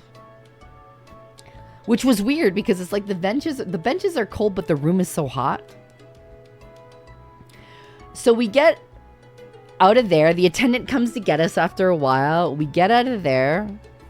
And then we get to this room where there's these platforms where you lay on the platforms like the shape of an L. But there are these tubes dangling from the ceiling. And you're like, why are all these tubes dangling from the ceiling? And we both lay on these platforms, and there's a button, and she tells us to press the button. So we're laying on the platforms, and you can adjust the tubes and stuff like that, but like, I didn't. So I pressed the button, and I waterboarded myself. I waterboarded myself to fuck because I didn't realize, and they didn't tell me that you're supposed to lay on the... You're supposed to flip yourself over and lay on your stomach. So Zolan is laying on the other side, and his little tubes are fine, and he's laying there and he's looking at me as I'm fucking waterboarding myself, going and he's pissing himself laughing as I'm being waterboarded over and over and over again. And to get all of this clay shit off my body. And we're both clean and fine. And you get into a shower and you get any areas you missed. And he's laughing. And then as we're done this part, we're taken to the emotional shower area. And as we're going through the main part of the spa, there's Tricky and Vienna in their bathing suits sitting in the foot bath. So they're behind us, but they've given us, like, obviously they space them out, the couples, so like you each have a certain amount of time, and you don't typically run into each other, or there's not a ton of people at one station. So Tricky and Vienna are behind us, and they're like, hey, how are you feeling? And we're like, feeling pretty good. I'm about to go have my emotional shower. And they're like, oh, I hope you have a great time. So the emotional shower is literally 3 different showers. The first shower you step into, you press the button, and it's like cold sprinkly water. So you're like, ah! It's cold sprinkly water, and you're like, fuck, that's cold. So you're a little bit shocked and you laugh because it's cold. However, the second one, I was a bit more leery about. So I stood on the edge of the shower and I pressed the button because I didn't know what it was going to do. And I pressed the button and a giant bucket of cold water just went sploosh right over me and into the drain. And it didn't get me fully, but I was like, ah! And Zolan is killing himself laughing. He's like, get in there, you fucking pussy. And so I go in there, and I'm like, I don't want to. And hit the button, and this bucket of cold water splashes down on me again. It was literally an ice bucket. So I'm laughing and crying and giggling at the same time. And he's laughing at me. And I'm like, what the fuck are you laughing about? You gotta come in here next. So I move to the third shower, and he has to move to the second shower. He's like, what if I don't do it? And I'm like, you have to come through the second shower. Like, there's nowhere. It's like a tunnel. You have to do the second shower. He's like, what if I don't? I'm like, stand there, you pussy. So he stands there, and I'm like, hit the button. So he reluctantly reaches out and hits the button, and he gets soaked with ice water. And he starts screaming. It's like, ah! And I'm 100% certain that Tricky and Vienna heard us screaming because it was so close to the pool in the jacuzzi where they were sitting and having their nice jacuzzi bath. So I'm 100% sure that they had to have heard us screaming in this emotional shower. So we're in the third one, and the third one is like, okay, it starts off cold, and then it gets warm, and you're like, oh, that's nice. That's really warm. And then it goes back to freezing. So we're like, oh, that's warm, and then screaming ensues again. So it's definitely an emotional thing because you're laughing so fucking much because of how cold and absurd this whole thing is. It was very emotional. It was like laughing. It was like crying because it's so cold. And it's just, it's like, it's confusion. That's really what it is. You're like happy, but sad, but like, what the fuck? Why is this so cold? You're like screaming. It's like a array of emotions. So I understand why it's called the emotional shower now. And at the end of that, they take you to a warm sauna because you're fucking freezing. And they sit you in this warm sauna for a while, and we were still laughing while we were in the sauna. And then they take you out of the sauna, and they make you sit in this like really nice sitting room, and they give you a menu, and they're like, order whatever tea you want, and you can have little cakes and little snacks. So they give us tea, and we got ginger tea. It was orange and like ginger tea, which was like so good. It was so good. I wanted more of it. It was like so delicious. So we had orange and ginger tea together, and we had little snacks, and then we had a massage.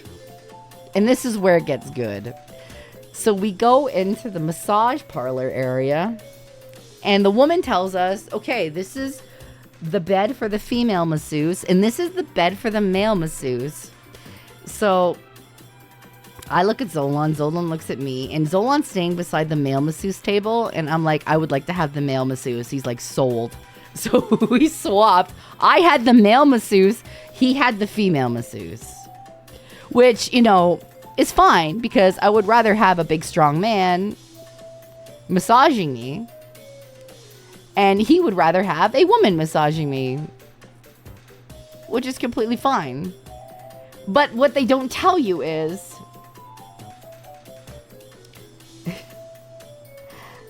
you get naked to the point where they give you a little paper thong to wear. So you take off your wet bathing suits, and they give you this little fucking paper Marshall, fucking G-string thong. And thank you for the resub. I hold mine up, and I was like, what the fuck? And Zolan holds up his, and it's just a fucking pouch. It's a fucking pouch in this fucking G-string that has to ride up his ass. This man has only ever worn boxers or boxer briefs. He's never worn anything like this in his entire life. So he looks at it, and he's like, well, I guess I gotta put it on. So he puts it on. And it's just covering his junk. Like, it's just covering anything. And he's got the G-string riding up his ass. And he's just like, what do you think? And I'm like, I'm killing myself laughing at this point.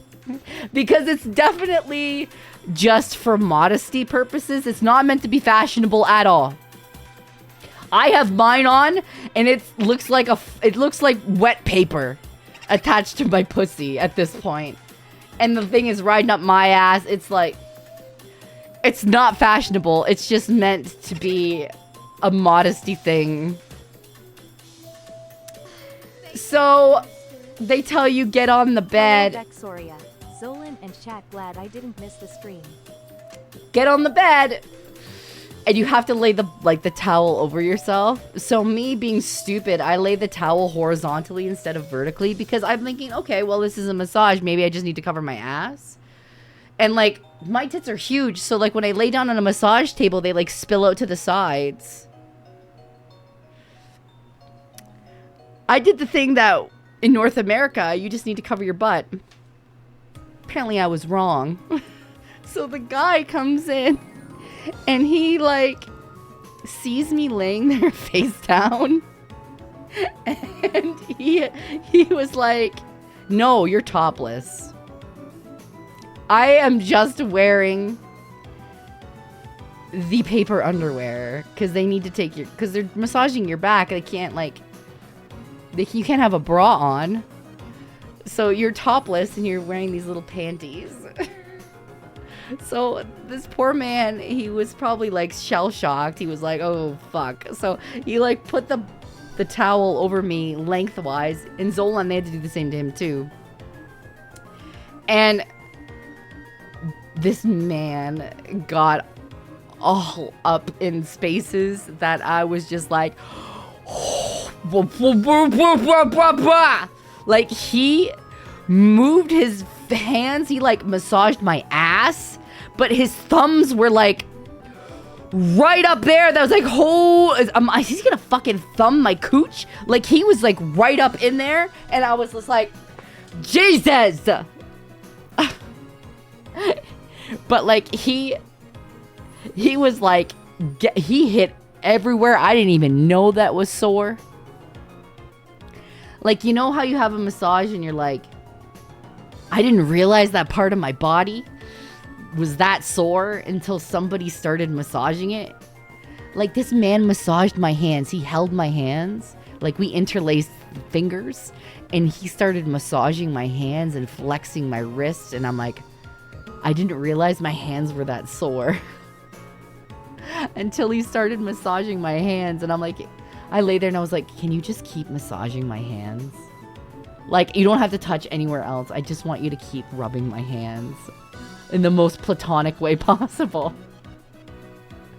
Like, he was just hitting all these deep spots that I did not know were fucking sore. And it felt so good.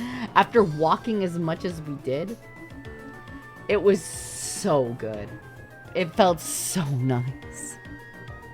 And it was for an hour. And I was like, I have never felt so good. Afterwards, he like leans over and whispers in my ear. He's like, does that feel good? And I was like, oh! I was almost dead ass asleep. And this man, this muscular man, leans over and whispers into my ear, does that feel good? And I was like, I was like, oh my God. Oh my Lord, I'm tapping out. I'm gonna fucking tap out, bro. Zolan's on the table beside me. And I was like, oh my God, man. But he's got a woman massaging him all over too. So I'm like, I hope that he's enjoying himself as well, because holy shit, bro. I was just like, he's like, does that feel good? And I was like, yeah. Yeah. That feels nice. I would love it if you kept going. Holy shit, dude. But like afterwards, he's like, okay, I'm finished. I'm gonna let you get changed. And I'm like, okay. So then Zolan's masseuse left too. And we just laid there. And we both we turned and looked at each other on the respective massage tables. And we're like, whoa. That was crazy. And Zolan was like, yeah, that was really good. And I'm like, oh man. I didn't know that I needed that in my life, but goddamn. Apparently I did. So as we get dressed again, like in our bathing suits, Tricky and Vienna are having their tea. And they're like, how was it? And we were like, me and Zolan were like zombified. We were like, huh? It's really good. You're gonna really like it. But we did not tell them about the paper underwear. So Tricky and Vienna got a surprise when they went in there and they realized that there was just paper underwear.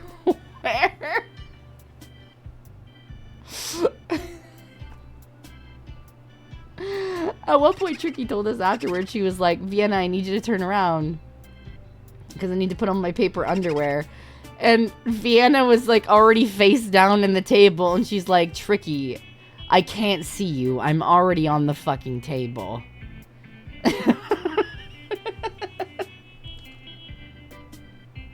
Which was like super funny.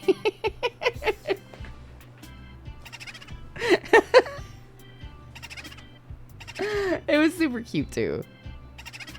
But like we walked around and we went to a convenience store too, and we bought like all these different types of Doritos. I did not know this, that made but me chuckle was the tweets about how Vienna couldn't open a plastic wrapper to save her life. Dude. Only for Tricky to save the day. I'm glad everyone had a wonderful time in Italy. it was like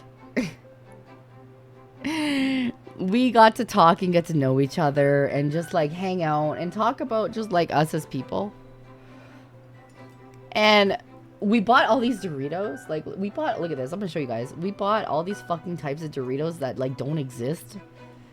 Or they're like different types of Doritos, like as in they're a different spin on the different types of chips that we have. Like, look at these Doritos. Mexican beef burrito. Like, that's not a flavor. Tex-Mex is actually just zesty fucking Doritos. Look at Max American Barbecue Ribs Lay's Chips. One was like tomato and garlic. Okay, the Mexican beef burrito chips? It was literally like eating a burrito. Like, it really was. It was like you could taste the ground beef. You could taste like the pepper. You could taste, it was like literally eating a burrito. We made a video, all of us, where we ranked them all. So our plan is like, I'm going to make a YouTube video. I'm pretty sure that Vienna and Tricky are going to make a YouTube video. I don't know whether they want to make one with me or not, but I know that they're going to make one together. But we took video of all of us eating every single flavor of these chips and kind of giving our perspective on them and whether or not they're good. But I'm telling you right now, this fucking Dorito chip, it was so good. It was so fucking good, guys. Like, we don't have these, or if we do, there's a variation on them. So they were really, really good. We ended up going to a bakery too. Like, the funny thing about this bakery was it was called like a galleria, a cafeteria. Like, it had all these really long names. And then at the very end of this restaurant, it said American Bar. It was like all these Italian words, and it was like American bar. And they're like, oh, okay, we know what that is. All right. So the crazy thing is too, like, about Italy, what I really liked is, so I tripped and fell at one point, right? So I tripped and fell because I'm a klutz. And when I tripped and fell, I have never seen so many random men rush to help me up and ask me, "Are you okay, madam? Are you okay, madam?" And like actually like give like outstretch their hand, or like try to help me like up by the elbow, like they could. And that's the crazy thing. It was like chivalry. I felt like chivalry wasn't dead there. Like back home, fuck, you fall on your face, what's the first thing people do? They whip out their goddamn phone. And they're like, oh, I'm gonna get this on camera. This fucking stupid ass bitch just fell on her face. But like everybody just kind of turned and was like, oh my god, are you okay? And then they went to like help me up, and I was like, you know what? I need to fucking fall more often in Italy. Holy shit, it was like a man magnet. I was like, shit, I need to fucking fall on my face more and have all these hot men just come and ask me if I'm okay. Jesus Christ. But like, it was one of those things, like I was getting in and out of cars, and the guys that were driving the shuttle, they were helping me out. They would take me by the hand. They would open the door and they would say, you know, are you know, here you go, madam, or like, do you need help, madam? And they would hold my hand and help me out of a car, or they would hold the door open for me, or they would pull a chair out for me to sit down. And I'm like, shit, that doesn't fucking happen here. I was like, damn, it's nice to experience chivalry by strangers, because that don't happen here at all. So that was very nice. But this bakery, guys, I'm gonna show you this bakery. Look at this bakery. I've never actually had these before. Look at this bakery, guys. Oh my gosh. Look at all of this stuff in this bakery. This was in Minori, where we had the spa. Like, this is all handmade. Like, this is crazy. Oh, it looks so good. They had everything, man. They had everything in here. Like, this crazy. So naturally, me and Zolan got 4. Thank you, Master. We got 4 of these. Give me everything. Give me all of your desserts. Right? Gimme. Like, I got that. This raspberry thing at the bottom right-hand corner was so good, man. That was the best one out of all of them for me. That little cone-looking one, it was called Mount Vesuvius. It had raspberry filling. It had mango jam. It had, like, a cookie cracker bottom. Like, all of this was so good. Like, this one was, like, almost like a strawberry cheesecake in a cup. Oh, it was so good, man. I can't tell. We made a video taste testing these. It's gonna go on YouTube. Like, we're gonna make a YouTube video of all of this stuff, because it was just so good.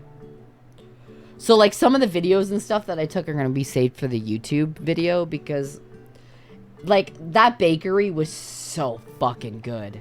Like, it was amazing. I would go back to that bakery. And then, I have to tell you about the hotel room. So, the way that this hotel was, I will show you a picture of it from the Amalfi Coast, okay? So, this is the main square, right? that we're down in the main square looking up at our hotel. This is what our hotel looked like. So you see this big yellow building right here? That was our hotel. On the big fucking mountain. That's where we were. It's crazy. It's super far away. Like, I zoomed in as far as I could zoom in to get that picture. It was way the fuck up here. That's why we had to take a shuttle back down into town. Like, it was crazy. Welcome on in, everyone. But, oh, hey, Red Eye Dragon. Welcome on in. Red Eye Dragon 444. I hope you had a good has come to the stream. Maid Cafe with 3 guests. So, for this hotel, though, some sides of this hotel had things that were, like, updated, where with key cards we could just hit on the wall and you'd push the door open normally. But on the other half of the hotel, they had actual skeleton keys that, like, you had to put in the door and turn at a certain way to get the door open. So half of the hotel had been updated and the other half of the hotel had these fucking skeleton keys. Vienna's room was a room that had a skeleton key. And she had the hardest fucking time trying to get her door open. She managed to do it, obviously, because she was in and out of her room. But she asked Tricky to try to get into her room and gave her the key at one point. She's like, I want to see you try to do this. The way that the door is, there's the skeleton key and there's a handle, but then there's like another almost like mini handle in the middle of the door that does nothing. So this handle in the middle of the fucking door does absolutely fucking nothing. Tricky decides that that's the handle that opens the door. So as she's trying to open the door, apparently, she's putting the key in and spinning this handle that does absolutely fucking nothing to open the fucking door over and over and over again. And Vienna just let her do it because it was funny. And she's like, after a while, she's like, that's not the handle that opens the door.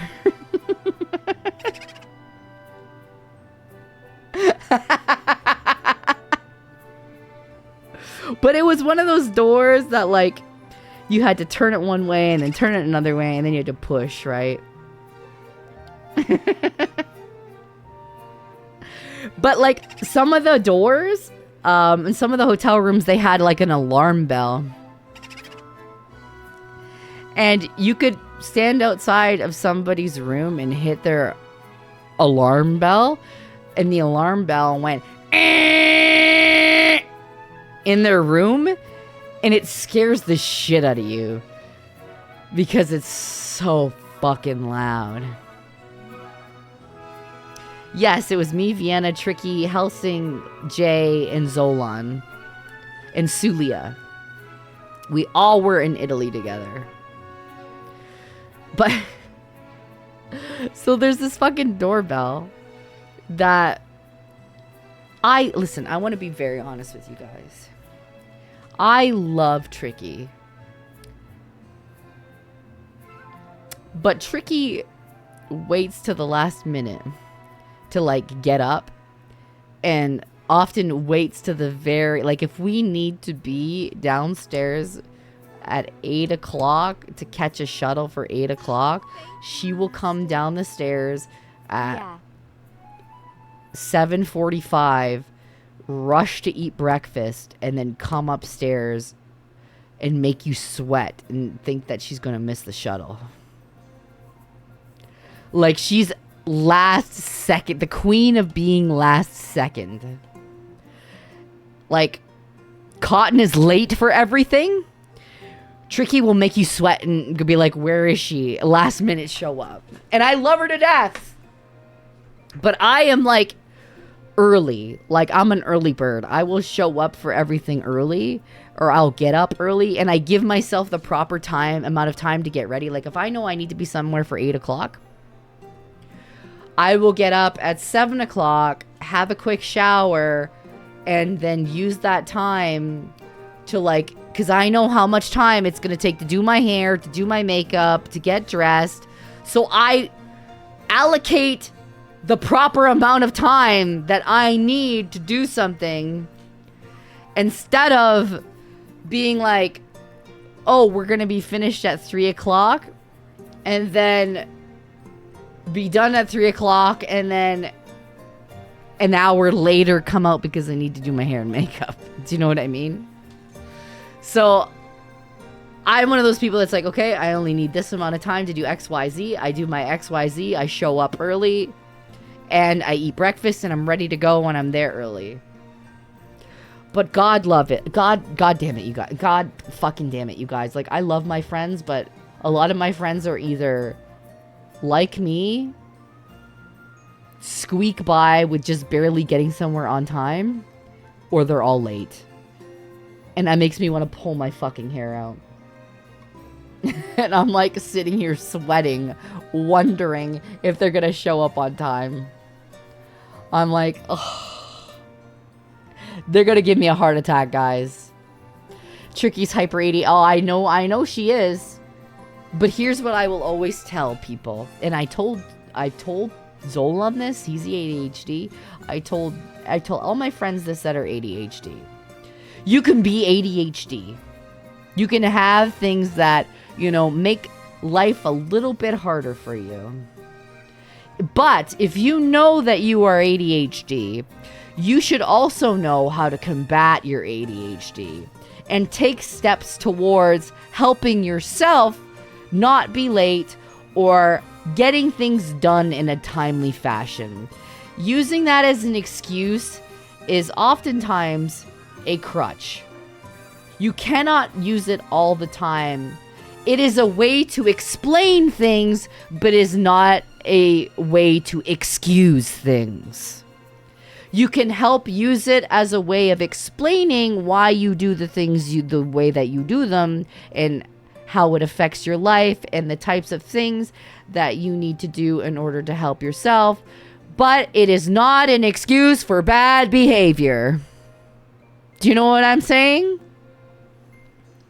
It's never an excuse for bad behavior or not getting things done. And that's kind of ticks me off because I have a psychology background, and I will always tell people, I say it helps explains what you have, and it helps make people understand you are the way you are, but it doesn't make it, you don't use it as an excuse for things. You don't. My kids are ADHD too. I tell them too. I say, I understand. I know you're neurodivergent. My daughter's on the spectrum. I tell her, yeah, it's good that you tell people these things so they can have a better my son is ADHD. My daughter's ADHD. My daughter's also on the spectrum. Little Snake is just ADHD. So I will tell them, hey, it's good that you explain that to people. And so people can be understanding and they can understand you a bit better. But that does not excuse you being late all the time. It does not excuse you from getting work done at school. It does not excuse you from those things. If you know that you have these things, you need to take steps towards bettering yourself. Whether that's you need to put more alarms on your phone, whether that's you need to set up a proper schedule for yourself. If you know that you have that, you need to take steps towards bettering yourself, and you know how to combat it. That's all I'm saying. Right? So that's why that it may sound like tough love, but that shit doesn't fly completely for me. So when people say, oh, it's my ADHD, I'm like, well, you know you have ADHD, so why didn't you set an alarm for yourself? Or why didn't you leave yourself a post-it note on your computer? Why didn't you do XYZ? And usually they don't have an excuse for it. Or I forgot, or whatever. I still love you, but you still have to take accountability. You're not a fucking baby. right? So that's my views on it. You sound like my mom. It's almost like I am a mom, Taco. It's almost like I am a mom. Yeah, you have to put the things in place to help you keep your life going. Right? But, and I love my friends, but you know, sometimes my friends frustrate the fuck out of me. And that's normal, but that's friendship, right? That's normal at the end of the day. But like overall, it was a great trip. And we had a lot of fun. And like, okay, this is one, I had breakfast one morning. Guys, I had breakfast one morning on the balcony, okay? Right? Good morning. The buffet was crazy. Look at that.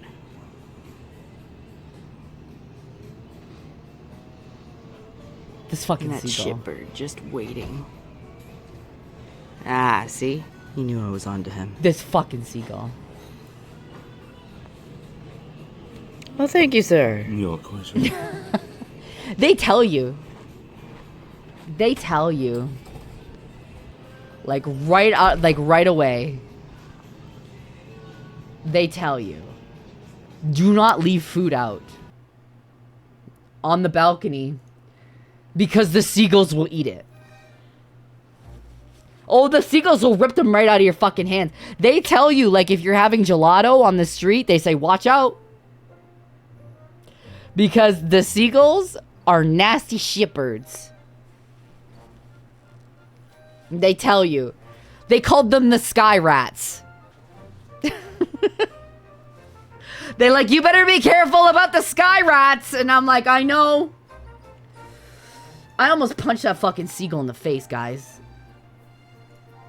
That seagull was like eyeing Zolan's food, and I'm like, I will literally Hadouken you right off this fucking ledge. Get fucking out of here. Like, I was not gonna tolerate my food. Sure you can! Hadouken! Right off the fucking ledge. I was not playing that shit. I was not. Oh, I want to show you this picture too. So when we were going to Capri. Like, look at this. Hang on, let me put this fucking. This is like a grotto. Like this. Look at this. Just look at the water. Like, look at this. Isn't that beautiful? Isn't it? I'll play it again. Like, look at that. The boat just backed up. Insane. Stunning. Right? The waters there's just so blue. So blue. But that's what I loved about Italy. Like, it was just stunning. Oh, we also found Silver Moon. If you're a WoW fan, you'll know. We also found Silver Moon while we were there. Look, Silver Moon. I found Silver Moon, guys. I had to, listen, as a WoW fan, I had to take a picture of this. This was by the beach. I was like, I found Silver Moon! It's real! Guys, it's real! It was in Italy the whole time. Thank you. Clearly BC Silver Moon. I took a picture because I had to. Where are the bells at? No, I thought you guys could appreciate that too. But, okay, let me show you this, guys. This is crazy. So, we had our trip in Amalfi, and everybody was so nice.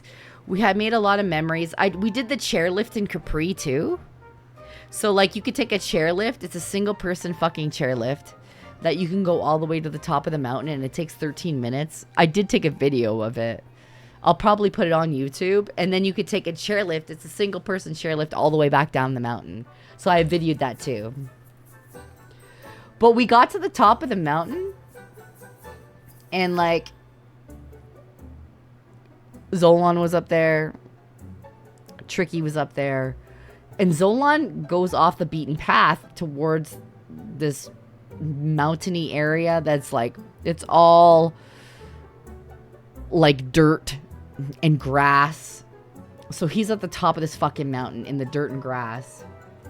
And then Tricky decides she wants to go off the beaten path into the grass. And she wants to see this stick. So she dips down into the grass. And there's this picture I took of her dipping down into the grass to look at the stick on all fours, and it looks like she's taking a shit. It looks like she's pouting, and it looks like she's taking a fucking shit in the grass in front of this stick. So fucking, I took like 2 pictures. She looks like she's taking a fucking sad shit in the grass. So I took the picture, and I'm killing myself laughing. And her brother comes up and is like, "What you laughing at?" And I said, "Take a look at this picture of your sister."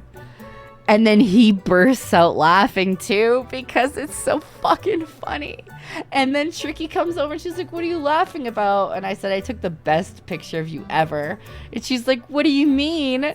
So I showed her, and then she starts laughing. She's like, "No!" I'm like, "Well, was it a good shit?" And she's like, "I wasn't shitting! I was looking at the stick!" So now I have these pictures on my fucking phone, and it looks like Tricky's taking a shit in the fucking wilds. It's so funny. I sent them in the group chat. So it's up to Tricky if she ever wants to show you guys that. But like, for privacy reasons, I'm not showing you guys that. But the pictures are so fucking funny. Oh my god, I was fucking crying. I was laughing so hard. There was also a fountain. I don't know. There was a fountain in the center of Amalfi. I don't know if I can show it, but like, it's of a mermaid and her tits are hanging out, but there's nozzles where her nipples are. And the water's flowing out of her nipples. So I took a video of this woman holding up her tits, and the nozzles are like flowing with water. Can I show that? Maybe not, because it's the focus.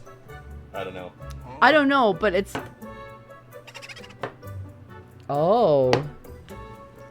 Should I give them a hint about that? If you want to. Oh, so Zolan just came into the room and he handed me a package. And in that package, there was a gift from GamerSupps that may or may not have to do with Friday. So I'm saying that Friday is my 40th birthday, and there may be a debut, and GamerSupps sent, oh well, it's more than a cup. You know, there's something else that's with something that you might, you know, like. So I'm just saying that no, listen. I'm gonna tell you guys what they told me. It's not a fucking flavor, okay? This is what they told me. They told me that if this drop goes well, that it is very likely that I will get my own flavor. So, Friday, something will be dropping with GamerSupps, and they told me that if that drop goes well, that it's a very high chance that I will get my flavor. So, we need you to fucking lock in. Alright? On Friday. Gosh, you're thirsty. I wonder if there was a 10% code you could use. Well, on Friday, I think you definitely want to use code SNEK. S-N-E-K. And I will tell you that if you enjoy alcohol, you will enjoy this drop as well. If you enjoy MILFs and you enjoy alcohol, you will enjoy this drop. That's all I'm going to tell you. That is all I'm going to tell you. So. Yes. It's a MILF date night, guys. It's a MILF date night debut, okay? You think that it wasn't gonna involve alcohol in some way? You crazy. Okay? Snoof night. Exactly. So I'm just saying Friday night, you might want to pay attention to gamer subs. Okay? Just saying. Throwing that out there for you guys. Okay? This was my 40th birthday specialized drop with gamer subs, okay? We worked so hard on this, bro. We worked so hard on it. So it's special to me. You only turn 40 once. You're only getting MILF date night once, okay? Because you know how this works. They let you order for only a specific length of time and then it's gone from forever. It's gone forever. You don't ever get it again. That's it. It goes away. Damn, I know. You don't get MILF date night debut. There. I fixed it. MILF date night debut. Only once. You can only debut once when it comes to MILF date night. Okay? So, just saying. I can't show the statue. I want to show the statue. There's a picture of it on my Twitter. If you know, you know. I can't show the running water coming out of the nipples because Twitch will ban me. They'll be like, how dare you show this art piece that has tits in it. Even though it is technically historical and it's technically art, it was sculpted by an amazing artist. They still are like, no. But, you know, influencers in tiny bikinis, that's okay. I don't understand. I don't understand, guys. Like, I don't get it. I can't show...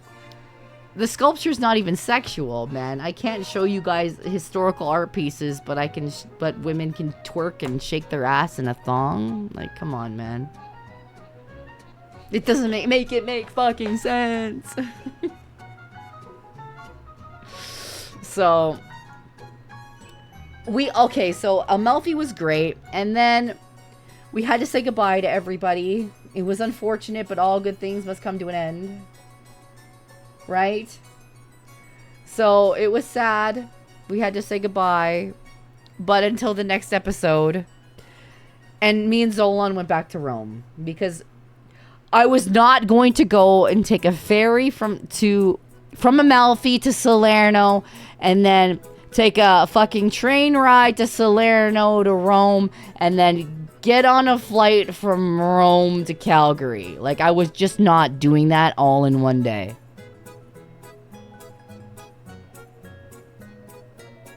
You can see Spite and Cotton on Twitch, but you can't see that. Hey, listen, take it up with Dan Clancy, my brother in Christ. Don't take it up with me. So what I did was, me and Zolan took a ferry from Amalfi. We ended up going to Positano for a day too. Oh yeah, I skipped over that. So we went to Positano for a day, but it was a day that a cruise ship was there, and it was the worst day ever. Because the New York Post wrote an article about how crazy Positano was and that you couldn't move because the streets were so flooded with people. I was there that day. It was a nightmare. It was the worst day we picked to go to Positano. It was literally the worst. It was the worst day. Yeah, it was like an article talking about how busy it was and how a cruise ship like literally took over the whole town, which was true. A cruise ship did take over the whole town and there was no room to walk, really. But the food was good and the company was great. But me and Zolan took a boat. We took a ferry to Salerno and then we took a train to Salerno to Rome and we had one night in Rome. And when we got to Rome, we did the crypts and we did the catacombs. So, the crypts and the catacombs are a crazy thing. The crypts are full of bones and they're kind of creepy. They let you take pictures and video, so here's the video. Here's part of a video. This is all bones, guys. These are all bones. That's a lot of fucking bones. It sure is. But it's artistic bones. I felt like this was like a necromancer's lair.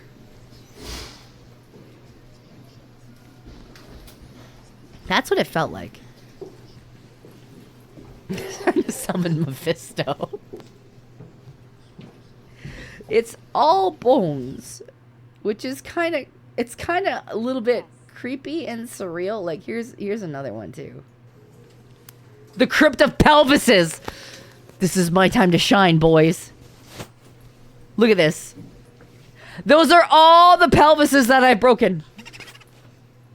Look at that. Look at this. This is where I'm going to go after mine is broken. Look at these men. They're like just withered husks. Like, here's the picture of it. Like, if, like, the video goes by pretty fast, but, like, here's the picture of, like, isn't that insane, man? Look at all these skulls. That's crazy. Like, it's very, very quiet in there. And, like, it's kind of crazy to see all of this in real time. It's very macabre. Yeah, it's pretty. Some people said it was like super creepy and they couldn't do it. Like it was very unnerving. But I was like,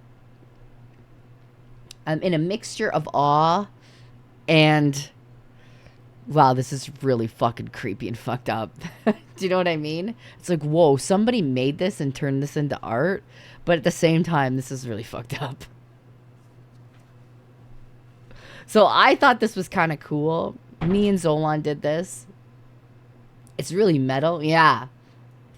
So we did that. And then we went to the catacombs. Now, the catacombs, if you know anything about the catacombs of Rome, there is about 8 miles of fucking catacombs underneath the city of Rome. That a lot of the bodies for persecuted Christians were put in there. And they do not let you take video and they do not let you take pictures in there. When we went there, they gave us a guide, and the guide was a priest. I don't know if that made me feel safer or a bit more unnerved that they gave us a full-blown Italian priest. Like, they gave us a priest, and his name was Father Norbert. And he was a little bit nervous. Like, you could tell that he was just nervous to go down there. And he had us, our group was about 13 people. He was a nervous guy. Like, he was a little bit anxious being. So he took us down there and he explained no pictures, no video, stay close. You can get lost down here. There are signs, but you need to stay with him. So we went into the catacombs, and it's very dark down there. There is lit pathways, but there are some paths down there that are not lit, and it is pitch black. At one point, he did turn off the lights to show us just how pitch black. Yeah, you can't see a hand in front of your face, and it is unnervingly quiet. So he took us down one path, and we get to see all of the artwork, and you get to see all the graves. There's obviously no bodies left there, but they're just the alcoves of where the graves were. And I think he told us there was about 40,000 graves down there. And I was like, holy shit. There's about 40,000 fucking people that were buried down here.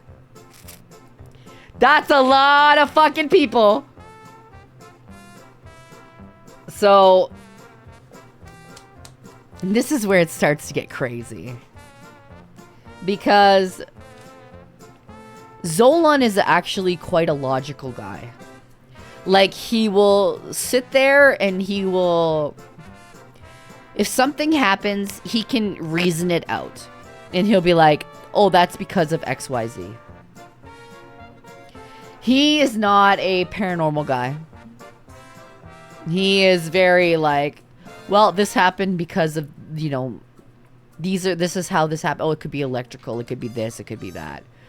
So he's very rational when it comes to stuff like this. So we get down there. And hold on a second. Zolan, are you here right now? Zolan, are you here right now? No.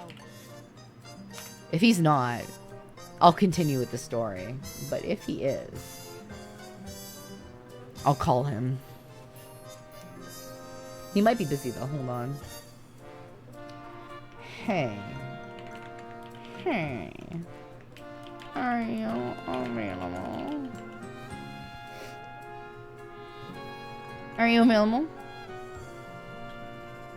Zolan, send us a sign. Okay. I'm talking about the cat. No, I'm talking about the catacombs. Okay, go on. And it got to the part where we're in the catacombs. Yeah. Uh-huh. And we were talking about how you're a very logical man. Yes. And you don't really believe in this kind of stuff down that much. Well, I mean, skeptical, but yeah. Yeah, you're a type of guy to kind of just reason things out and rationalize things. Yeah. So, would you like to regale them about what happened to you in the catacombs? Okay, all right, okay, cool. So this was an experience that I cannot explain.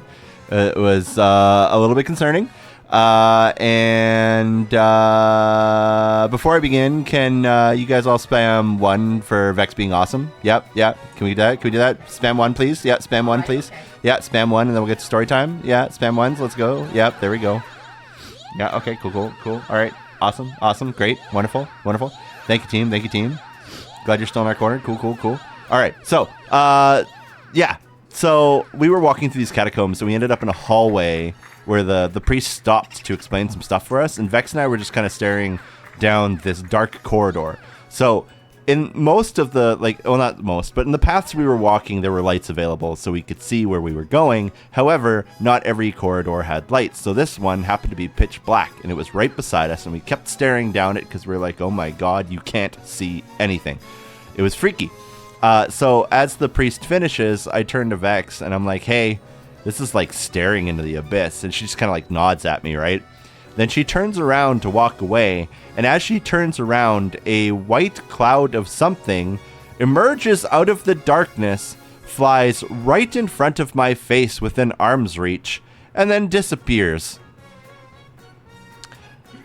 And I was like, huh? It was literally right in front of me. It was not out of the corner of my eye. It was not at the edge of my vision. It was right there, right in front of me, right in my face, within arm's length. And so I caught up to Vex, and I'm like, hey, I saw something. I saw something in here. And she's just like, yeah, okay, whatever, man. So then we end up in another room, and it's like really, really well lit. And the priest is just in there talking, and I'm staring at one of the graves near the top of the ceiling, and I could see like ghostly appendages kind of like making their way out of the grave periodically. And I'm just like, oh, cool. That's in literal broad light. That is like full light, full vision. I can see that. There's no, it's like directly in front of me. I'm looking right at it, and there's light, and okay. All right, cool. Yeah, so that was interesting.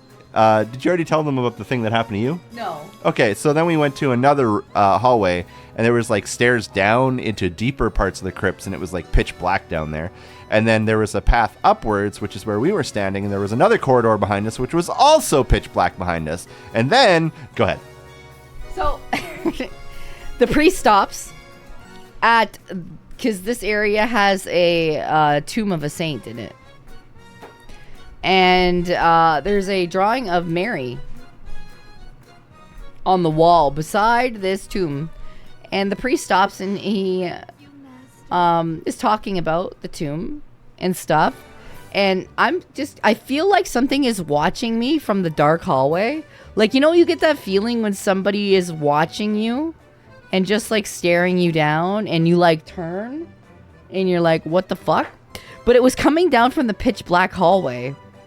So I kept turning and looking down this hallway because I'm directly beside the priest, and the dark hallway is like right behind me.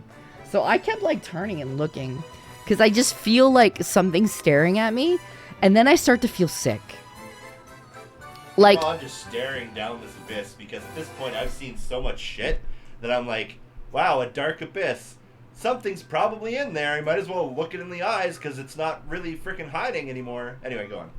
So I start to feel sick.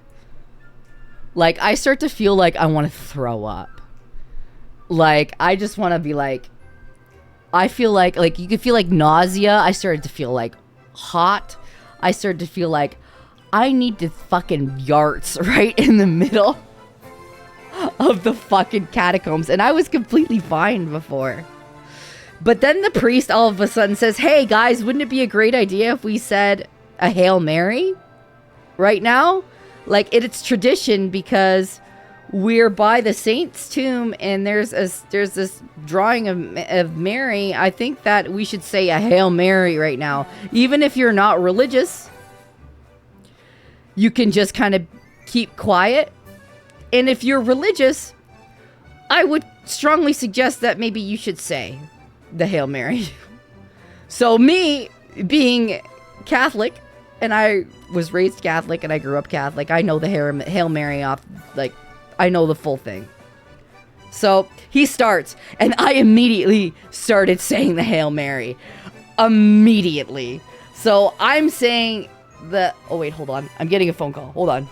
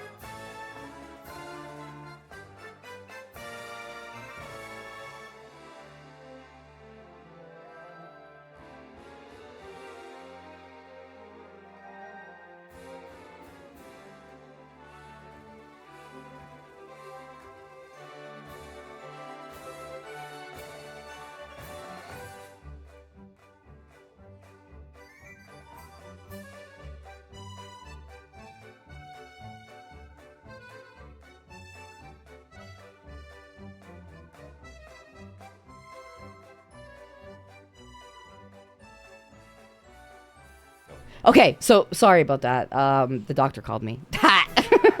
So, okay, here's the crazy part. I'm saying the Hail Mary, right? And as I'm saying the Hail Mary, I start to feel better. I start to feel like 10 times better after saying the Hail Mary. And by the time the Hail Mary is over, I'm fine. I'm completely fine. I don't feel like I'm going to throw up anymore. So, you bastards. How dare you play the scream? That's awful. That was awful. That's awful. So, at this point, we say the Hail Mary. The priest is looking a little bit nervous and he wants to get the fuck out of there. Yeah, okay. So priest picks up the pace and is like hurrying his way out of the catacombs at this point, and we're just kind of like do following along. As we're walking through the corridors, a reminder, lit corridors, I feel something grab my hand and hold on. And then until we get to the very end where the priest stops, I have this thing just holding onto my hand. And I'm like, okay, thing, you can't come with me. You need to stay here. You do not get to come out. You do not get to follow me home. You do not get to collect $200 and pass go. This is a place you must stay. Do not come out. And then we get to the end and go ahead. So we get to the end and the priest has a box of little medallions with like Mary on them. And he goes, hey, so there's a tradition here where you can take medallions if you would like. They are free from the church. You take them if you want to, but there's no obligation to take them. But he kind of was like implying that maybe that you should take them. So he was like, they're free. You can take as many of them as you want. So take as many as you want. They're free. I'm just going to put them right here. So I was like, well, I'm going to take them because why not? Right? What's the worst that could happen? I took like 2. And then I took 3. And Zolan's not even religious. Hey man, a +1's +1. But so I took 2. He takes 3. And when we get back to the hotel, after like this is all over, I have like 2 scratch marks across my throat. Yeah, you woke up the next morning with scratch marks. It was crazy. Yeah, like I have 2 massive scratch marks across my throat. And like I have gel nails. So I can't scratch myself. They're rounded nails. Like I didn't do it. It wasn't me. No, he didn't touch me. So, like, I can't scratch myself. I can't leave marks on myself with my rounded gel nails. Like, it's impossible to scratch myself. So, I looked at my neck, and I was like, they were, like, really bright red, too. And they had, like, little broken blood vessels and stuff on them. And I was like, what the fuck is that? I even showed you. Yeah, no, it was there. I saw it. I was like, what the fuck is this? And he's like, did you scratch yourself? I'm like, I can't. I physically cannot. Like, look at it. I showed him. I was like, look, I can't scratch myself. Like, I can't make those marks on myself. And nothing flew into me like a bat or anything like that. Because I would have remembered that. Yeah, you didn't have those marks when we left the catacombs. Those marks showed up the morning after. Yeah. Like, so they were not there. Yeah, so like, I don't know if something tried to follow me back or what, but like, I had holy water in the bag. So everybody's like, you should just holy water yourself. And I was like, well, all right. I mean, what's the worst that could happen? It tossed some fucking holy water from the Vatican. See, I knew that holy water from the Vatican would come in handy. Here, can I just do some dad real talk real quick? Mm-hmm. Yeah. Hey, chat. Can you press 1 if you let a ghost hold your hand and then you wake up the next morning with scratches all over you? Winky face. Anyway, enjoy. Goodbye. Yeah.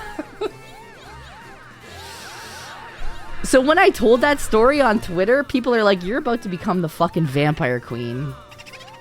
You know that, right? And I'm like, why didn't they fucking bite me, bro?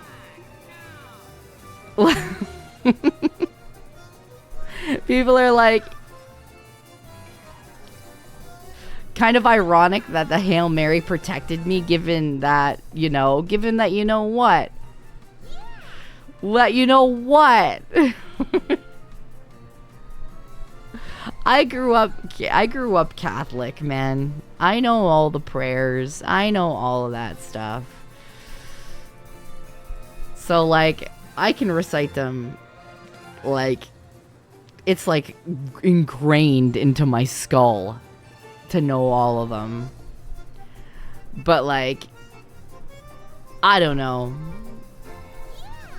People could be like, that, like, hey, you do lewd stuff, why would the Lord protect you? And I'm like, motherfucker, Jesus' best friend was Mary of Magdalene. She was a prostitute. Listen. Can I do it in Latin? No, I can't. I can't. So, I'm pretty sure that regardless of the fact of whether or not I do lewd content or not, is fine. Yeah, Jesus ate with sinners, man. Listen. One of his friends was fucking Mary Magdalene. She washed his feet. Like, it don't matter if I do prostitute shit or not. Hey, Puff Virus, thank you so much for the sub. So that's why I was like, the catacombs was crazy, bro. The catacombs was crazy. Like, there is definitely shit down in the catacombs. Like, there's definitely stuff down there I can't explain. And neither can Zolan. And we were not even down there. We weren't even down there for super long either. Like, they keep you down there for maybe like 45 minutes. So, like, you can definitely feel like stuff is watching you down there. Like, that's makes you really, like, unnerved. It's uncomfortable down there. And I couldn't tell you exactly what it is that's down there. But maybe some stuff is fine and maybe some stuff is not fine. Thank you so much for the raid, Luna. I appreciate it. So, like, I would say that if you want to see the catacombs, like, they're pretty cool to go check out. But, there's definitely some shit down there that, I can't explain. And Zolan couldn't explain, even though he's a pretty fucking logical dude. So, overall, I would say this trip was really, really cool. It was fun. And then the next day, like, after we did the catacomb shit, we came back, we ate dinner. Would I unlock the necromancy skill tree? I think I might have. I think I might have. I think I might have. That's really what's about the supernatural. You try to explain the unexplainable. Yeah, like, you could tell that the priest did not want to be down there. And that's what kind of made me a little bit weary, because the priest doesn't want to be down there, and it's making the priest uncomfortable. That's what was like, well, maybe I shouldn't be down there. He was like, yeah, let's just get out of here, everybody.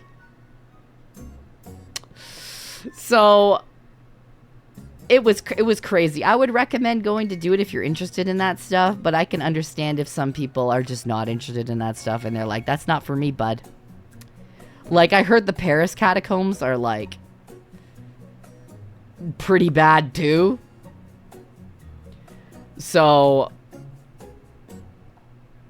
I even heard that they might even be worse. But I've never been to the Paris catacombs, so it's... Ugh. It was kind of crazy. But, like I said, you can't take pictures or video down there. Paris is super dark and cursed. Yeah. Yeah, I believe it. But overall, it was like a great experience. Like, would I go back to Italy? Absolutely. I got on my flight to Rome. I flew 10 hours again back to Calgary, and then got on another plane, and then I was back home. I got home at fucking 9:30 at night, got my kids, fucking tried to go to sleep, but I had jet lag for over 10 hours. I slept like dog shit. Then I got up the next day, had to go pick up my dog at boarding, picked up my dog, came and played Block Wars, and then came home, and my son had football, so we had to like fucking go to football for a bit, and then I came back home, and then it was a fucking whirlwind, man. It was a fucking whirlwind. And I still feel tired. I still feel fucking tired, man. It's just, I feel like I can't catch up. And then it was Mother's Day and all the cool shit we did for Mother's Day. So it just feels like I came back and I hit the ground running. It's gonna be like that for a few days. I feel like even last night when I tried to sleep, I was still waking up every couple of hours. But I woke up at 6, 7 o'clock again. 6, 7. Welcome on in, everyone. The Maid Cafe. Hey! UXRIC has UXIRC. Urix? Is that how you say your name? Thank you so much for the raid. I hope you had a great stream. I deserve some rest. I told Zolan I think I need a vacation from my vacation. So I feel like we did blueberry muffin. I feel like we did a lot. Like, we didn't get a chance to go to Florence or like Milan. We didn't see Pisa. But like, I feel like there's just so much to do in Italy. You can't do it all. So you have to pick and choose what you want to do. And then you get to go back. I did have an amazing Mother's Day. Thank you so much. It was super fun. I mean, just like we said, everybody, like we were talking to Tricky, Vienna, Sulia, Jay and Helsing, and Zolan. We're like, well, I guess we gotta go back to Italy. Guess we gotta go back. That's what's most important, is just spending time with them. And we were just like, obviously we filmed stuff for like YouTube videos and content and stuff like that, but the content was not the forefront of the trip. A lot of people just assume that Tricky and Vienna went to Italy. It's like, no, it was actually for my birthday. Sad face. Nobody knows that. But it was for my birthday. I invited them. And they showed up. And they were amazing. I invited a lot of people, and a lot of people couldn't come because of XYZ reason. Or they didn't have the funds to come, or they were too busy, or what have you. But the people that did show up, that meant the world to me. Because it's not like, I can't tell you the last time I had a birthday party, or like friends took me out to drinks for my birthday or whatever. I can't tell you the last time that people have done that for me, because it hasn't happened in over 15 years minimum. So that was really nice to just spend my birthday with adults, for one. You know, like, spend my birthday with adults and sit around and yap and have a good meal and a good drink.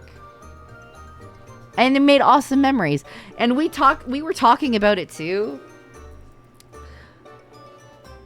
We as content creators typically only see each other at conventions. And we're working. So when we get to do stuff, we get to have dinners, and they're very quickly. Or we see each other at meet and greets, or we pass each other at conventions and we get to say a quick hello, and that's really it, because our schedules don't align.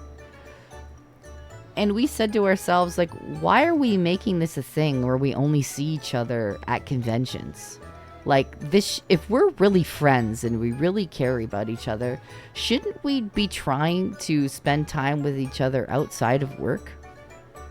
Like, shouldn't we be trying to make plans to go on trips together that are not job related? So we all said, yeah, that makes a lot more sense, doesn't it? Because half the time conventions are not paying us to go to conventions. We're paying that out of our own pocket anyways.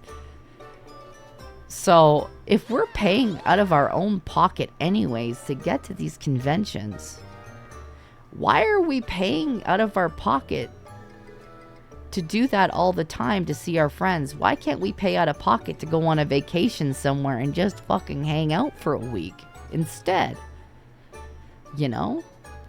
And we were all like, yeah, why not? That makes more sense than going from convention to convention to convention to convention. When we can just be like, hey guys, this week, in this month, we're thinking about going to the Caribbean. Do you want to come? And they could be like, yeah, fuck yeah, let's all go to the fucking Caribbean for a week and hang out and just relax. So like, I think content creators need to do more of that. And that's not to say that we're not going to go to conventions and hang out, because we still will. But making that little extra time to maybe just like go and be fucking people instead of, you know, collab partners is a lot nicer sometimes, because I get to have a real conversation about life.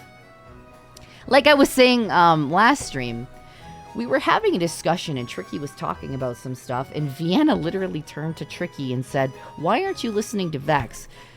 She has so much life experience. She's been through so many things in her life. She has her honors degree in psychology. She's presented international research. Why are you not listening right now to this woman? You are, like, she is so wise. Why are you not? Like, we need to listen to her more. And I was sitting there and I was just like, thank you. Thank you so much for recognizing that and acknowledging that, Vienna. Like, why are we not putting more respect on her name? And I'm like, thank you, Vienna. Thank you for acknowledging that and taking that in. And I didn't say it. Somebody else did. Do you know what I mean? And it comes more... when you say it yourself, it comes off as arrogant almost.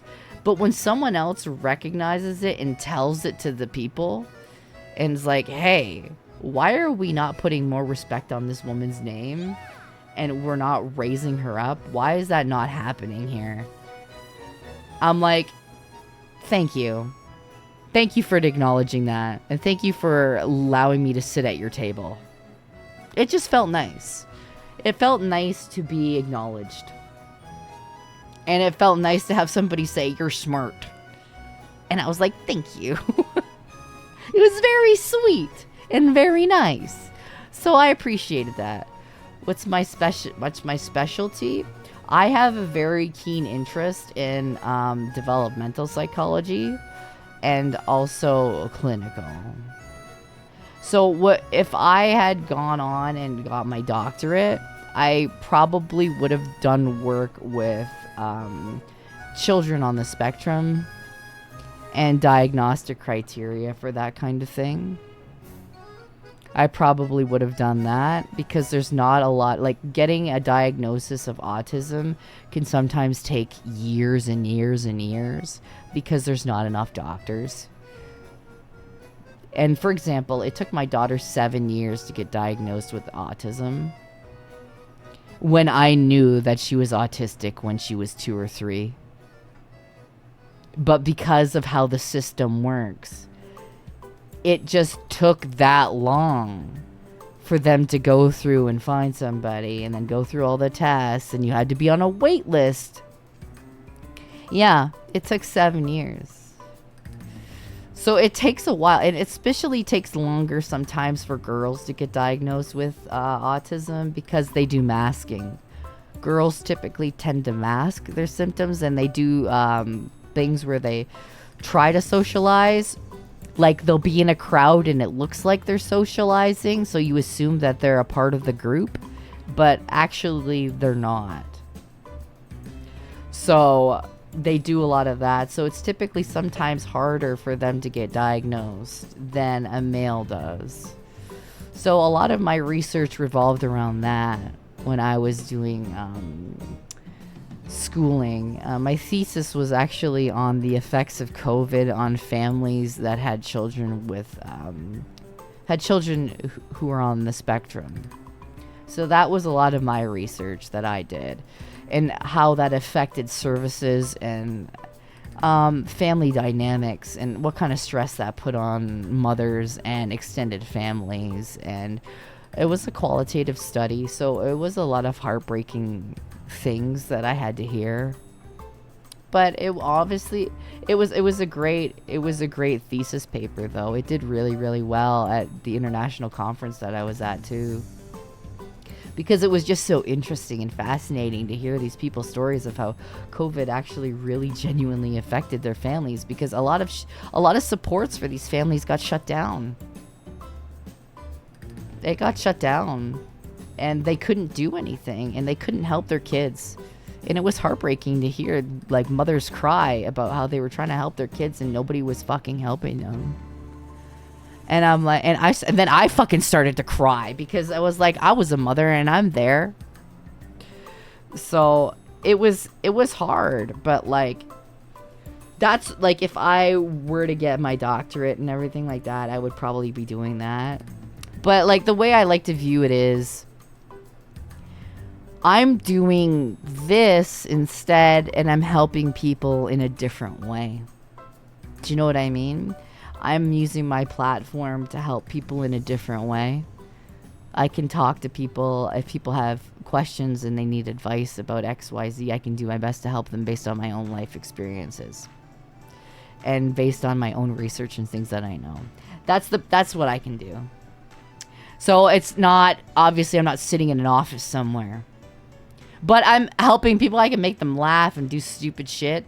Or if people have advice or they have questions, I can genuinely give them a response in the best way that I know. And I can use my platform for good. I can do charity streams, and I can raise money for people that maybe are less fortunate or that are going through different things. And raise money for, like, example, breast cancer and things like that. I definitely think that as a content creator, you've been given a platform, and if you've been given a platform, that's a goddamn privilege. If people like you, if you have 2,000 CCV, you should be using it for good, because there's so much shit in the world, and there's so much drama, and there's so much awfulness from content creators at the top, that you've been given this God-given privilege to be where you are. You should use it for good. Why aren't you using it for good? And why are you being a fucking grifter? Or why are you using it to not help other people? Why aren't you? That's what kind of makes me a little bit angry sometimes. But it is what it is. You can't control other people. That's the one thing I tell my kids too. I say you can't control other people. Well, the only thing you can control is yourself. And how you react and how you carry yourself at the end of the day. And some things can piss you off, and you're entitled to be angry, but it's what you do with that anger and how you channel it, and maybe you channel it into something good. But that's my take on it anyways. It's so real. That's the only way I know how to be, fellas. I will always be honest, and maybe that won't get me the most views, and maybe I'm not going to be your zany gremlin that's off the wall screaming and yelling and doing the most crazy shit, but I will always be honest with you, and I will never lie about shit. I found out from my big sister that I have autism. Mm-hmm. My mom knew it for years, and she told me once, but I don't remember. But know it now. It still doesn't really affect me. I'm still me, that's what counts. You're still you at the end of the day. Like I was talking about earlier, like, having neurodivergencies are a way of explaining who you are to people and having them understand you a little bit better, but it should never be an excuse for bad behavior. Do you know what I'm saying? It's a way of telling people who you are and why you act the way you are, or why you do the things you do, but it should never be a crutch or an excuse for doing something bad or not showing up. Do you know what I mean? You'd rather have honesty than entertainment. Listen, I'll still be entertaining. But, you know, I know who I am and what I'm about at the end of the day. And I'll do my best to make you laugh and have fun. Because we do that shit here all the time. Right? But we'll always have real conversations too. I'll always sit you down at the kitchen table and be like, Jesus, what do you think you're doing, bud? You know? I'll be like, why would you do that? Tell me what the thought process is. You know? I happens to be the most... I'm not gonna beat around the bush. Because nobody wants to be... Nobody wants to be, you know, like... Nobody wants the kid gloves. Nobody wants the kid gloves. Nobody wants to be patronized or be like, oh, honey, that's so terrible. Oh, I'm so sorry to hear that. Or, oh my goodness. Oh, I can't, oh, geez, gosh golly, gee willikers, that's terrible. I will tell you what I think if you ask. You know what I mean? I will give you an honest opinion, and maybe that's not, maybe that, like, I will always be that friend that, hey, you come to me for something, I'm just gonna tell you. You might not like the answer that I give you, but I will be honest with my opinion on it. But I think that's what real friendship is. Like, I am not going to tell you everything's all hunky-dory when it's not. You come to me and you ask me a question, I will tell you my opinion. And you can't get mad at me because you came to me and asked. I'm not just going to give you my opinion out of the blue. If you want to know what I think about XYZ, and you come to my door and you ask, I'll tell you. It may not be the answer you want, but I'll be honest. When your parasocial VTuber mom is more authentic than your actual mom. It's crazy. I will go to bat for you. I will go to bat for my friends. And a lot of people you'll find in VTubing, they won't go to bat for people publicly because, my business. My business. I'll ruin my business. What will the fans think? So, you'll find that a lot of people are very supportive quietly behind the scenes, but publicly they may not be. My business. I can't possibly, because my business is on the line. But if I know my friends in deep shit, or if they've done something, or if something awful has happened that I don't stand for, I will go to bat. I will go to bat and I'll be like, nah, that's fucked. Because I'm almost 40 and I don't care. Do you know what I mean? It's like, I'm very lucky to be where I am in VTubing. I'm very lucky and privileged to be where I am. Am I at the top of VTubing? Do I crest 1,000, 2,000 viewership? No, I don't. But at the same time, I am who I am, and I'm not trying to be anything that I'm not. Right? I'm never going to lie to you about my relationship status. I'm always going to be honest about it.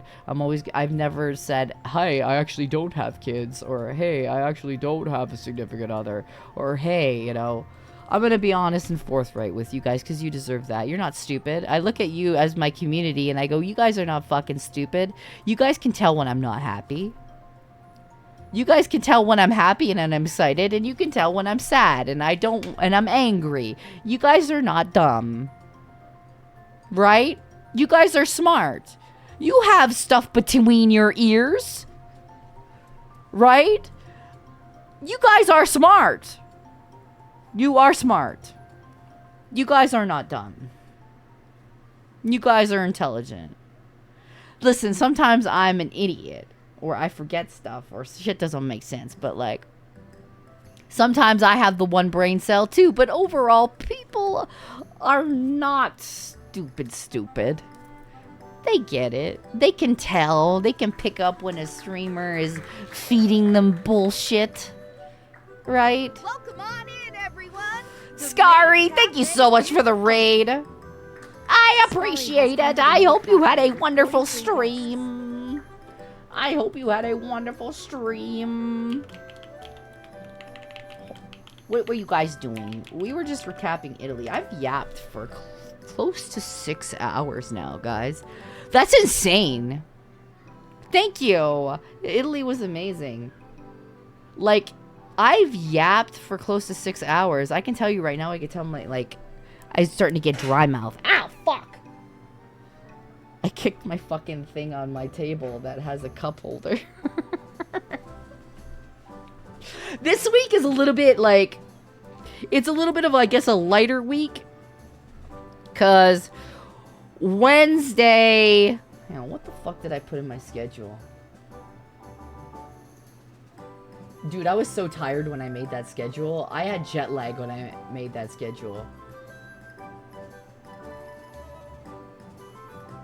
I'm gaming on Wednesday night. I think I might play Resident Evil Village. I think I might. What do we think? Do you think I should start Resident Evil Village? Listen, big sexy woman. That's what I'm thinking. Because I haven't played it yet. So I don't know shit. Yes? Yes? Screaming? Yes? I think I might do that Wednesday night. I might start that. Because I think I've got the Resident Evil itch now, guys.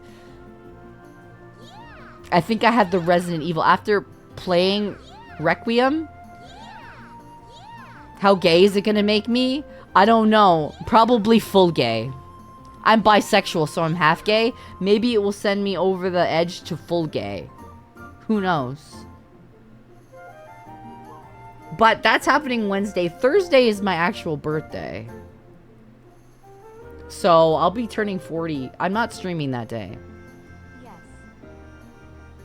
So I'll be 40. My birthday's on Thursday. And then Friday is MILF Night debut.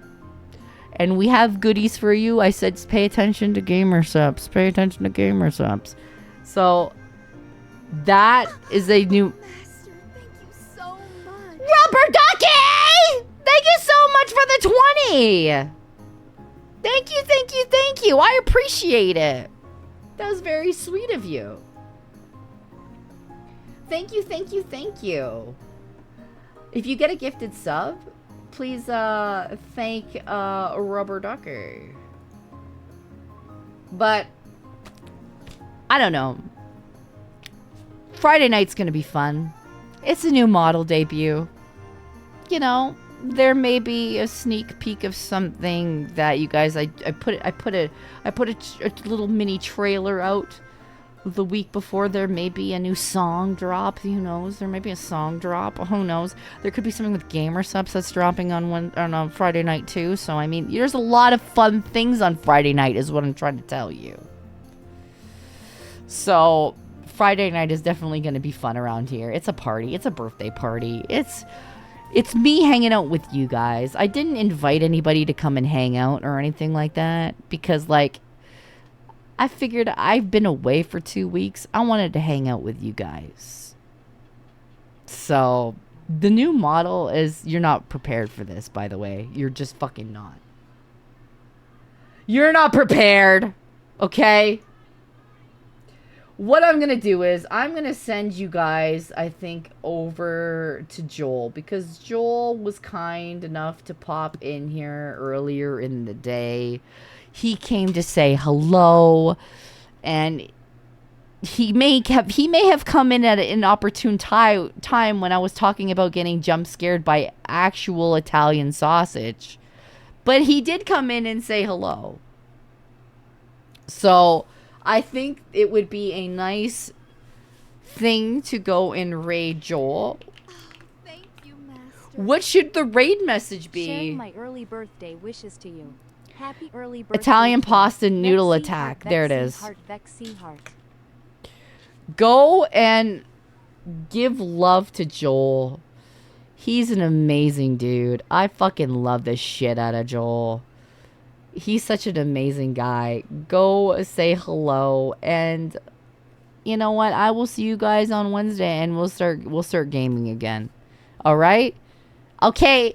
Have a great rest of your day, everybody. I love you. Bye-bye.